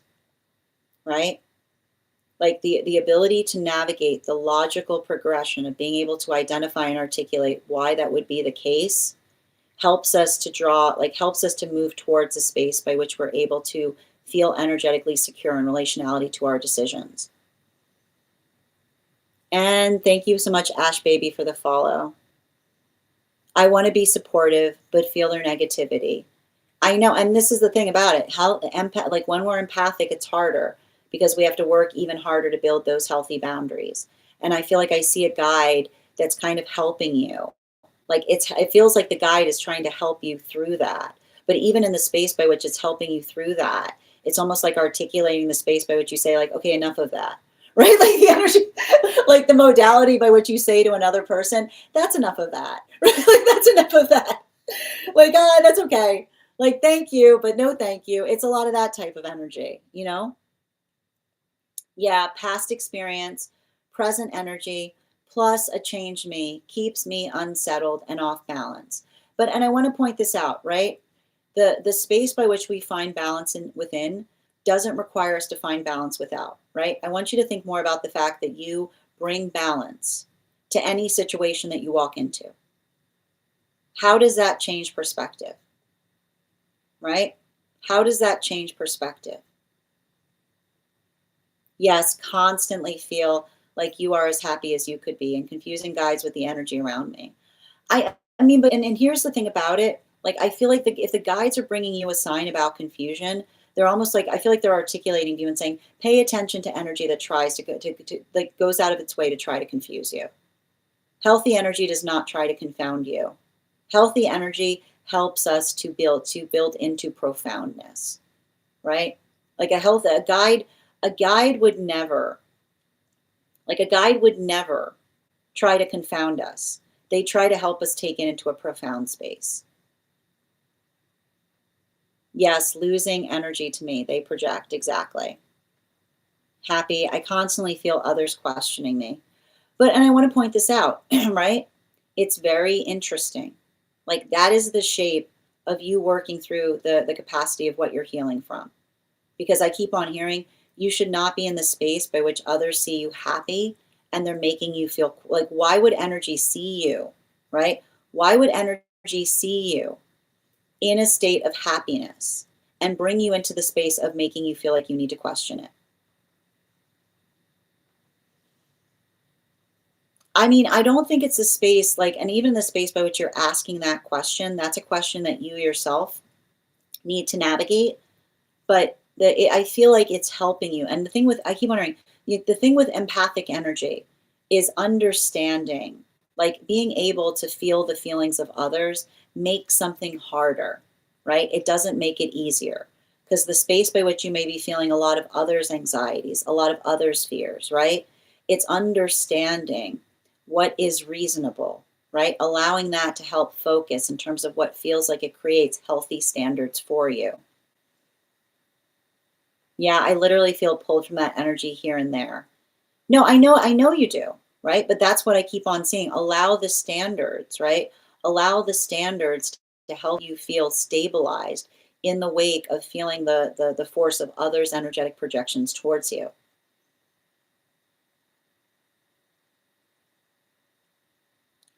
I don't fear it. I'm surrounded, hold on, I'm surrounded by heavy, and I feel guilty to cut away and stay around to help. But I want you to understand, like the work that you're facilitating upon guilt, right? And this is what we talk about. You should never be in the modality of feeling energetically guilty. You should be working into the space of intentional, right? Which is to say, and I like to point this out, if there's something about another person's projections that feels like it rings true, then that is a gift because it allows us the context by which we're able to apply the force of intention in relationality to what it is that we're trying to do better, right? The modality or the experience by which we're able to recognize or identify or work through something in such a way that it feels like it energetically stabilizes, it's not your responsibility, right? And I want to like it's I feel like even in the space by which you say whose guilt is this, right? Like we feel energetically guilty in the modality by which we feel like there's something that we're trying to do better. So let that build you into a sense of purpose, right? Don't let it make you feel like the weight, like don't feel the weight of others' guilt, potentially and especially if it's a modality by which, and I keep on hearing, if someone makes you feel like you should feel guilty, ask the important question. Can you please elaborate? Right? Can you please elaborate? Can you please elaborate on what you would aspire for me to feel guilty upon, right? Because a lot of the space of you working through the weight of others' guilt, like that is something that I feel like is also important because I feel like I've got a guide around you that's helping you feel energetically fortified in terms of what it is that is your responsibility to try to work through versus something that another person is trying to place upon you. It's a very poignant bottom of the deck. Absolutely. I can't unsee it, especially now. But and again, I don't think it's a question of unseeing things, right? If it's a modality by which you see something, your eyes are blessed, right? Like let that inform you. Let that effectively help you as you continue forward. Yeah, I put down my sword, yep, and shield. But and here's the I need to point this out. Healthy relationship does not require you to feel like you need to approach it with a sword and a shield. I need to point that out. Like right there. Like in the context of you saying, if there's an experience by which you feel that every time you go into it, you have to arm yourself with a sword and shield, like that's the question of understanding, like what is your capacity to change versus what another person, like how another person is making you feel, right? And again, so retro, I'm not sure what you're trying to communicate with these messages. Like, make sure that you're communicating in a way that feels like it's productive or progressive in relationality to the conversation, because I do feel like there's something. I feel like you're almost bringing something to this that doesn't feel like it's positive, you know, like especially in relationality to the conversation towards eye contact. Like, are you doing that directively? Like, are you asking me to do that towards you? Because that's not okay. Thank you. Yeah, absolutely. Thank you. Like, as much as I appreciate like a ubiquitous comment, like sure that it's energetically sensible to what it is that we're discussing. Thank you, dear. Please be respectful of the chat. There you go. But like a perfect example, right? You're posting non sequiturs. You're posting non sequiturs. And I understand that you feel like there's some kind of really impactful message that you feel like you're delivering, but being respectful to the fact that others need to be able to understand what you're trying to communicate. Like, I'm just asking you to please try to shift your language into a space that feels like it allows for productive conversation. Thank you. All right, let's continue right now. The next person on the list right now, and thank you again. Thank you so much for having that reading with me, dear. If this message connected to you as well, it's very common for those who need these messages to be here to experience them. We also got to 105K during that read. So we're going to go ahead and gift a reading back to the collective. Before we do so, I am going to and if anybody else wants to get on the list right now, we've got 4 spots available today before the list will be closed. 3 cards for a donation of 29 or more. 4 cards for a donation of 23 or more for my subscribers. Links in my bio. Please keep in mind there are 2 things I do not read for across these apps: pregnancy and medical. Happy to give insight on anything in private readings, and you can book private readings on my site. Before we continue right now, I am going to be doing a giveaway. We are going to be, hold on a minute, just reading over, Grace. Thanks again. Much of the key things you said, I've heard and helped clarify. Yeah. And I feel like even in the space by which, and this is like, and I want to point this out, like, and I think that, and this is the thing that I kind of see that is effectively happening, even in the modality, like okay, and I think we're at the point. So again, retro, I've requested that I've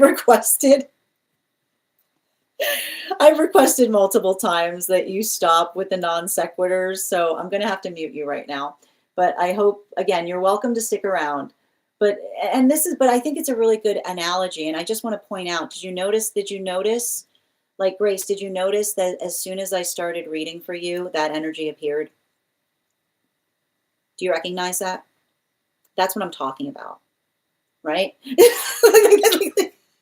I allowed it to continue. I just need to point out, I allowed it to continue to kind of punctuate the point of what you're energetically experiencing, right? Like, I'm sure you understand. I knew you were picking up on that too, right? Like, that's exactly what I mean, right? Like a lot of that, like, it's saying to me, like, the space, and I keep on hearing, a guide is not going to give you something that energetic alarms you. Like, that's effectively the message that was coming through in the reading. Pay attention, like, remember, like, that is the directive from your guide. The guide is not going to give you something that energetically alarms you. Okay? Like, it's not the space, like, it's not going to be the space by which it tries to confound you, but being able to effectively discern between something that feels like it's productive and confounding helps us, right? And so that's the hard part, because I see a guide trying to help you with discernment is what I keep on saying. I know, it's confusing. But be able to effectively recognize, right? Like understand. I keep on, and you know very well, the confusion that feels like it's energetically productive versus the confusion that feels like it's a distraction that moving you away from your own sense of purpose, right? Like, let that help to fortify you. Thank you so much for having that reading with me, dear. And if this message connected to you as well, it's very common for those who need these messages to be here to experience them. As I mentioned, we're going to be doing that 100K giveaway right now. I am thinking of, exactly, beautifully said, macaroni. All right, I am thinking of a number right now between one. Oh, sweet. Yeah, absolutely. You said you paid on the 28th. Hold on. Wait. Nobody put the numbers up yet. 1 second. Wait. Stop on the numbers. Just give it I haven't said the number yet, Aurelie. One moment. Sweet. Okay, you said the 28th. One moment, please. Bum, ba, bum. Can I get a name, dear? I need a name. Bum, ba, bum, ba, bum. You said the 28th? Yeah. Okay. Oh, sweet. Yeah, I see you. I got you, dear. Yep, I got you. Thank you. All right, I got you back on the list. Thank you. Yep, I got you. And also, please don't put the full name of the apps. The apps hate hearing the other names on the apps. Absolutely hate it. Okay, they're very jealous. They're very jealous. Just put the initial. Okay, they don't want to hear it. They don't want to hear their name. They don't want to hear their name, and it's like they don't want to hear their names. Okay, you're welcome, dear. All right. We've got 3 spots available before the list will be closed if anybody else wants to get on the list, but before it's you know, it's just a thing. It happens across all the apps. I know. All right, let's continue. Okay, and absolutely, it's mine. Thank you for having that reading with me and sending you so much support in your journey. Bye-bye. Like that.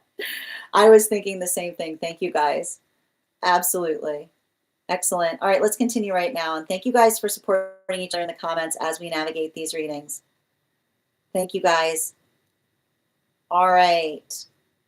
And I am thinking of a number right now between 1.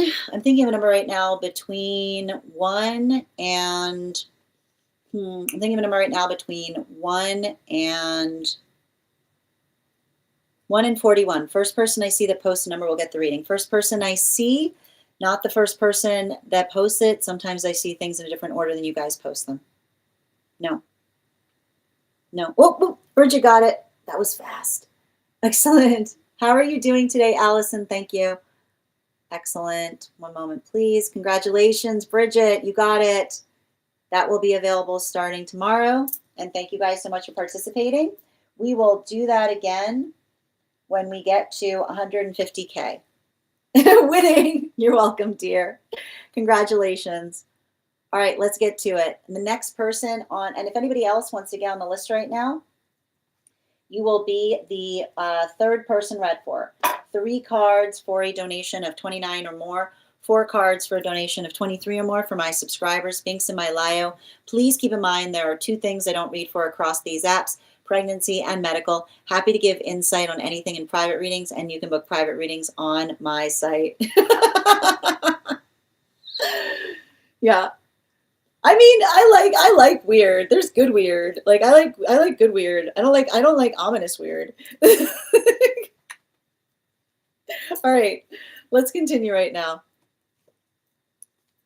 Oh, really? Oh, that's amazing. Are you kidding? Okay, I'm fine with I actually think that's hilarious.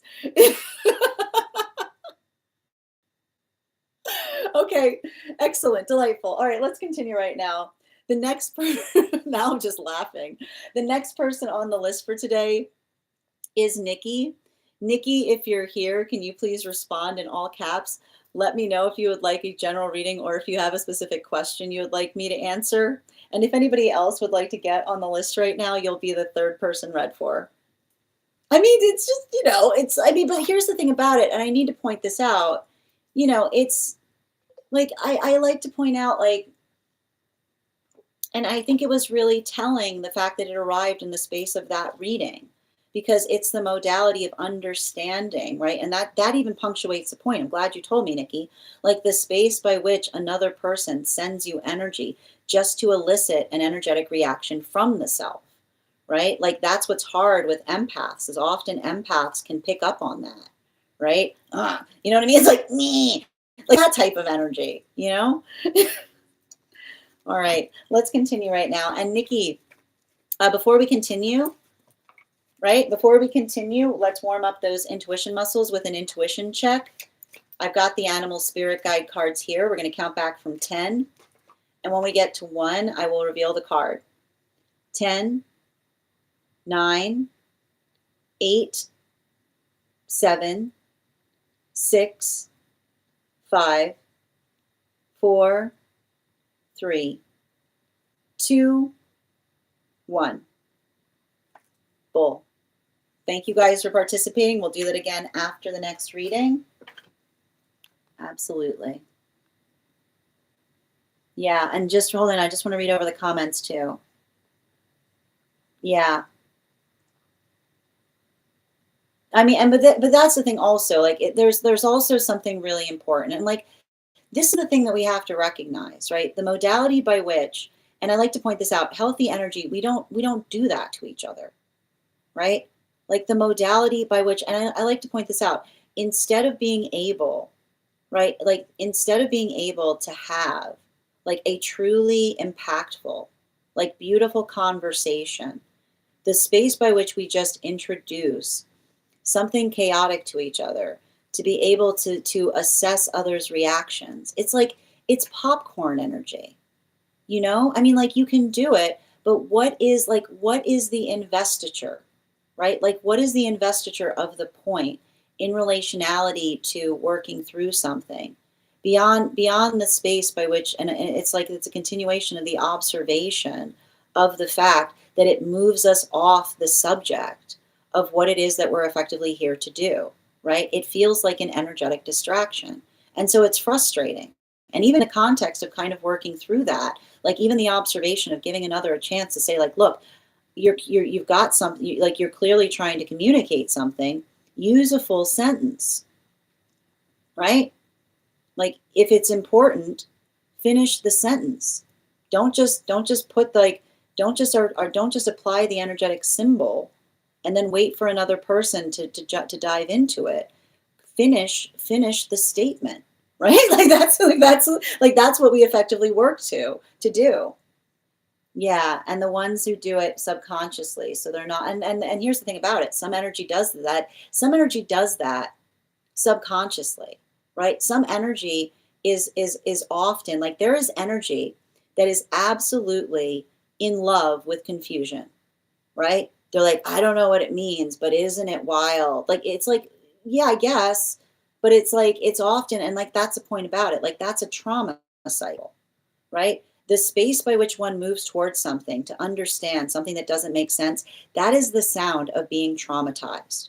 Because trauma does not have an answer behind it. It often is the space by which the deeper you go, the more confusing it gets, right? And I like to point this out. Like there are spiritual pathworks by which someone says like just follow the confusion, but the confusion just leads to more confusion, right? Like that is the sound of trauma occurring. And the sooner that we're able to recognize that is the sooner that we're able to move towards something that feels that it actually has nourishment or meaning towards it. So it's interesting, even in the space by which another person, like that type of energy, it's like, yeah, it may scratch an itch, but are you questioning, like, but like, why are you itching? Right? Like, it's like, it may scratch an itch, but you should be concerned that you're itching. Like, that's how I feel about it. Absolutely. Yep. Good point. Yep. Hold on a minute. I hope that helps, Katie. Oh, I think actually it's funny too because I'm seeing Katie's question now, and I like to point and I like to articulate this, and I do this with my mentorships, right? We don't follow intuition. Like the beautiful thing about intuition, like a beautiful intuition journey, is that you say to yourself, like, there's a miracle in the space by which you say, you know what, I followed my intuition, and there was a profound fact there. Like I followed my intuition, and it led me to a fact. And I like to point out the way that our responsibility in being able to navigate what feels like it's energetically healthy is the modality by which we understand, like even here in the work that we do, our intuition rests solely on the direction of finding the energetic confirmation point, right? That's how we feel. That's how we attenuate our intuition. Because when you've got good intuition, you don't just say, I know, like I know because I feel it. It's going, I felt it and then I found it, right? That is the sound of good intuition. It's I felt it and then I found it. I felt it and then there was nourishment attached to it. It was amazing, right? The modality by which we work towards that, Like that is what allows us to find the space by which we're building into the framework that helps us effectively identify and recognize what feels energetically supportive to the self, right? It's understanding the miracle of intuition that allows us to arrive to the point of understanding in the following of it, right? Not the spiral, right? Not the modality by which we work towards and go, I felt that, I felt that, I felt that, I felt that. And then I turned everything into it because like I think it's like the modality by which you feel that sense or that space by which you're like, that's the sound of you chasing your own tail, right? Like the modality by which you're only searching for curiosity and you find more curiosity there. Like that is working through the context of understanding that that isn't that there's a big difference in those modalities. Absolutely. I hope that helps. Sorry, I didn't mean to get off subject, but it bothers me. It bothers me. It bothers me. It deeply bothers me. All right, let's continue right now. Yeah. Well, and I like to point this out, like, and I need to point, and Katie, like that, what you're articulating, like, is often a lot of the work that we do in mentorship, like helping to build discernment in relationality to what we're reading for, and helping to effectively attenuate on recognizing healthy intuition. You know, absolutely. I hope that helps, guys. Well, and I don't like the space. Like, I need to stress this. I don't think it's a space of like, I don't like the identification point of ignoring, right? I don't think we should ignore anything. But the observation of understanding that healthy conversation is not built on non sequiturs. It's built on being able to effectively have a healthy communication. Like this is the gift that we give to each other. Like if I was like walking up to you, like if I was, and I like to point out, we can have that same sense of courtesy. Like if I walked up to you on the street and just started spouting non sequiturs, you would be like, are you okay? Right? Like, it's like, why do we should be in the same space in relationality to what we arrive to, even in this point of communication, right? Yeah, absolutely. Darn, thank you for the insight. Yeah, no, no, I need to no, it's not. It's not macaroni, you're wrong. Trauma, the space by which you understand. Trauma is not a labyrinth because a labyrinth has a way out of it. Trauma is a maze, which is the space by which there's frequently dead ends, right? Like the modality of understanding and being like, oh, this didn't lead to anything, right? It's not the modality. Like it's not the modality by which you have to understand the difference between a labyrinth and a maze. A labyrinth is something that is very complicated, but if you follow the complication, there's something on the other side of it. A maze is literally the space by which you move towards something and you arrive at a dead end, right? It's like it's the observation of understanding what is possible versus what feels like it's just a complication that takes you to a place that is completely non-productive.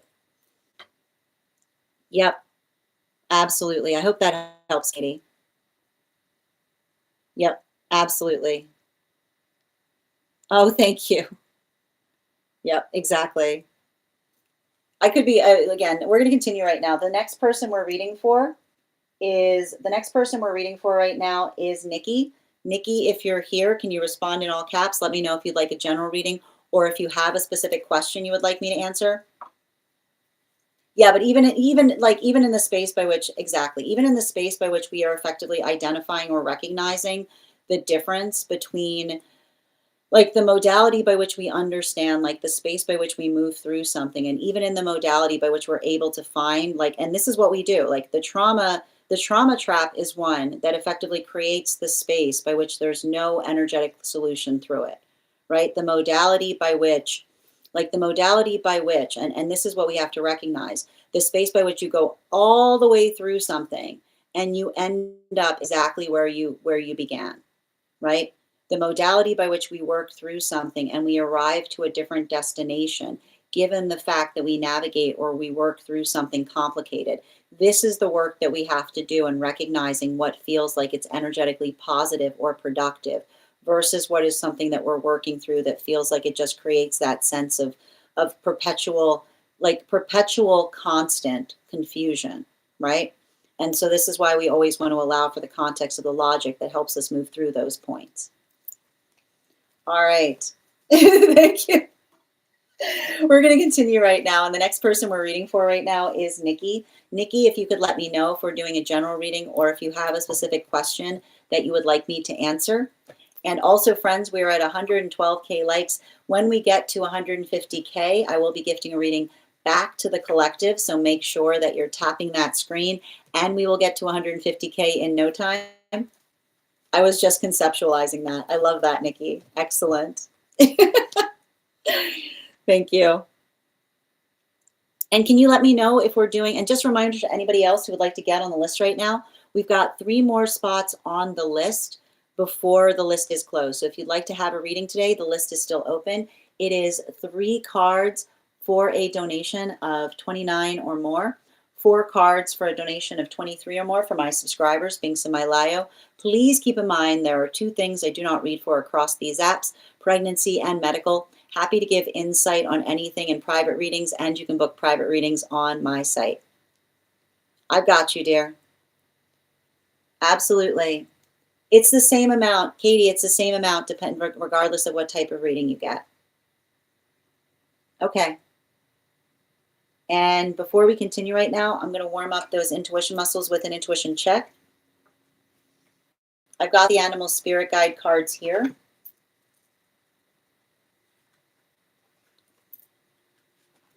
I'm going to count back from 10, and when we get to 1, I will reveal the card.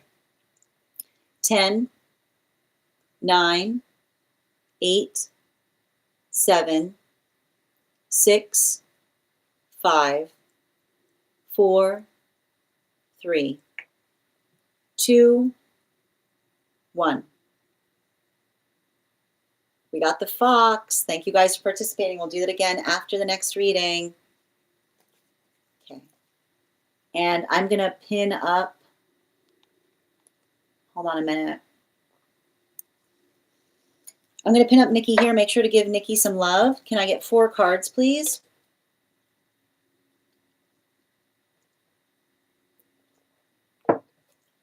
Four cards, highest party messages.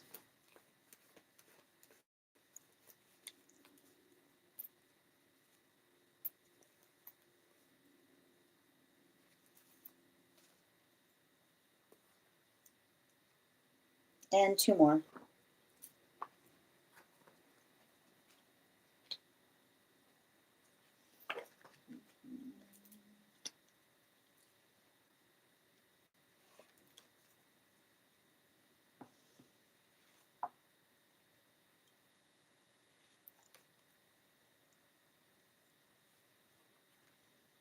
Wow, that card keeps on coming out today.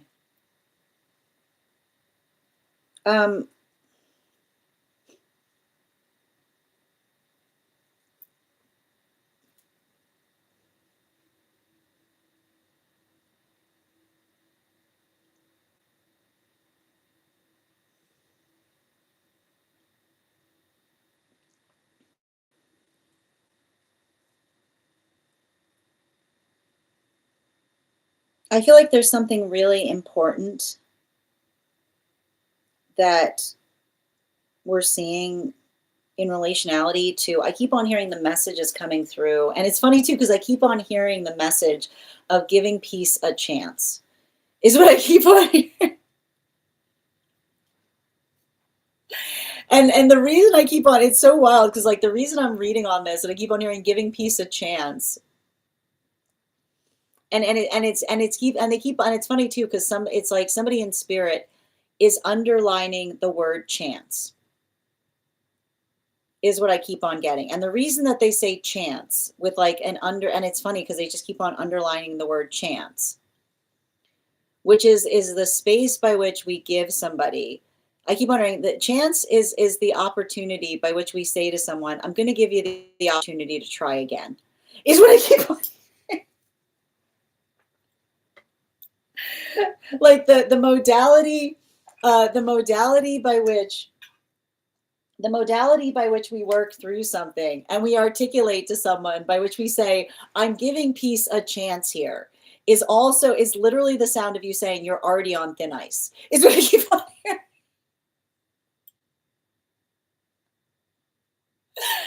And this is why that's why they keep on saying chance, because um it's the modality of understanding or working through something, by which I keep on hearing, like, the reason they keep on saying chance is saying, like, it's risky, right? It's energetically risky because somebody's already on thin ice, is what I keep on seeing, which is the space by which you say to somebody, like, I've got you, like, I've, like, it's like I feel like it's somebody saying, like, I've got, like I keep on, like, the space by which you, and that's why like, that's why the message is coming through, like, so heavily in spirit. And even in the context, remember when I said, like, that last reading that we had, where somebody was effectively, like like shaking something in the past and saying, I want you to remind them about what we went through, right? Like, the modality of recognizing, um like, I keep on hearing, what does insular energy say? You can't come in, right? Like, that's what I keep on hearing. Like, that's what insular energy says. You can't come in, right? And I feel like there's something really important.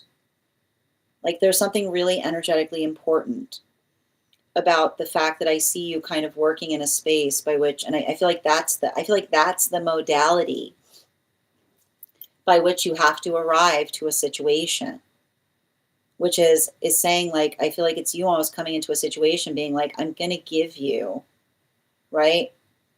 Like, I'm gonna give you another opportunity to bring something good here, is what I keep on seeing. And I think that there's something about that that's really energetically important, because I remember when I said that, um I keep on hearing, and it's interesting, from because it's funny to me, because it's like I feel like the energy and spirit is saying, remember who needs to be on their best behavior, is what I keep on seeing. Which is not the space. Like, I feel like that is the modality by which I see you kind of like working through something, by which, um I feel like it's almost the space by which you're saying to someone, like, this is us being generous, right? And the generosity that we effectively give another is amplified and articulated by saying, like, I care about you, so I'm giving you the opportunity to potentially, like try something better, to do something in a better way, right? And I feel like the modality by which you recognize or identify, like, the space by which another person navigates their uncomfortability, but in a way that they prioritize the energetic comfort of the energy surrounding the self. I feel like it's almost like, I feel like I keep on hearing the guides. I feel like it's interesting, as I keep on hearing one of your guides say, you know, reminding, like, I keep on hearing somebody in spirit keeps on saying, remind them of the first time I had to sit at that table, is all I keep on hearing. I don't know why they're bringing up these experiences, but I keep on hearing somebody in spirit saying, remind them of the first time I had to sit at that table. How energetically uncomfortable it was, until it was okay. I keep on hearing, I just keep on hearing the same message. Imagine, remember how uncomfortable it was the first time I had to sit at that table. And it felt like it was impossible until it was okay. Right? That is the work. I keep on hearing saying, like, that is the work that you find yourself in. Right? Like, the modality by which another person says, somebody says, like, and I can see somebody, like, I don't know why, there's somebody really hyperbolic in your lineage. Somebody being like, I'll never be okay. Like, I see somebody going, like, like, I see somebody being like, I'll never be okay with them. And the next thing you know, right? Oh, we actually have a lot of things in common. Like somebody who has it, I keep on hearing, notice somebody who has a tendency of being wildly hyperbolic, right? And somebody who's wildly hyperbolic will be like, I will never. And the next thing you know, you're like, actually, you know what? Like, I will never becomes actually in the minute that there's a unifying principle, is what I keep on hearing. I will never becomes actually in the moment that someone captivates another person's interest, is what I see. I keep on hearing, like the paying attention to the modality of how, and this is how you can tell when somebody is too hyperbolic for their own good. It's the modality by which someone says like, I will never, and then a minute later they're like, actually, right? Like it's like, you know, like so like it's giving me a lot of that type of energy. And I feel like it's really hard because often, and you have to recognize when you see somebody who's hyperbolic, the worst thing you can do is hold them in the point of their hyperbole, right? Like the worst thing you can do with somebody who has a tendency of being hyperbolic, and this isn't to excuse hyperbolic behavior, but the modality of understanding the damage you do in holding someone in the point of their hyperbole, which is the space by which you say, I love you, but you need to get over it. Right? Like you say, like, I feel like that's like, that is the energy that you really say when we care about someone who's hyperbolic. We say, I love you, but you need to stop that this instant. You're being ridiculous, is what I keep on hearing. Like the gift of telling someone that they're being energetically ridiculous is the space by which you say to someone, you stop that at once. You stop that at once, is what I keep on seeing. And I think that that's really important because like, and it's interesting too, because, and I think that there's something, and I want you to remember, there's not just one spirit here that's working on this. Okay? I want you to refer back to that dream. I want you to energetically refer back to that dream that you told me about. Right? Remember how I said that there was somebody in spirit, you had the dream of them saying, I went to see an old friend. That was a new friend. Right? Remember how they're saying refer back to that dream. Remember how you said, I'm sorry, I was gone. I was talking to somebody. I was talking to a friend of mine. No, you don't know them. Right? I feel like there's a lot of energy right now that when I say that there's a lot of energy and spirit pulling for you and another person's connection, this is the type of stuff I see. Right? I keep on hearing there's some cahoots energy here. There's some cahoots energy. I'm getting here. There's a, and I would not be surprised. I would often say like the space by which you effectively articulate to another in relationality to working through, like the space by which you work through. Remember that dream I saw by which you articulated that you said, I would be curious about what another person's dreams have been. Because the modality by which you articulated, the space by which you articulated that you saw the space of a spirit that said, I'm sorry, I was gone. I've been really busy working with someone on something, right? I feel like there's a lot of energetic healing that's potentially working through right now, an energetic connection. And I keep on seeing like the connection is working through, like there's something about that connection working through energetic hyperbole or being able to articulate and define upon something in such a way that effectively I feel like you and another person have been having dreams about the fact that spirit has been pulling for you, is what I keep on seeing. Bottom of the deck on this reading, yes, but particularly and especially, right, with the judgment card, like the judgment card in its like the judgment card in its reversal. You know, it's interesting too because like I see like I would not be, I would be very curious about another person's dreams in this, like that they've been having, because, and I keep on hearing hyperbole doesn't heal anything, right? And I feel like it's interesting because I keep on hearing there's something going through that in relationality to working into the context of what is energetically possible like what is energetically possible, but not just what is energetically possible, but um, what like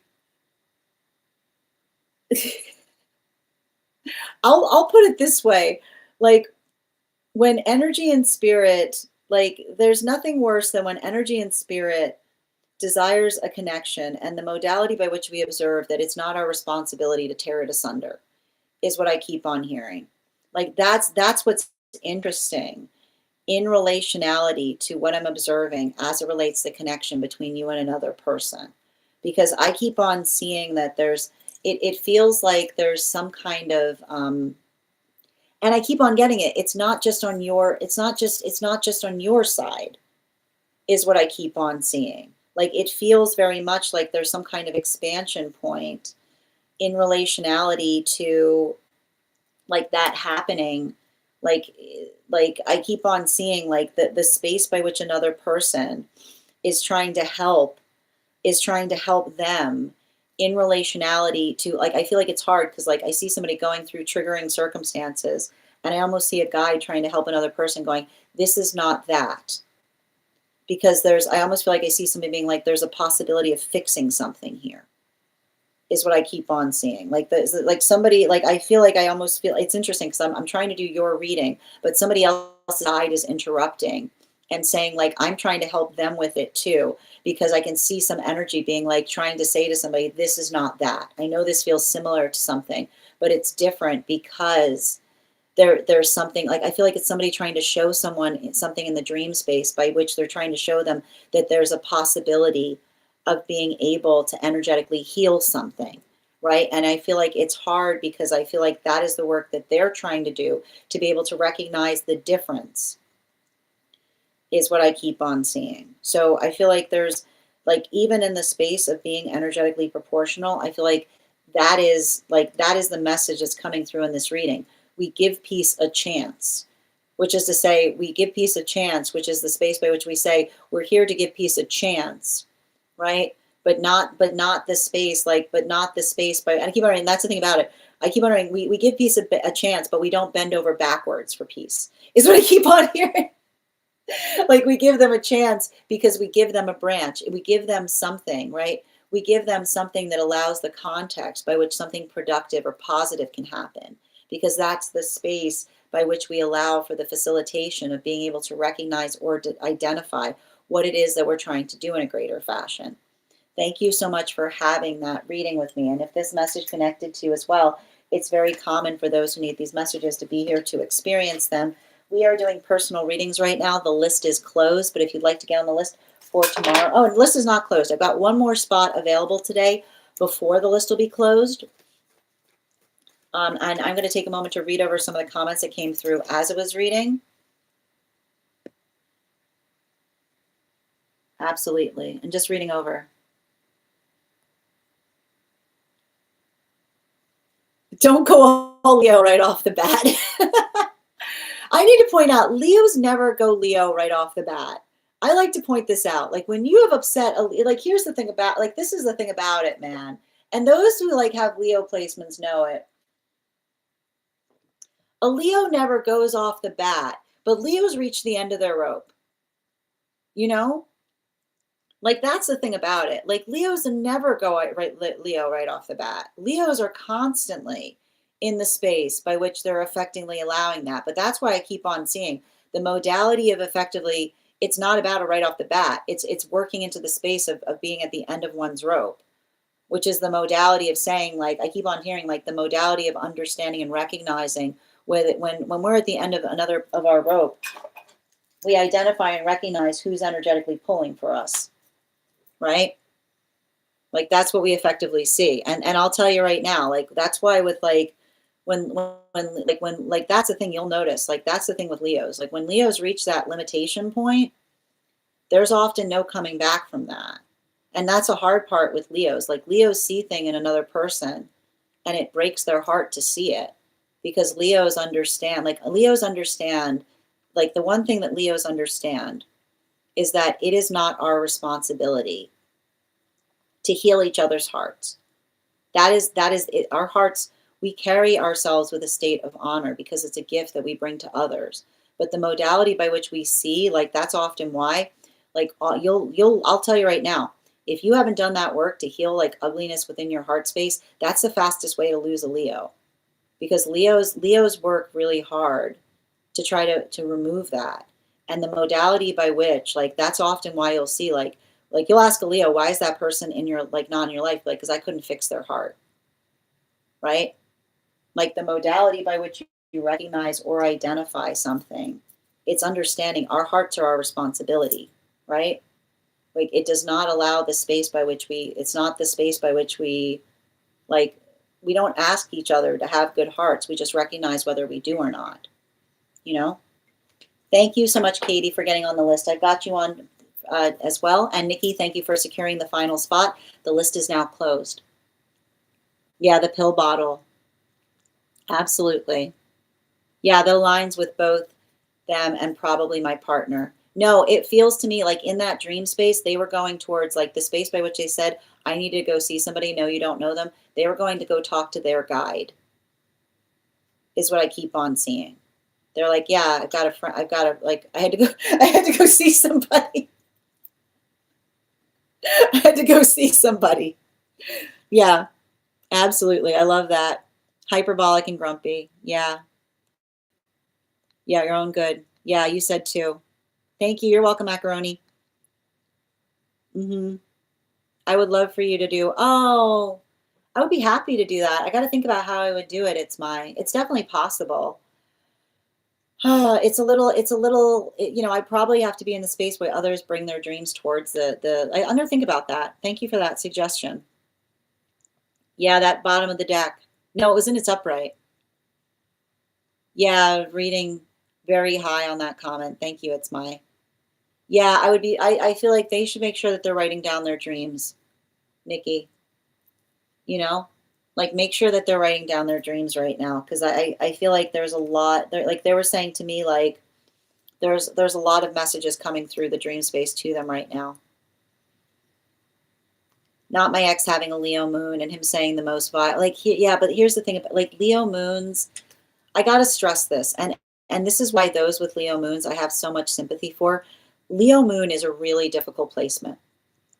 Capricorn moons and Leo moons, in my opinion, are two of the hardest moons to carry, right? Because Capricorn moons often have to go through a lot of energetic trauma. Leo moons often have to work through the context of having the heart, like working through the perception of the self, right?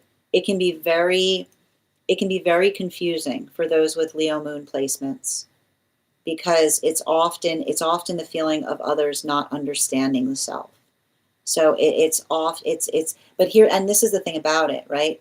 Like the space by which we say, like, we don't, and here's the thing with Leo moons, like like somebody saying, I didn't mean that, being like, then why did you say it? Right? Like the observation that we don't, when we know another person's, like, a Leo moon, an unhealed Leo moon can come across a lot like an unhealed Scorpio, which is being able to understand another person's vulnerability and then shooting directly for it at the moment that one feels energetically vulnerable, right? Like that modality by which you just effectively take another person's vulnerability and just go directly for it, right? Not the last thing you do, the first thing you do, right? I know like there's a lot of Leo moon energy that has to work through that modality as it relates to building into the context of feeling energetically vulnerable and what they do, like what one does in a moment by which one feels energetically seen, right? It's very hard for those with Leo moon placements.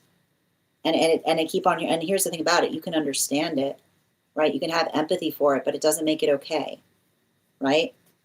That's why often, like, I'll tell you right now, sometimes those with like Leo moon placements have a big issue with those with Leo sun placements if they haven't worked through that. That's not to say it's all Leo moons, right? Like, and I'll tell you right now, those with Leo moon placements probably know that.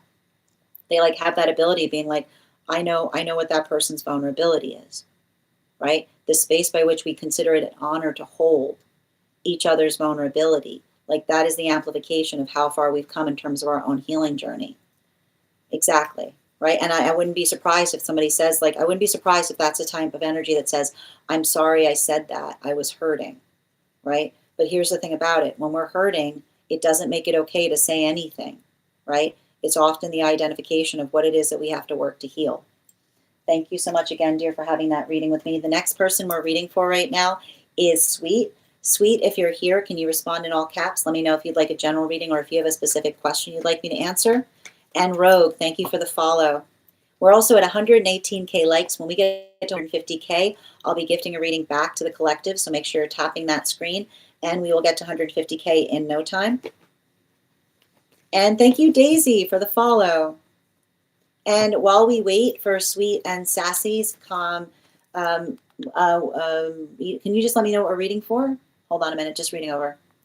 Yeah, you understand. And here's the thing, Julia, you understand it. Scorpios have to heal like that very early. That's the thing about it. And this is why often those with Scorpio placements are like, it's not okay. Because Scorpio placements have that all the time, right? Often Scorpio placements, they understand. Like, I'll tell you, every Scorpio you ever met, tell me the day that that sting hurt somebody in a way that you could never take back. Every Scorpio placement. Tell me the day that you recognized that you needed to heal your sting. Right? Yeah. Especially when they feel like they're backed in the corner. Exactly. Yeah, it's hard, right? Every single Scorpio has it. I didn't mean to. I didn't realize, right? That one moment, and I'll point out most Scorpios, they heal from that, and that's where they change everything, right? They take they take the recognition point and they say, like, that will never happen again, right? All right. You're welcome, dear. And before we continue right now, we're reading for Sweet and Sassy, but before we do so, let's warm up those intuition muscles with an intuition check. I've got the animal spirit guide cards here. We're going to count back from 10, and when we get to 1, I will reveal the card. 10, 9, 8, 7, 6, 5, 4, 3, 2, 1. We got the crane. Thank you guys for participating. We'll do it again after the next reading. All right. Okay, and I've got you here, guys. I've pinned up Sweet. Make sure to give Sweet some love. So many questions for now. Can we do a general guidance on relationship with parent? Yep, I got you, dear. Can I get 4 cards? 3 cards, please. Highest party messages. And 1 more. Thank you.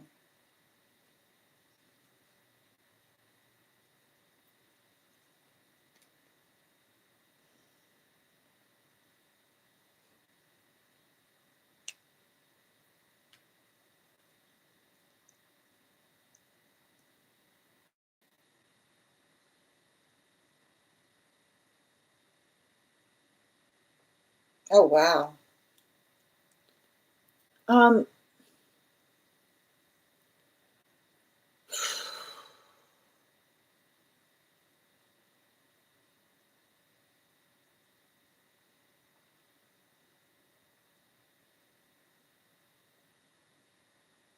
I feel like there's something really important, and it has to do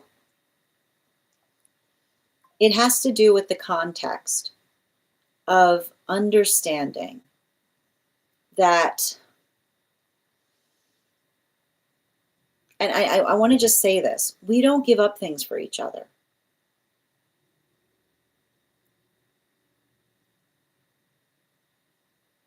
We don't energetically give up things for each other. And the space by which, right? Like, if the space by which I see how complicated this is. So you got to give me a minute to help me to, like, I need to kind of work through this. Um, the space by which we navigate, um, the energy of our own, and I want to point this out. There are those that navigate um, a setback, and they set their sails towards it, is what I keep on hearing, right? Like, and I feel like this is a difference between you and another person. Like, I see you in the modality by which you encounter a setback and you literally turn your whole ship towards it, is what I keep on seeing. Like, I see a situation by which, like, I literally, like, when I say, like, when I get like, I don't know where your Aries placements are, but it's the modality by which when we encounter a setback, we set our sights on it, we energetically lock in, right? Like, I don't know if you've got some, like, there's a little bit of Taurus energy here, right? Like, I see you, like, I see some kind of energy here where it's like you hit a setback and you dig in, right? You start digging a trench, is what I keep on saying. Like, I see you. We're gonna be here for a while, is what I keep on saying. We're gonna be here for a while. Oh no, no, no, no, no, no. This is gonna be great, is what I keep on seeing. Now it's gonna be a whole thing, is what I keep on getting. I love it. I mean, I will point this out. In a healthy Taurus energy is the best. Like, when you meet healthy Taurus energy, it's the best thing, because again, when a Taurus is in a healthy space, they're like, oh no, no, everything's possible. It's just a question of how patient I have to be. Like, you know, then you get to see that, like it's a lot of that, like, it's like, here we go, we're gonna get into it, right? It's like like, that's the thing about it. Like, I see you, like, you work through a setback, and it's like you roll through it, right?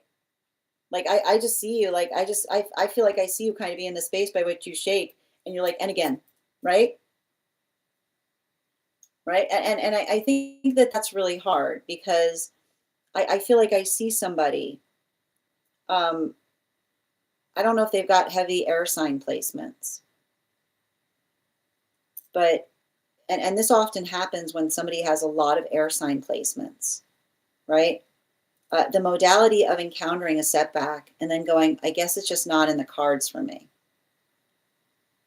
right? I guess it's just not, I guess it's just not meant to be, right? That's a silly perspective to have on things, right? Who said that the things that are for us are supposed to be easy? Is what I keep on hearing. Who said that the things that are for us are supposed to be easy? Relationships, yes, right? Relationships, yes. Everything else, no, right? We don't cross the streams, right? We don't cross the streams, right? And so I see somebody who has that energetic tendency, right? The modality by which they put a lot of work. Like, I see somebody who often has a tendency of putting a lot of work into relationships that feel like that feel energetically impossible, right? But often, I keep wondering, often at the cost of themselves. And this is what's hard about this is why you don't do that in relationship space, because everything, like, the space by which we do that in relationship should never feel like it's at the cost of oneself, right? Like, not the space by which you look at a relationship and say, what do I need to take from myself in order to remain in this relationship, right? It's not the space by which you should feel the sense of you saying, because then what happens, right? What happens if you move towards a relationship and you articulate that you have to leave a part of yourself behind? One day you'll reach that culmination point and say, I sacrificed for this, right? And that's the thing about it. We don't come into the space of energetically sacrificing to be in relationship. We do that in, I keep remembering, we do that in every other modality, right? We do that for everything else, right? Everything else, it's okay to do that in, right? The modality by which we articulate, right? Because, and I keep on hearing, like the modality by which we articulate how much work it took to do something becomes an energetic celebration, right? It becomes an energetic celebration. But when we have the tendency of not articulating on our needs, right? Like when we're in the tendency of just saying, "Oh, it's okay, I'll just go without," energetically, right? We can't say, right? If I keep on hearing, if you're hungry, if you're energetically hungry in a relationship, you have to say, "Feed me." I keep on hearing the same message. If you're energetically hungry in a relationship, you have to say, "Feed me," right? Which is the modality by which you say, "I could use a little bit of this. I could use a little bit of that." I'm in the space by which I energetically, and the acknowledgement point, being able to articulate to another how easy it becomes, right? How easy it becomes when we recognize the fact that we feel like we're going without, and then we articulate the fact that we feel that, right? Rather, and when we don't do that, we often reach those culmination points, right? It can kind of create that moment by which everything seems fine until it's not, and somebody goes through a modality of fracture because everything comes out, right?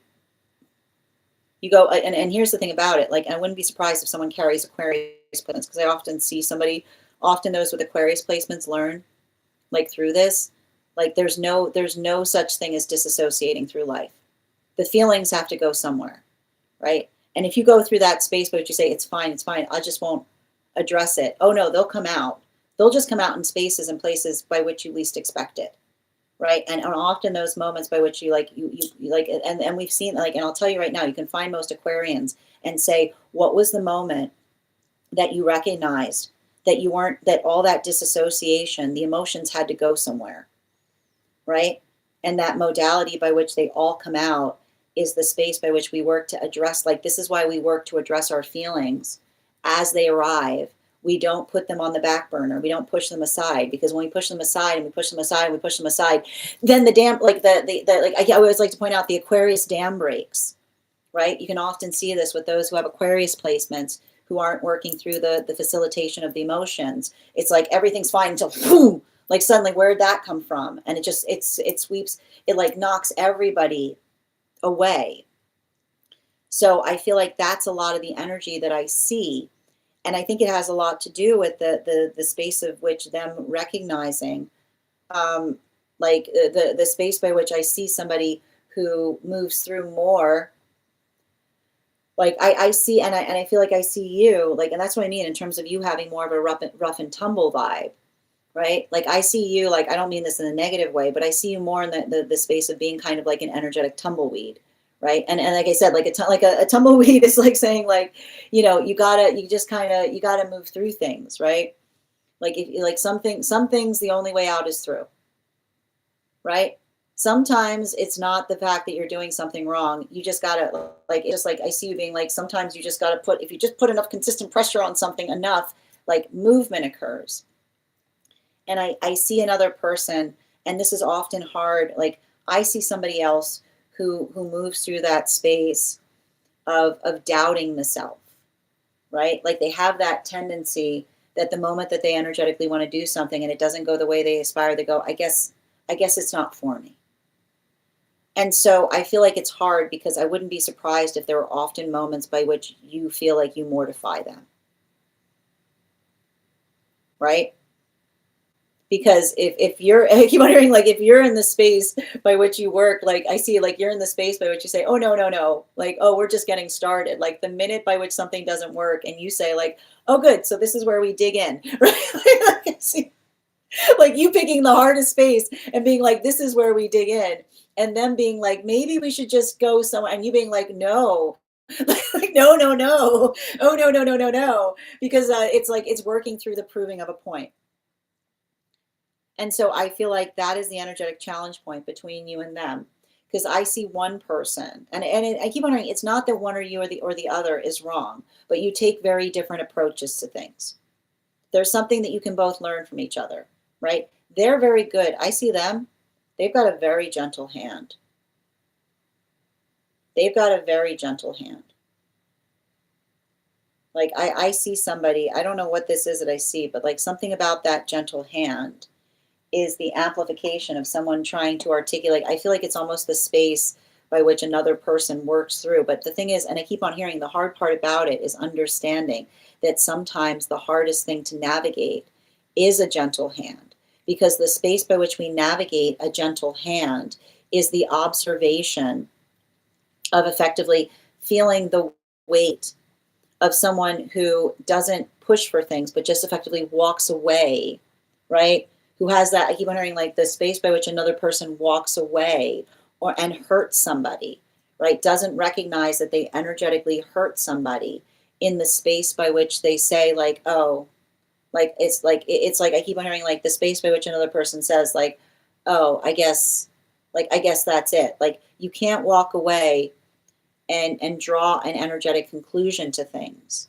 because I see you more in the space of saying, like, no, like let's talk about this, like let's work through this. And another person like working through that tendency I keep wondering, like they're trying to overcome the tendency by which, if something, I keep on hearing, like how you see how the disparity that happens with someone saying, like, okay, this is where things are getting interesting, like this is where, like I wouldn't be surprised if you're someone who really likes to dig into an argument, and this is the type of energy that you can't, like you guys have that modality, so being like, okay, finally we're getting somewhere, and they're going, I'm going now, right?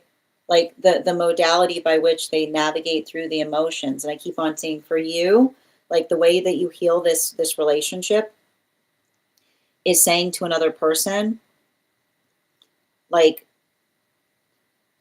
how do you describe this? I'm committed, like saying to another person that your commitment in making something work is evident in the fact that it yields results, is what I keep on hearing. You having to say to another person, it works, is what I keep on seeing. And that is the modality by which I think it's hard, because I see the fact that your ability to dig your heels in can often create that space by which the energy, right? Like I see the energy being like let's just go, right? And you're digging your heels in, and I hear somebody going, let's just go, and you say no, is the modality by which they have to recognize that. I keep on hearing their energy, like I keep wondering, there's nothing in life we don't navigate that doesn't have setbacks attached to it, is what I keep on seeing. And the space by which we understand that the accountability, like it starts with the accountability of the setback, right? It doesn't require us to be perfect, but it does require us to acknowledge when we're not. Like that is what I see that you and another person are navigating, right? And I keep on hearing everything starts with accountability. And I keep on seeing, even in the space by which we can say to each other, I know you didn't intentionally try to do something, but this is how I experienced it. Being able to be present. I keep wondering, being able to be present for another person's experiences with us help us to heal relationships. But we have to be energetically present for that conversation. So I feel like that is the work that I see that you and another person are doing and trying in terms to healing. And I see somebody who's trying to do so, but I also see it's very hard for them. Bottom of the deck, yeah, especially with the 7 of Pentacles in its upright, right? I feel like I keep on hearing it's the understanding that even when we're doing the best that we can inadvertently harm another, is what I keep on seeing, right? The modality or the experience, like this is what we arrive to when we're present, right? Like when we're energetically present, we come into the space by which we recognize that we're not perfect, and the space by which we're able to have a practical conversation in relationality to what we're working to effectively do differently, right? I feel like it's all about the ability to be present in that conversation. So I feel like that is where I would articulate that you need to start, right? Being able to help another person, like helping another person see and say, I know you care about me, but something about their ability to dismiss something, right? Or something I keep on hearing, like something about their, like there's some kind of dismissive energy here. Like the modality by which another person amplifies. And I keep wondering, when somebody has dismissive tendencies, we feel the need by which we're afraid to say something because we're afraid they'll energetically leave. Is what I keep on seeing. Like that in itself can cause harm because it's the energy that worries, like the energy that worries about saying something because they don't feel like another person will be present for it. So I feel like that is the conversation that you may need to have with another person, is understanding that in those modalities by which I keep wondering, we don't just move away from things. We articulate when we'll come back, right? We don't leave a question mark in relationality to what's happening. So again, if we need to move away from something, we say, I need 5 minutes. Like I need an hour. I need a couple days to process, right? We don't just leave, I keep wondering, we don't leave the bare infinitive of the fact that we need to move away from something, because in the space by which another person doesn't know what's going on with us, we experience trauma. Thank you so much for having that reading with me. And if this message connected to you as well, it's very common for those who need these messages to be here to experience them. We are doing personal readings right now. If you would like to get on the list today, the list is closed, but you can get on tomorrow and you'll be the first person read for. 3 cards for a donation of $29 or more. 4 cards for a donation of $23 or more for my subscribers. Links in my bio. Please keep in mind there are 2 things I don't read for across these apps: pregnancy and medical. Happy to give insight on anything in private readings, and you can book private readings on my site. I'm going to take a moment to read over the comments that came through as I was reading. Hi there, Daisy. The list is closed today, but if you want to get on tomorrow, you'll be the first person on the list. You'll also have an additional card in your reading. Yeah, when we go, exactly, when we go a step too far. Every Scorpio has a modality by which they say, I wish I never did that. Yeah, I do. I used to justify my reaction because it was always self-defense. Yeah, and but here's the thing about it, and I need to point this out, like the space by which we articulate that we were feeling vulnerable, like this is why it's so dangerous to do that, because when we say I'm hurt to do something, then the body will suddenly become the most pain person. Like your body is a very fine-tuned machine. So when you tell your body, if I feel hurt, I can do anything, pay attention to how sensitive you become. You will literally become the most sensitive person on the planet, because you've basically delivered the instruction to your body that says we can do anything as we want so long as we're energetically feeling hurt. It's a very dangerous directive to give to the system. And Daisy, as I mentioned, the list is closed today, but if you want to get on tomorrow, you'll be the second person read for. And when I'm being attacked, I'll come back with what I know is going to disarm. So yeah, most like, but this is what we see, like the observation of recognizing our own energetic patterns when we feel vulnerable is how we begin to heal. So thank you, Katie, for speaking towards that. Exactly. And I say that, and I sigh that way too. It's a complex subject. I can see how complicated it is. Absolutely. And thank you. And thank you for reposting, Daisy. I love Tauruses so much. I can see this. And here's the thing about it. Like, that's what I meant in terms of the energy. There are some energy. Taurus energy can be very complicated depending on the sign work. But the fact that you understand, like I keep on seeing, like you've got that type of energy where you understand someone digging their heels in. Yeah, I'm trying to get it. I'm extremely ambitious and have done a lot more than my peers. So I'm not, but that's what I meant. Like that's what I'm articulating upon the fact that when you encounter a setback, that's where you dig your heels in, right? The amplification that I was seeing in someone that says the space by which one feels, like I feel like that is you understanding that the space by which you feel energetic opposition is where you continue to push through. I feel like they don't like that is something that is hard for them to energetically grasp. Yeah, my mom, yeah, you see, thank you. So, and that's the space by which I see like the space by which they work through the energetic sacrifices. Like I see them doing the same work that you do, but they do it in relationship instead of all the other places that you do it. Yeah, it's exactly that. My mom is a Pisces. Everything is about, well, and I want to stress it like threatened with, and unless she's threatened with no contact.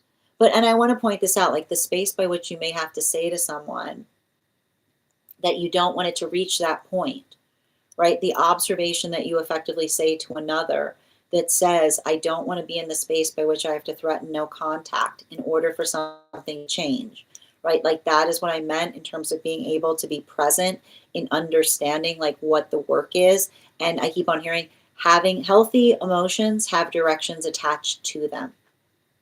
Like I feel like there's something important about me saying that that'll help you with that journey. Saying to another person, it's not enough to just talk to the self about how one feels.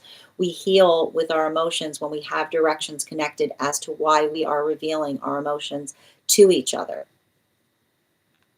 And Daisy, again, I'm afraid that the list is closed today, but if you'd like to get on tomorrow, you'll be the first person read for. Yeah, she's trying a little harder these days.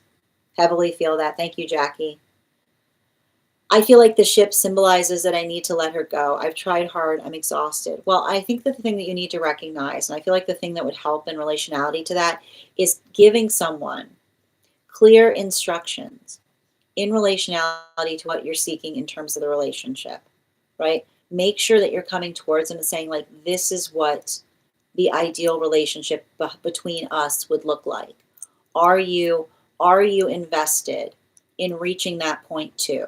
Like it's interesting because like I keep hearing concentrate on the ship, which is to say don't articulate upon what you're lacking. Like don't articulate upon what they're giving you that feels like it's not productive.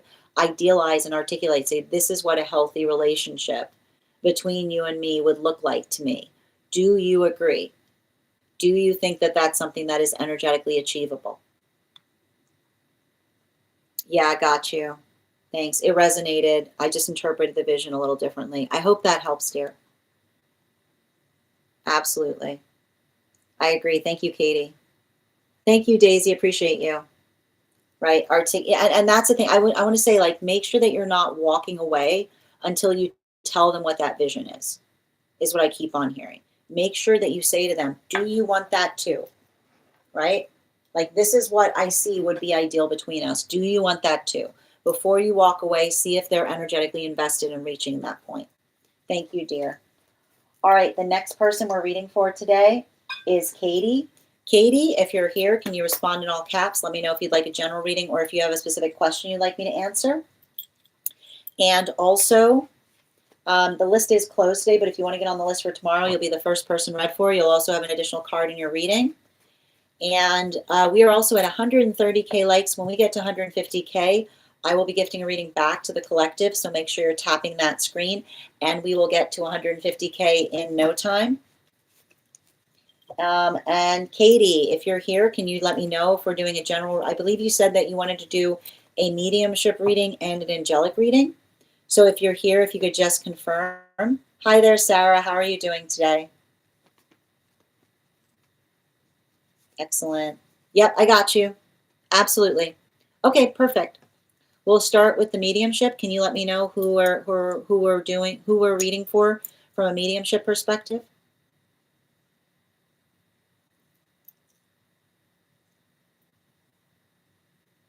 And as we wait for Katie to clarify, let's warm up those intuition muscles with an intuition check. I've got the animal spirit guide card here. We're going to count back from 10, and when we get to 1, I will reveal the card. 10, 9, 8, 7, 6, 5, 4, 3, 2, 1.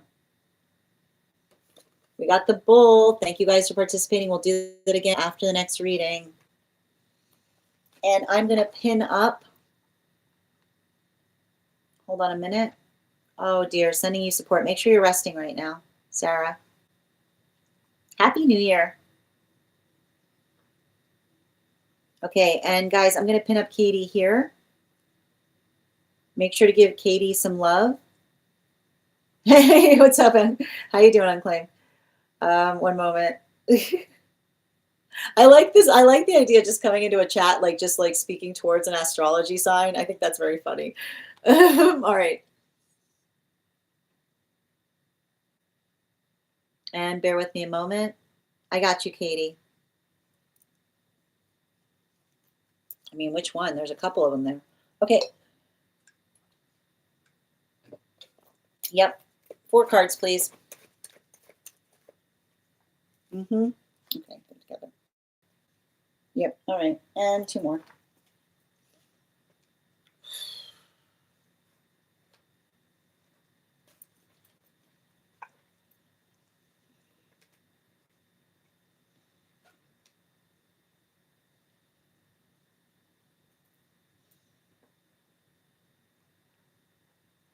You know, it's interesting that you're talking about one of your grandparents, because I feel like, I don't know if you had a dream about one of them recently, but they keep on saying that was me, is what I keep on getting. I don't know what they're talking about in terms of them saying that was me in relationality to something that occurred in a dream.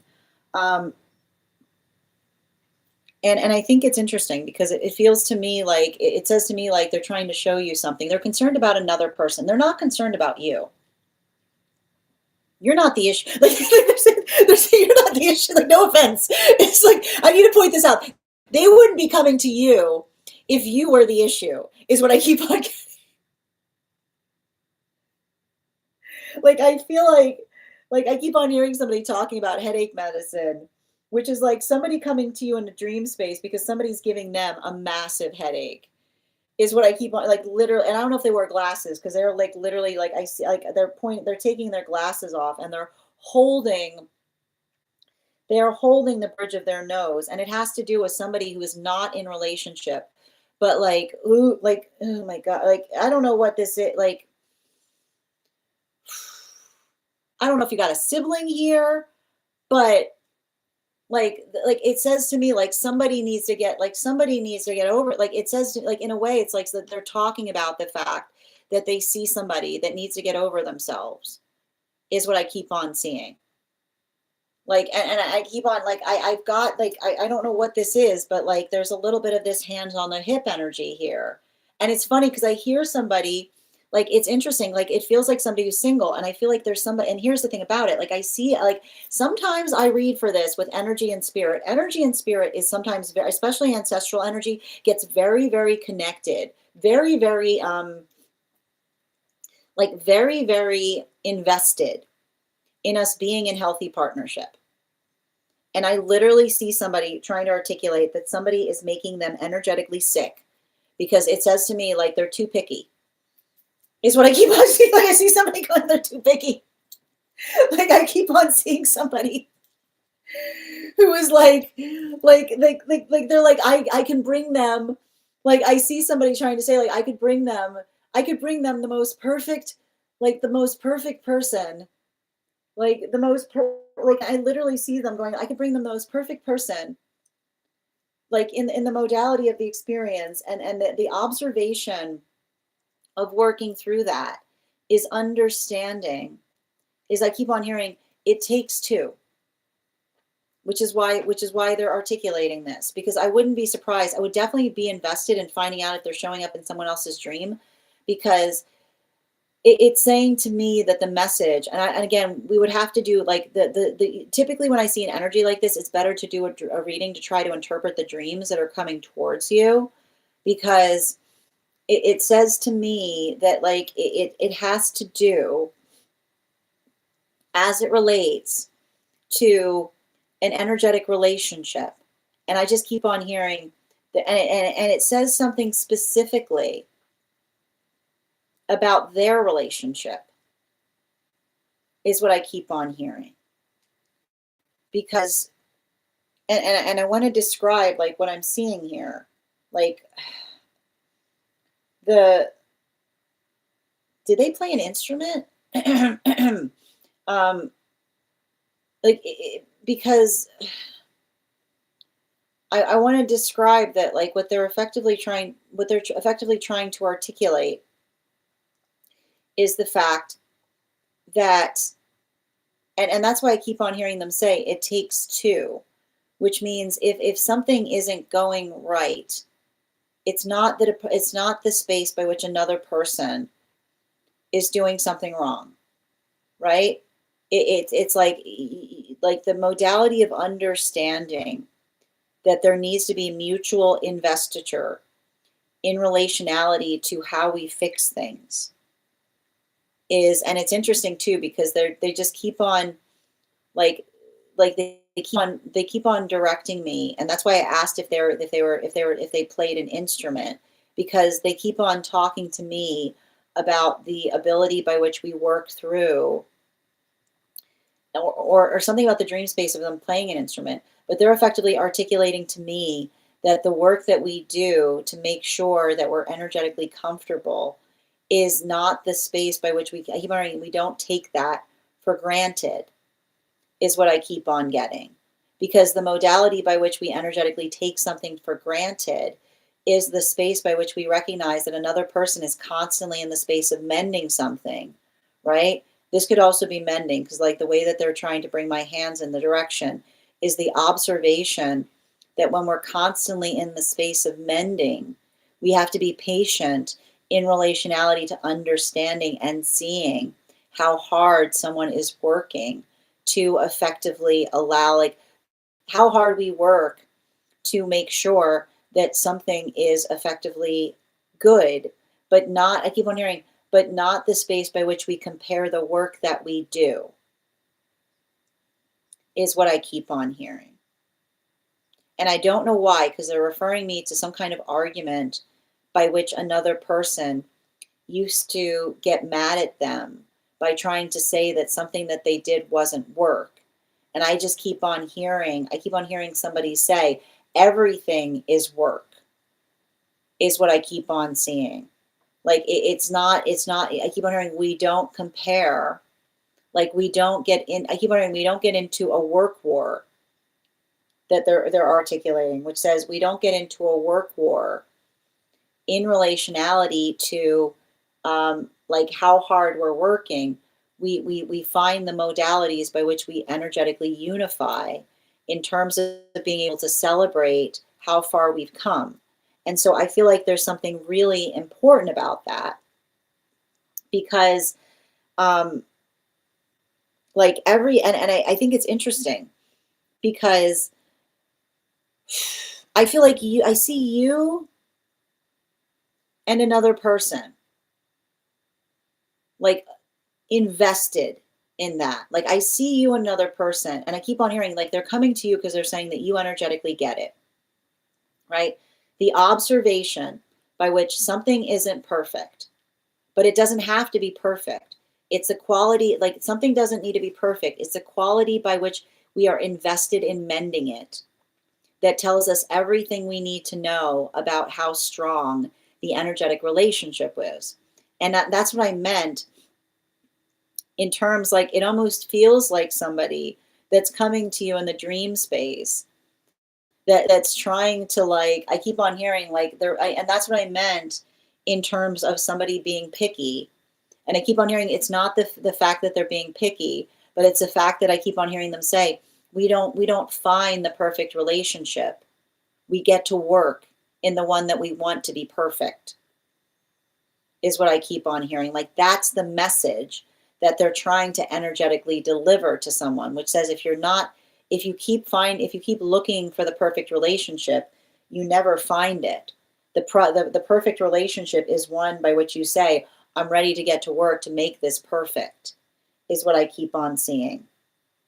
And I think that that's really energetically important, because I don't know why and I keep on hearing like they're not articulating like I keep on hearing, they keep on going, you get it. Like they say to me, like, I don't know where your Capricorn placements are, but I feel like I see you often in that space by which you say, like, you are often in the space by which you look at something and say a little bit of, like, I keep on hearing them say, like, a little bit of work on this and this could be beautiful, right? I keep on hearing they're saying you've got the eye, right?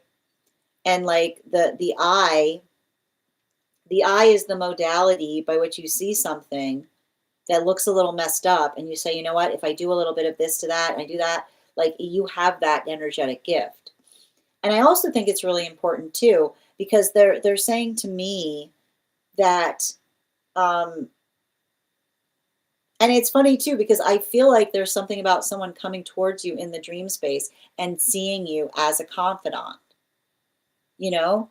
Like, that's what I meant in terms of someone like coming towards you in that dream space and being like, oh, good, I can talk to you. Like, it almost feels like to me, like, I wouldn't be surprised if they're like hashing out. Like, I see them almost like hashing something out to you to give you, like, it's like them, like, I like to point this out. Sometimes spirit just likes to come towards us to give us their 2 cents on things, is what I keep on seeing. Like giving their 2 cents on something. So I almost see somebody that's like potentially coming to you in the dream space to effectively gossip. But and I think it's interesting too, because like the space by which they're working through gossiping is almost like I keep on getting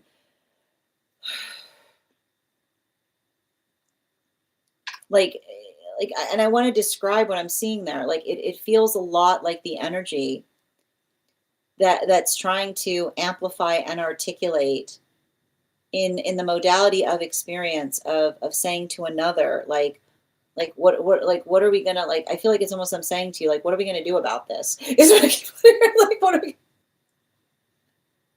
like, what are we gonna energetically do about this? And I feel like it's almost like somebody that wishes, like, it says to me like somebody wishes that they could take some kind of quality and characteristic and help you put it towards them, is what I keep on seeing.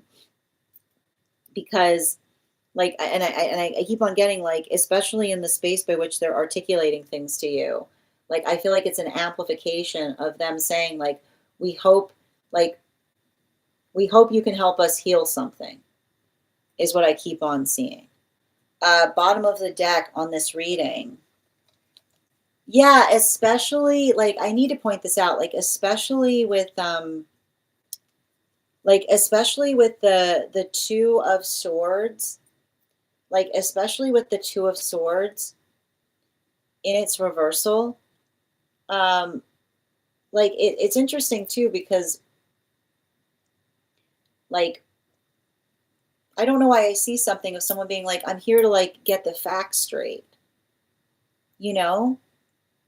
Like, I don't know why I see somebody who's trying to like uncross some swords, but something that's coming towards you in the dream space, which says like somebody effectively getting their energetic story straight.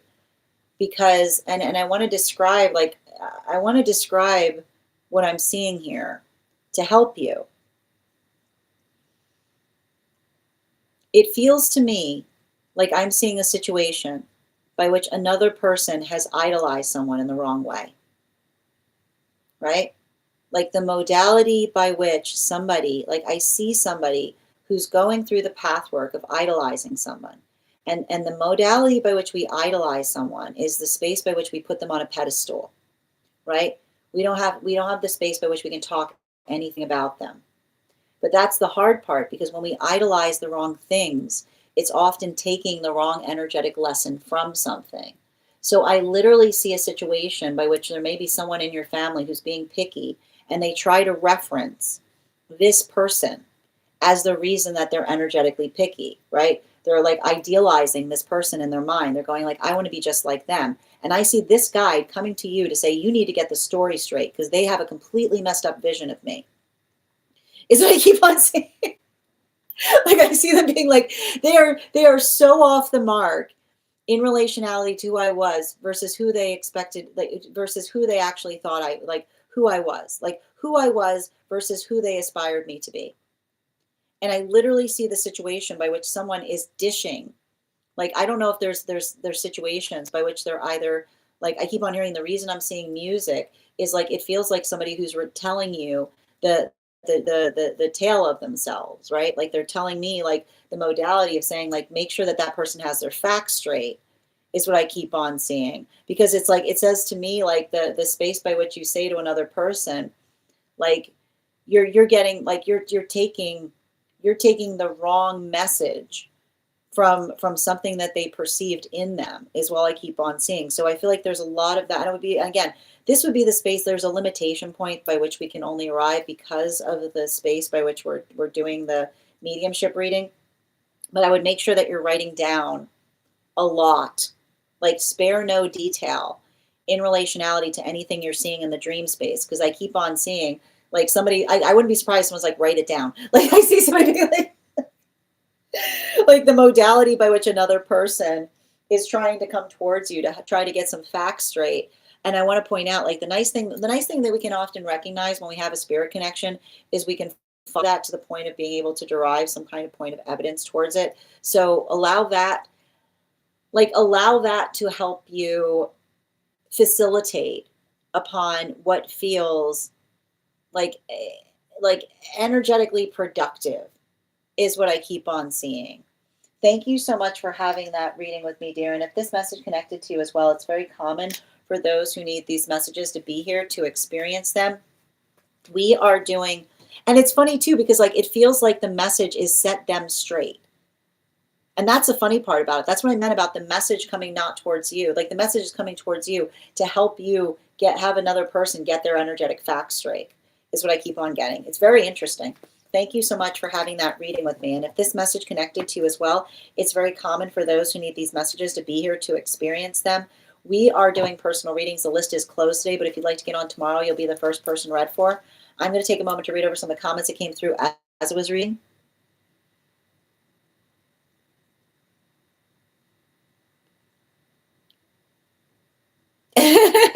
I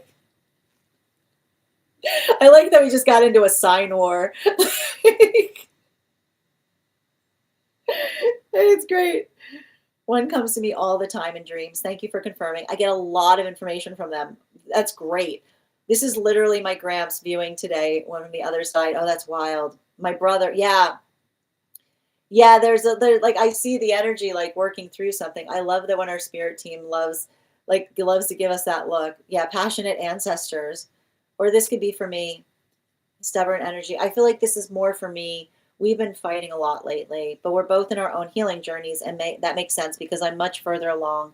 So that comes up a lot. It feels like no effort sometimes, but but here's the thing. And like, that's what they're saying. Like they were showing me, especially with that, was just saying, pay attention to someone who is invested in getting it, like pay attention to someone who is invested in getting the song right, was what I was hearing. Like pay attention to someone who is energetically invested in getting the song right, which is the modality by which I say, I know it's not perfect, but I'm doing everything I can to try to make it energetically right. Yeah, my dream is what told us. Oh, that's wild. That's wild, Katie. Sending you support, Rose. I'm positive with everything. He sees the negative. It's hard, right? Yeah, they told me so many times. Oh, that's wild. Also found that the reason I was told, oh, that's, I think a lot. And here's the thing about it. Like, it's interesting because they're saying to me, it's directed towards another person, you know? Oh, and the lyrics. Okay, thank you. That was the music I kept on getting.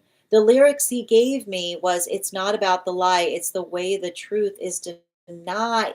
Thank you. Like, that is what I meant. Like, you remember when I said that there was something that was coming through in relationality to the song? And I feel like they're literally coming towards you to articulate to another person and saying, you completely, like, you got it, like you are very off, like you are very off track. And I like to point this out, like energy sometimes comes towards us in the modality by which another person, like I keep on hearing somebody saying, it's okay if they get it wrong, but they can't be claiming that they're getting it wrong for their sake, is what I keep on seeing. Like I keep on hearing someone say, like, respectfully, I keep on hearing like somebody saying, if you're going, like the message I keep on hearing is, if you're going to say my name, make sure you're getting the story straight, is what I keep on hearing. Right? Like, I don't know if there's somebody, like, it's like, I keep on hearing it feels like somebody who keeps invoking someone, but they're like completely off in relationality person that they were. 100% nailed it. My whole childhood. Oh, that's wild, dear. Sending you support on that journey. I hope these messages help. So I know that we're moving into an angelic reading. Lisa, we're going to get back to that once we finish the 1 cards. Oh, sending you so much support. All right, we're going to continue right now. We've got an angelic reading coming up. Can you let me know? And again, I don't need you to. I don't need you to let me know anything. We can just do an angelic read. I don't need you to tell me anything. All right, bear with me a moment. Before we do continue, though, let's warm up those intuition muscles with an intuition check. I've got the animal spirit guide card here. All right, we're gonna. Oh, card wants to keep on coming up. We got 2. Oh no, hold on a minute. Sorry, this is the angelic read coming through too quickly. Can I get? Okay, yeah, I've got the animal spirit guide card here. We're gonna count back from 10, and when we get to 1, I'll reveal the card. 10, 9, 8, 7, 6, 5, 4, 3, 2, 1. We got the blackbird. Look at Bridget. Well done, girl. Okay. She was like, brown. All right. Can I please get 4 cards, please?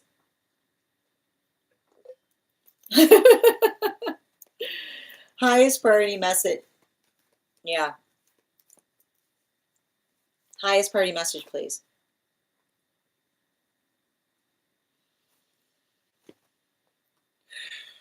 And 2 more.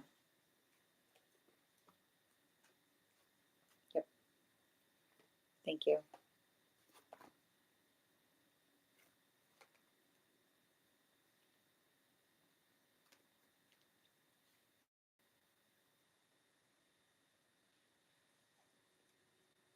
Wow, this card today, man, does not want to stay in the deck.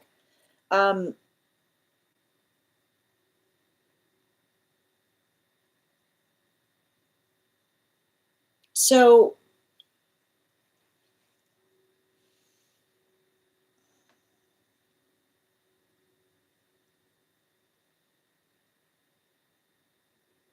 I feel like there's something really important.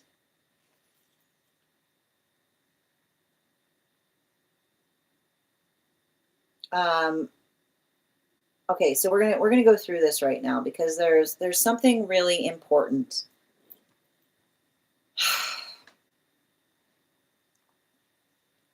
In relationality to the angelic energy that I see around you. And it has to do, right? And it's interesting, because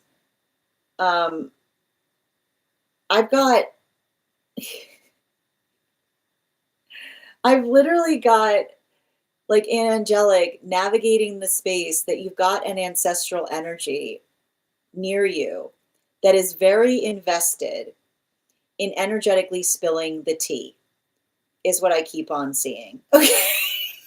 And it's funny because I almost see like a little bit of a modality of like the angelic going like,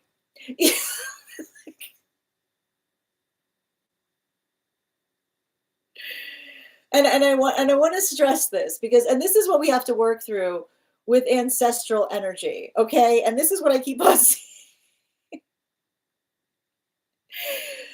You have to understand the context between, I keep on hearing, you get to energetically decide. All right, you get to decide what is helpful. Okay, you get to decide what is energetically helpful versus somebody. And this is the funny thing about spirit. Our egos don't go anywhere when we go into spirit. And sometimes the same energetic tendency that was problematic in the modality by which we are here persists. Like this is how we know. This is how we know that energy persists because it doesn't get repaired. It doesn't get energetically repaired in the space by which we move across to the other side. Our tendencies are still very much there. And the modality by which, like I see, like the modality by which you become like the energetic confidant in someone in spirit, right? Which is like, I want you to do, like, you do this, you do that. Like, and here's the thing, you can say politely to spirit, I don't know if that's going to be helpful. Keep on hearing. Like the modality by which you have to articulate and amplify to another person what they're giving you that feels like it is energetically productive versus you having to help. Like, this is often what happens. You'll notice this with those who are mediumship, which is like having to energetically walk an energetic spirit off the ledge in relationality to the amplification of what they aspire for you to do versus actually what feels energetically healing, right? I keep on hearing healing tea. They keep on, like, your angelic energy is saying healing tea, right? Which is working through the context of understanding that the observation of being able to energize, and I keep on hearing this, and this is something that you have to recognize or identify. If this is the modality by which they were often in the space, by which they had the energetic tendency of aspiring to effectively articulate to others, right? Like the modality by which we effectively articulate to others in relationality to working through, right? Like working through what feels energetically productive and helpful, right? Versus those modalities by which it creates the space by which it doesn't feel, right, energetically supportive, right? Like that is, I keep on hearing, like that is your, right? Like that is your energetic responsibility, is what I keep on seeing, right? The modality, like I keep on hearing, like the modality by which, right? And I keep on saying, like, understand that you are the energy. I keep on hearing, they're saying, understand that you are the energetic filtration system, right? In relationality to the modality by which you're effectively receiving something in the context of a dream, but the modality by which you can navigate what feels energetically productive and healthy, right, is often, and I keep on hearing this, something that is energetically supportive to the self is the energetic intuition that moves us directly in the direction of supported fact, right? The modality and experience of understanding healthy intuition is never the modality by which we articulate and say, like, I keep on hearing, like the space by which we say, someone told me in a dream, right? It doesn't require that, right? It's allowing the context by which we effectively articulate and amplify, right? The space by which I keep on hearing, like the space by which someone is giving something to you that may effectively allow you to help work through something in the terrestrial, right? Is working through, and this is you, I keep wondering, this is you having to sort through the process of what you're energetically receiving in spirit that is working through the modality of what another person energetically believed versus what is actually happening, is what I keep on seeing, right? The modality or the experience of having, and I keep on hearing, like, especially in the modality by which you're navigating that, it says to me, like, it almost says to me, like, it's interesting too, because the angelic energy is actually saying, take it, like, much like anything, right? I keep on hearing, much like anything, you should take that with a grain of salt as well, right? Which is to say, it's literally saying, take it with a grain of salt. Take everything with an energetic grain of salt, right? Because the modality and the ability of understanding that the things that we energetically receive are supported in fact, right? The healthy intuition is something that guides us in the direction of something that feels like it's energetically confirmed. It's not the modality by which we feel like, and this is often what happens. This is why it's difficult, especially when we're reaching into ancestral energy in the dream space, right?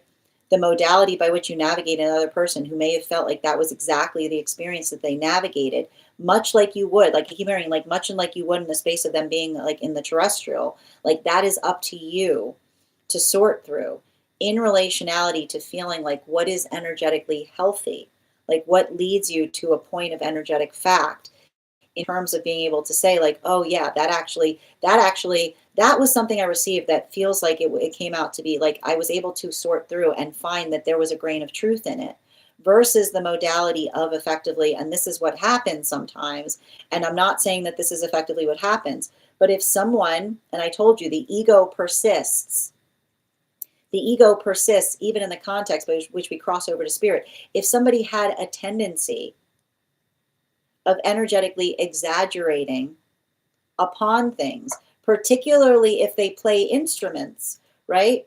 Like the understanding of recognizing the energetic tendency of another to potentially conflate things. Like that is up to you. I keep wondering, like that is up to you to effectively have to energetically sort through, right? Like the observation. I keep on hearing, like, look, I keep on hearing, not just what feels true, but what moves you towards fact, right? And I keep on hearing the nice thing about healthy intuition is feels true is true, which is the observation that when we move towards intuition in the positive way, we always find a fact that confirms it, rather than the modality by which it feels good, right? It feels good to believe it, but not seeing the tangibility point in relationality to the modality by which another person experiences it. So I feel like there's something really important that's happening there. And I want to especially explain this, especially if there's something in your family that articulates that you've noticed conflict in relationality to each other's perceptions on stories that have occurred. Particularly and especially if you notice that there is a perpetual issue in relationality to your own family system as it relates to energy going, that's not what happened. That's not what happened. That's not what happened, is what I keep on hearing. Bottom of the deck on this reading. Yeah, right? The ability, I keep wondering, like, that's what's hard about this. Like the angelic guide says that the ability to effectively sort through, right? The ability to sort through like the space of finding what's true. I feel like that's what the angelic guide is helping you with. And they say, and it says even now, like the thing with the angelic guide is don't assume, like the funny thing is the message is coming through from the angelic guide is the observation of saying, don't make the assumption that just because it's coming from you, from spirit, means it's energetic fact. Don't make the assumption that just because it's coming from spirit, that it's got to be fact. It's understanding that that is the context of another person's perception to a situation. Thank you so much for having that reading with me. And if this message connected to you as well, it's very common for those who need these messages to be here to experience them. We are doing personal readings right now. The list is closed. But if you would like to get on the list for tomorrow, you will be the first person read for. 3 cards for a donation of $29 or more. 4 cards for a donation of $23 or more for my subscribers, Binks and my Lio. Please keep in mind there are 2 things I don't read for across these apps, pregnancy and medical. Happy to give insight on anything in private readings, and you can book private readings on my site. I'm going to take a moment to read over some of the comments that came through as I was reading. Also, friends, we're at 144K likes. When we get to 150K, I'll be gifting a reading back to the collective, so make sure you're tapping that screen. We'll get to 150K in no time. I may have seen it, yes. Oh, thank you, Katie, for that beautiful gift. Oh, sending you so much support on that journey, dear. Yeah, not the family wanting a tornado on the other side. That's what we're seeing. Like literally, I see someone being like, "Do it." Like, yeah, people still be like, that's the thing, and that's the thing. If someone has a tendency, like that's why you have to say, like, even in spirit, a grain of salt, because if someone had a tendency, right, the tendency persists. Yep. I think I'm supposed to like, but and here's the thing. There's no, I think I'm supposed to. Like that's what I see that the angelic is trying to clear you of. We're not supposed to do anything. It's recognizing what feels like it is energetically healthy, right? You identify the purpose, allowing that context to fortify you.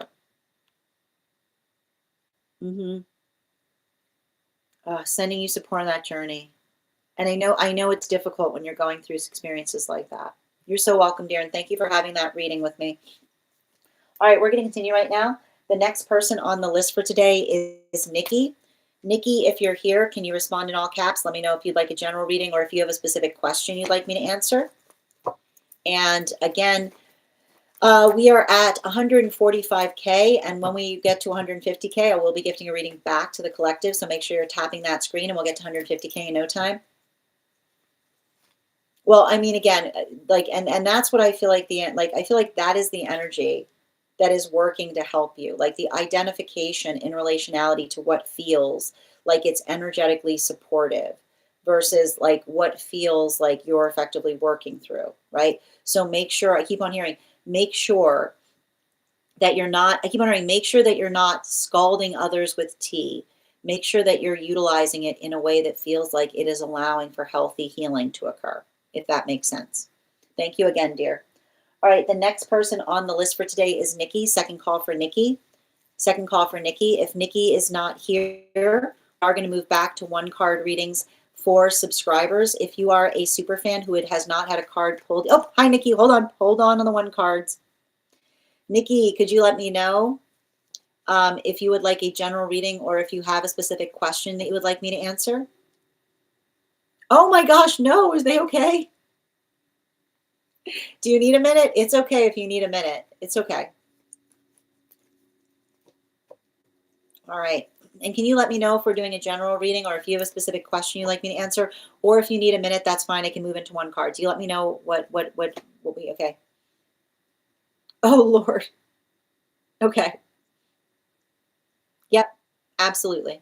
And friends, for anyone who's sticking around for one cards, we're going to get started on one cards in once we finish this reading. So if you are interested in receiving a one card, your superfan status makes you eligible for a one card.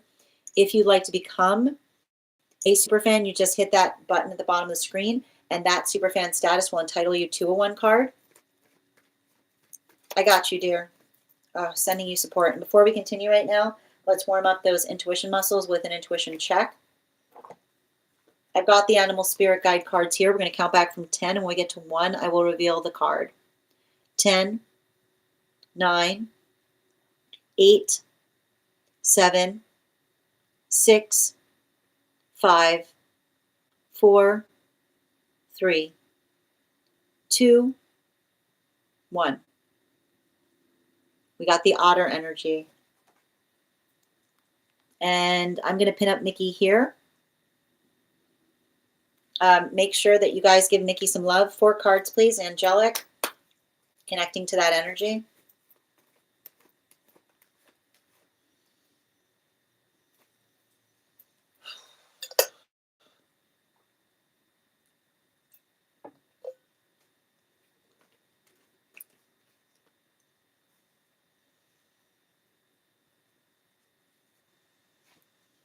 Two more, please.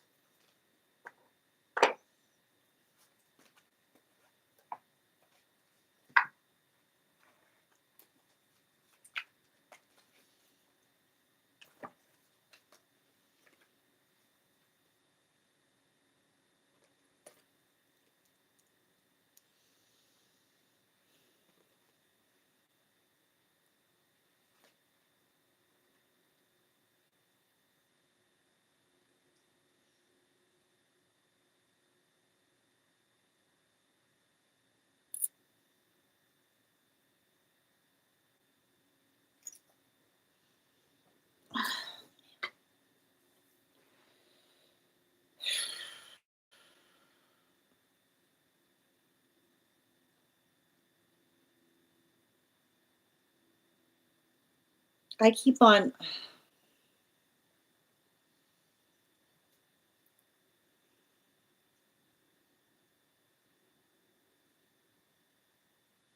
hearing someone say, it feels so silly now what I was so stressed out about, is what I keep on hearing. You know, I keep on getting the same message. It feels so silly what I was energetically stressed out about. And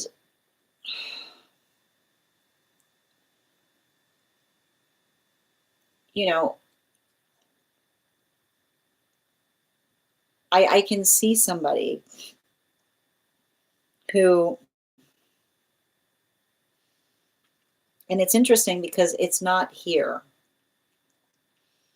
but I keep on, even though the card isn't out, I'm getting a lot of, I'm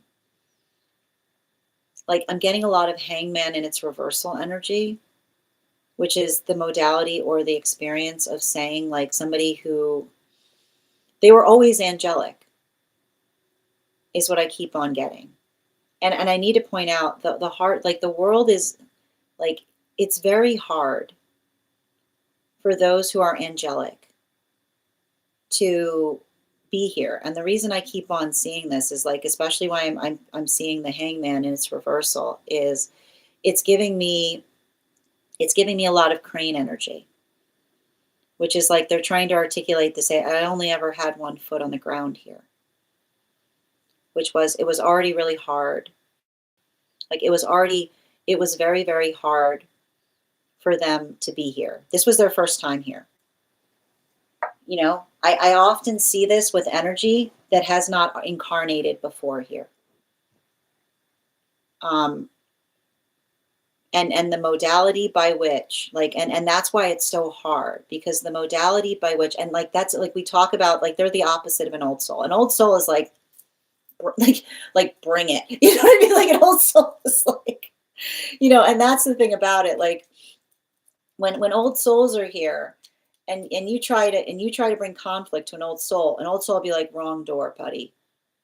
Wrong door. You know, like that's often how you can identify. But when somebody is already angelic in this capacity, it's like, and I want to describe this, like I keep on hearing, you can knock them over with a feather, right?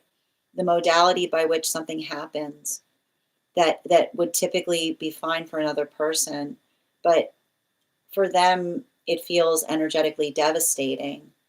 Like I feel like there's something really, significant and important there, because I just keep on getting, like, I keep on getting the same message in terms of,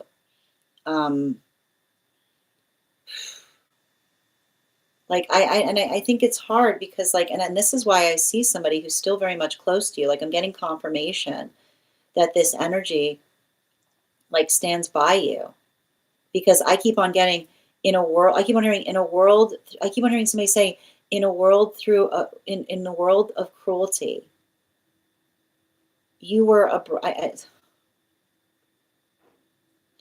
in a world of cruelty, you were a bright spot to them, is what I keep on hearing. I just keep on hearing them, like, trying to convey the fact that they feel like, in a world by which it felt like everybody was being mean to them for no reason, like in a world by which no reason, like absolutely no reason, they said that you were one of the kindest people, like one of the kindest people that you ever met.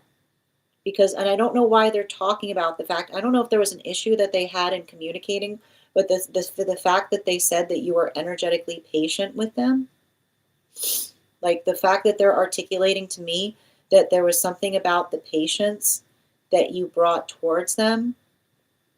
I just keep on hearing, like, and this is what they're saying, like, never forgot that.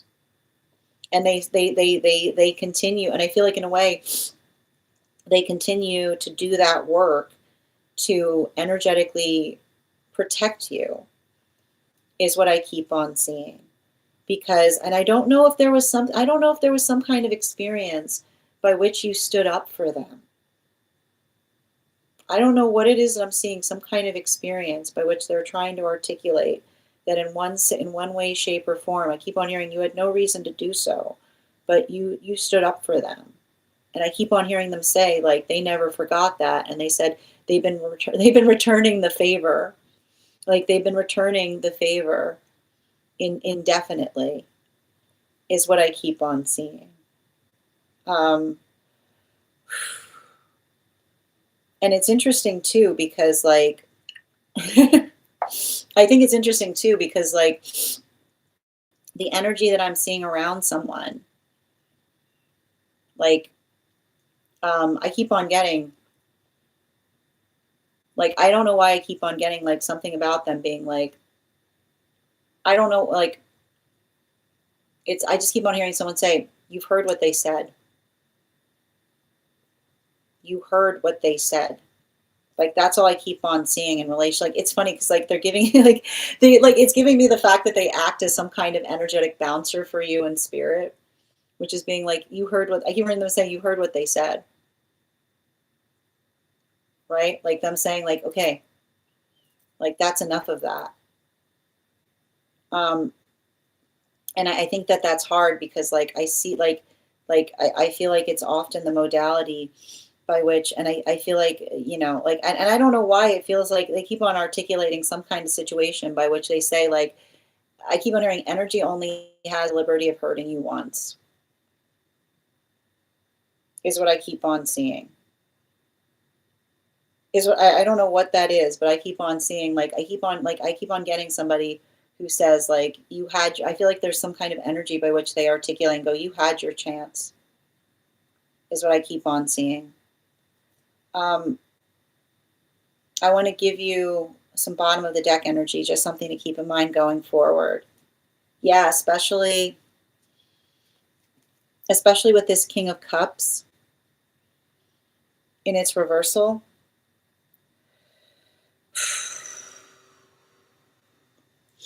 You know,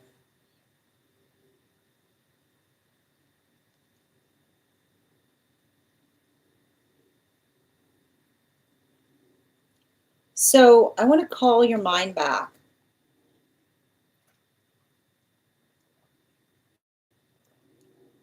I don't know why they keep on saying somebody said something to you and they said, I don't know why I said that. And they're just looking at me and they're smiling, like, proudly. Like, I don't know why they're articulate. They're like, I feel like they've got some kind of ability. Like, it's interesting too, because they're articulating that they've got this kind of ability. Like, I keep on hearing, they keep on saying they've got truth serum, which is like, I'm not sure why, but I feel like there's been a couple moments in their life where somebody was like straight up lying to you, and then they touched them, like their energy touched them, and it says to me like the lie fell from their lips, like they're articulating a situation, and by which another person, I keep on hearing, like, the lie slipped.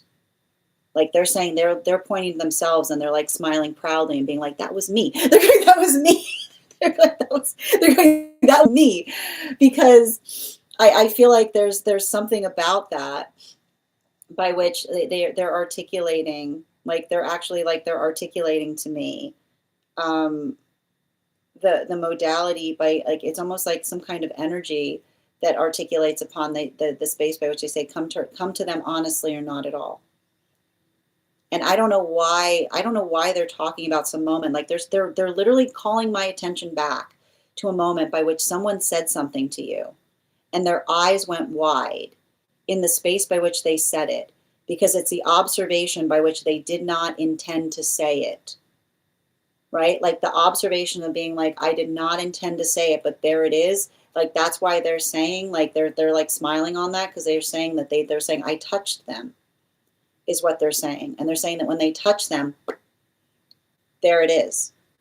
And so they're saying, remember, like, they're just saying, like, and they're kind of waving in that moment and saying, that was energetically me. And I don't know what they're talking about in relationality to that, but they're calling my attention to a moment by which somebody told on themselves, like, in a moment, and like, and even in that space, it was like, and they said the way you could tell is, like, I keep wondering if their eyes went weird, like, if their eyes went weird, like that, like, they're saying, like, one of those moments by which somebody goes, like, what did I just, like that, they're saying, they're going like this, like, they're going thank you so much for having that reading with me. And if this message connected to you as well, it's very common for those who need these messages to be here to experience them. We are doing personal readings right now. If you would like to get on the list is closed today, but you can get on the list tomorrow and you will be the first person read for. You'll also have an additional card in that reading. It's 3 cards for a donation of $29 or more, 4 cards for a donation of $23 or more. My subscribers, links in my bio. Please keep in mind there are 2 things I don't read for across these apps. pregnancy, and medical. Happy to give insight on anything in private readings, and you can book private readings on my site. I'm going to take a moment to read over some of the comments that came through as I was reading.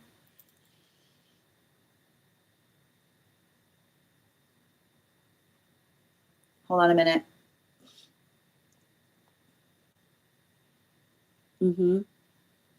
It's not, I want to describe, it's less as a guide and more as a protector, is what I keep on seeing. Like, I feel like the space by which it's not so much a guide, they're a protector, is what I keep on seeing. So I want to make sure that we're clear upon that, because there is a difference, is what I keep on hearing. Like they work in a guardian capacity. Yeah. Yeah, I can see that. You're 100% correct. He was an angel. I've always struggled with staying here. Yeah, I mean, it's often, well, we can, like, everything I read on you, Bridget, is that, like, sometimes old soul energy, like, I keep on pointing out, like, you're a unique old soul, because you were coerced. You were coerced. Yeah, absolutely. They pass suddenly. Oh dear. Oh, and here's the thing about, like, I see somebody, like, I see somebody who, like, when I'm reading for that person, like, I feel like I see them, like, they keep on saying, like, no regrets. Like, there was something about their experience by which I feel like it was just like, I feel like it was like one thing on top of another, you know? Yeah. Oh, it was like I saw somebody who, like, like, they went through a modality by which they just saw a lot of energy. I keep hearing unnecessarily cruel, like cruel for no reason.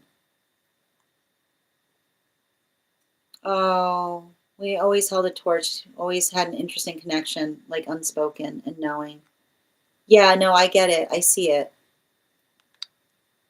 Yeah. And thank you guys for helping us get to 150K. I feel like I have an idea. Yeah, I think that he's proud that I stepped away from my past experiences.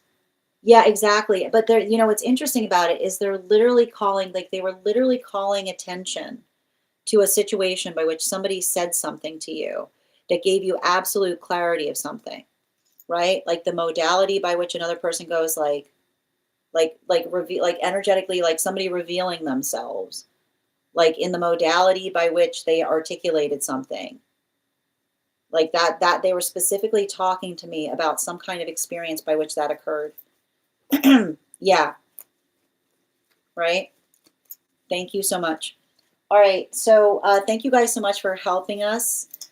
So Natalie, the list is closed today, but if you want to get on tomorrow, you can be the first person read for, and you'll also have an additional card in your reading. It's 3 cards for a donation of $29 or more for subscribers. We are going to be moving into 1 card readings for super fans. Oh, is that what you said? I missed that part. Yeah, like a guard, exactly. I mean, it's more like a guardian angel, but like it was feeling more like bouncer energy. But yeah, you can look at it like that too. All right, we're going to continue right now. The next person, so we are going to do the giveaway. First, we're going to do the giveaway for the 150K. And then we're going to get to 1 card readings for subscribers. So if you are a subscriber who has not had a card pulled today, just stick around and we'll do your 1 card. If you would like a 1 card, become a super fan, and your super fan status makes you entitled to a 1 card. I am thinking of a number right now between 1. Hold on, I'm thinking of a number right now between.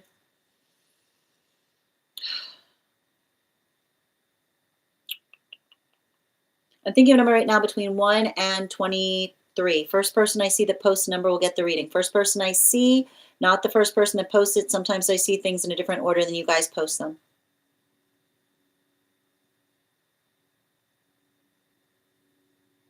Mm-mm. Mm-mm. Oh, Ella, congratulations. You got it. We will do that again when we get to 200K. And in the meantime, if you are a subscriber who has not had a 1 card pulled today, go ahead and put your question in the comments. If you would like to become a subscriber, hit that super fan status.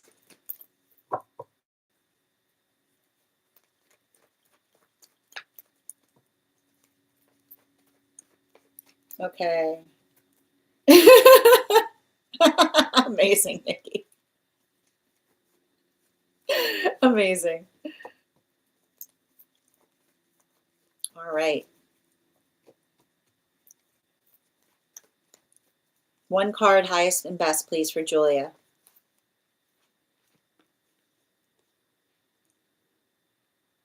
Be patient right now. Also, focus. Make sure that you're prioritizing what is energetically important right now, because something I'm seeing, and I want to point this out. There are things that are your responsibility to heal, and there are things that you are working to heal from. And I keep on hearing, I feel like there's something important that's being navigated right now in terms of trusting your intuition or the ability to see something, right? I keep on hearing, I don't know why I keep on getting this. Protection comes in many different forms.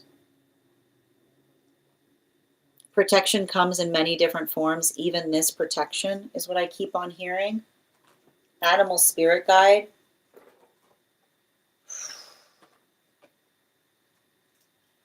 I keep on getting the same message, which says nobody makes us do anything, right? I don't know why. I keep on seeing the context, the context by which I keep on hearing there's no energy on the planet that can energetically drive a wedge between us if we truly energetically care about one another, right? The modality or experience by which another person, and I keep on hearing often the energy that, and I keep on hearing often the energy that says that someone is driving a wedge between us is the wedge, right? The energy that articulates that somebody is driving a wedge between us is the wedge. And the sooner we realize that, the sooner that we come into the understanding of ourselves, and you get that. But the modality by which another person arrives to that understanding, it's not your responsibility, right? It's not your responsibility to help someone understand where the wedge is coming from. That's on them, right?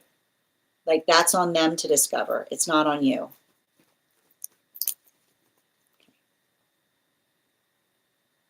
And I feel like there's something about, I keep on hearing something about that energetic journey, working towards what feels supportive. I keep on hearing healthy energy does not build, healthy energy does not build upon another person's preconceptions of us, right? It's the modality, it's the modality by which we don't feel like we need to enter. When someone comes towards us with an energetic accusation, this is often why we walk away and we keep on walking, because the space by which we feel like we need to prove ourselves tells us everything, right? About where another person's loyalties lie. Even in this, a blessing. Thank you so much, dear. All right, second call right now. Just reading over. If there's anybody, oh, hold on a minute. I see you. 1 second. Jennifer, the list is, oh, I got you. All right, Jennifer, one card for Jennifer.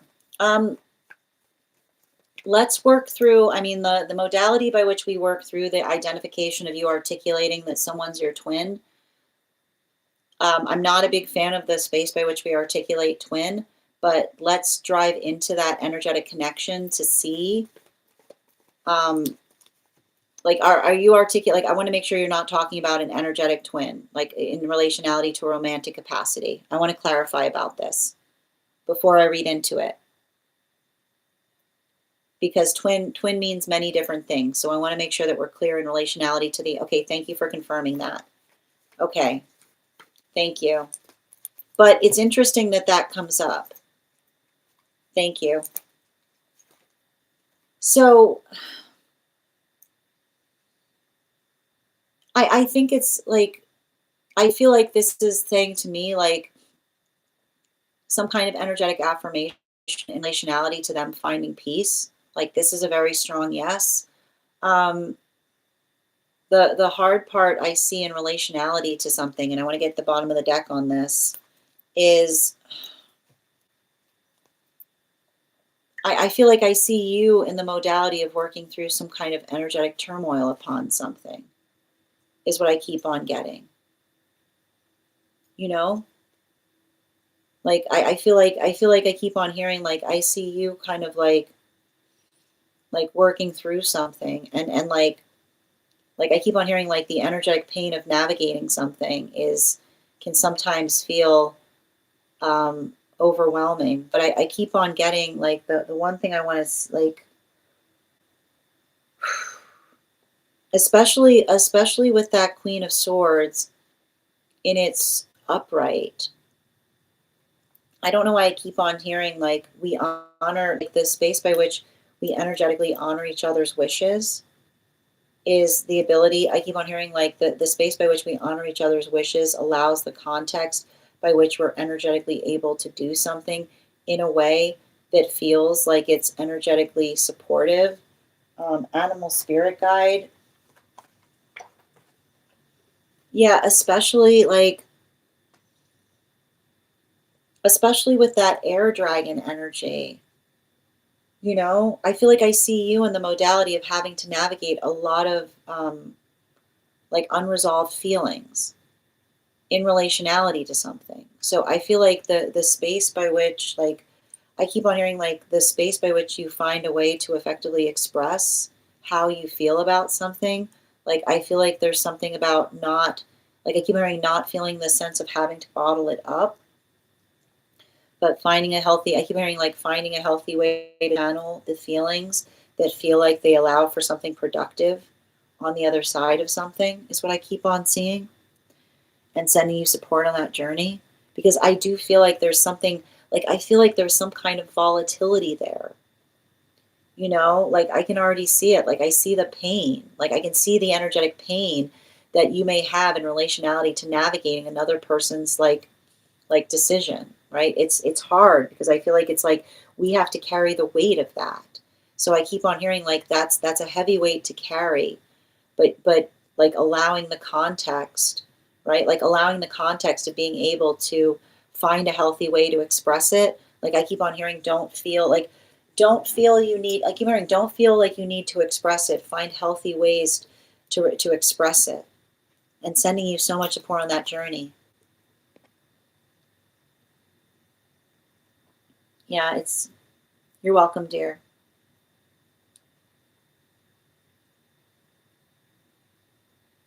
Yep. I got you, Rainbow. One card on guidance, on building. Ooh, connections. You got two cards coming out very quickly. Um, I think that there's something,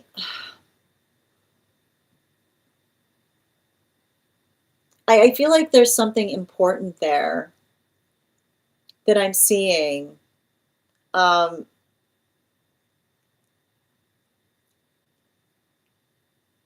you know, it's interesting because, like, I feel like there's something about um,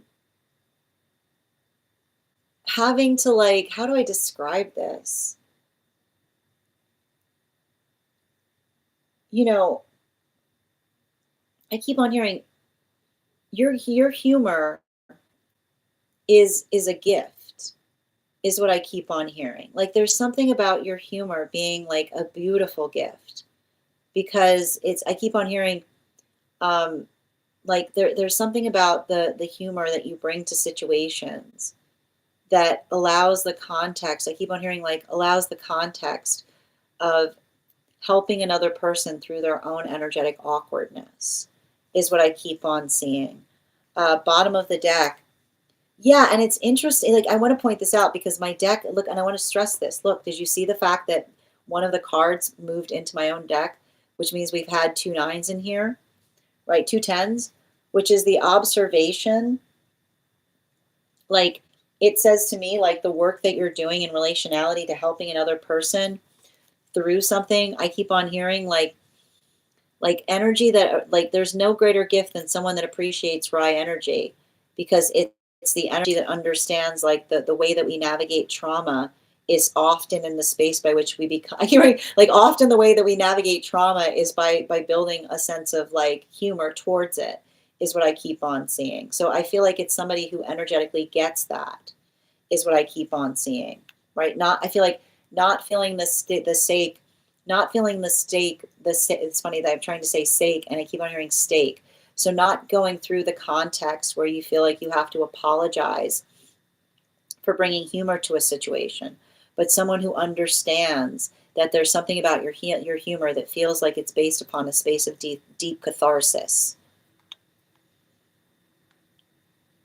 Yep. Yeah, exactly. But I need to point out, like, even like that's like, do you understand? Like, even in the space by which I was trying to read for you, and there was another sword, like there was another, like the modality by which, oh look, another sword, which is like, that is exactly what I mean. Like that is the gift that you energetically bring to situations, which is like energy that will deeply appreciate the fact that you find, like the fact that you find that positivity even in the midst of a moment of energetic despair, right? Energy that gets it is what I keep on seeing. Thank you so much, dear, and sending you support on that journey. And guys, make sure to give Rainbow some love. Also a beautiful astrologer. All right, my friends, final call right now. If there's anyone who has a one card who would like, who is all the swords can cut the ropes of the gallows. So there's Pat. There you go. Final card right. Oh, I'm sorry. Animal spirit guide. Yep. Yeah, the observation of working, like that's what I keep on hearing, like the seal, right? Like not I keep on hearing not energy, like not energy that misunderstands. I keep on hearing your humor is not indecent if it comes from if it comes from a place of deep irony, right? Like the humor is not indecent if it comes from a place of deep irony. So the recognition of understanding, like the navigating the circumstances that required you to have that vibration of humor towards things, you know. Keep away exactly, keep the swords away from the cute seal. That's what you're like, that's what healthy energy will do, right? They'll work to avoid you having to go through those experiences. All right, my friends, final call right now for anyone who has not had a card pulled tonight, who is a subscriber. If you became a subscriber today, welcome. I would encourage you to head over to our subscriber-only disco channel, introduce yourself to the collective. If you became a subscriber tonight and would like to be added, just go ahead and send me a disco gift, and I'll add you to I'll send you an invitation. If you would like to learn, if in the disco, you'll find in the perk section a special coupon code that will give you a discount to our tarot class subscription program. And if you are interested, if you're not a subscriber, but you would like a discount to that class, if you are here in this live, you can receive one by sending me the word class, and I'll send you a discount code. And if you are interested in learning more about the trip that we have planned in August, message me the word trip. I will be back on tomorrow at our standard time, 7 a.m. PST, 10 a.m. Eastern. If you would like to be notified as to when I've gone live, just go over to the profile. There's a bell there. Hitting that bell will turn on notifications. You can also register directly for the event tomorrow. If you'd like to get on the list for the event, if you'd like to get on the list for the live tomorrow, you can do so today, and you'll have an additional card in your reading. I want to thank you guys so much for being here and receiving these messages. Huge thank you to my followers, old and new. Thank you for being here and being a part of this collective. Huge thank you to my subscribers. Your ongoing support means the absolute world to me. And the biggest thank you to my mods. I hope you guys have an absolutely beautiful day. Please take care of yourselves. Please take care of each other. And we will do this again tomorrow. Have a great day, everyone.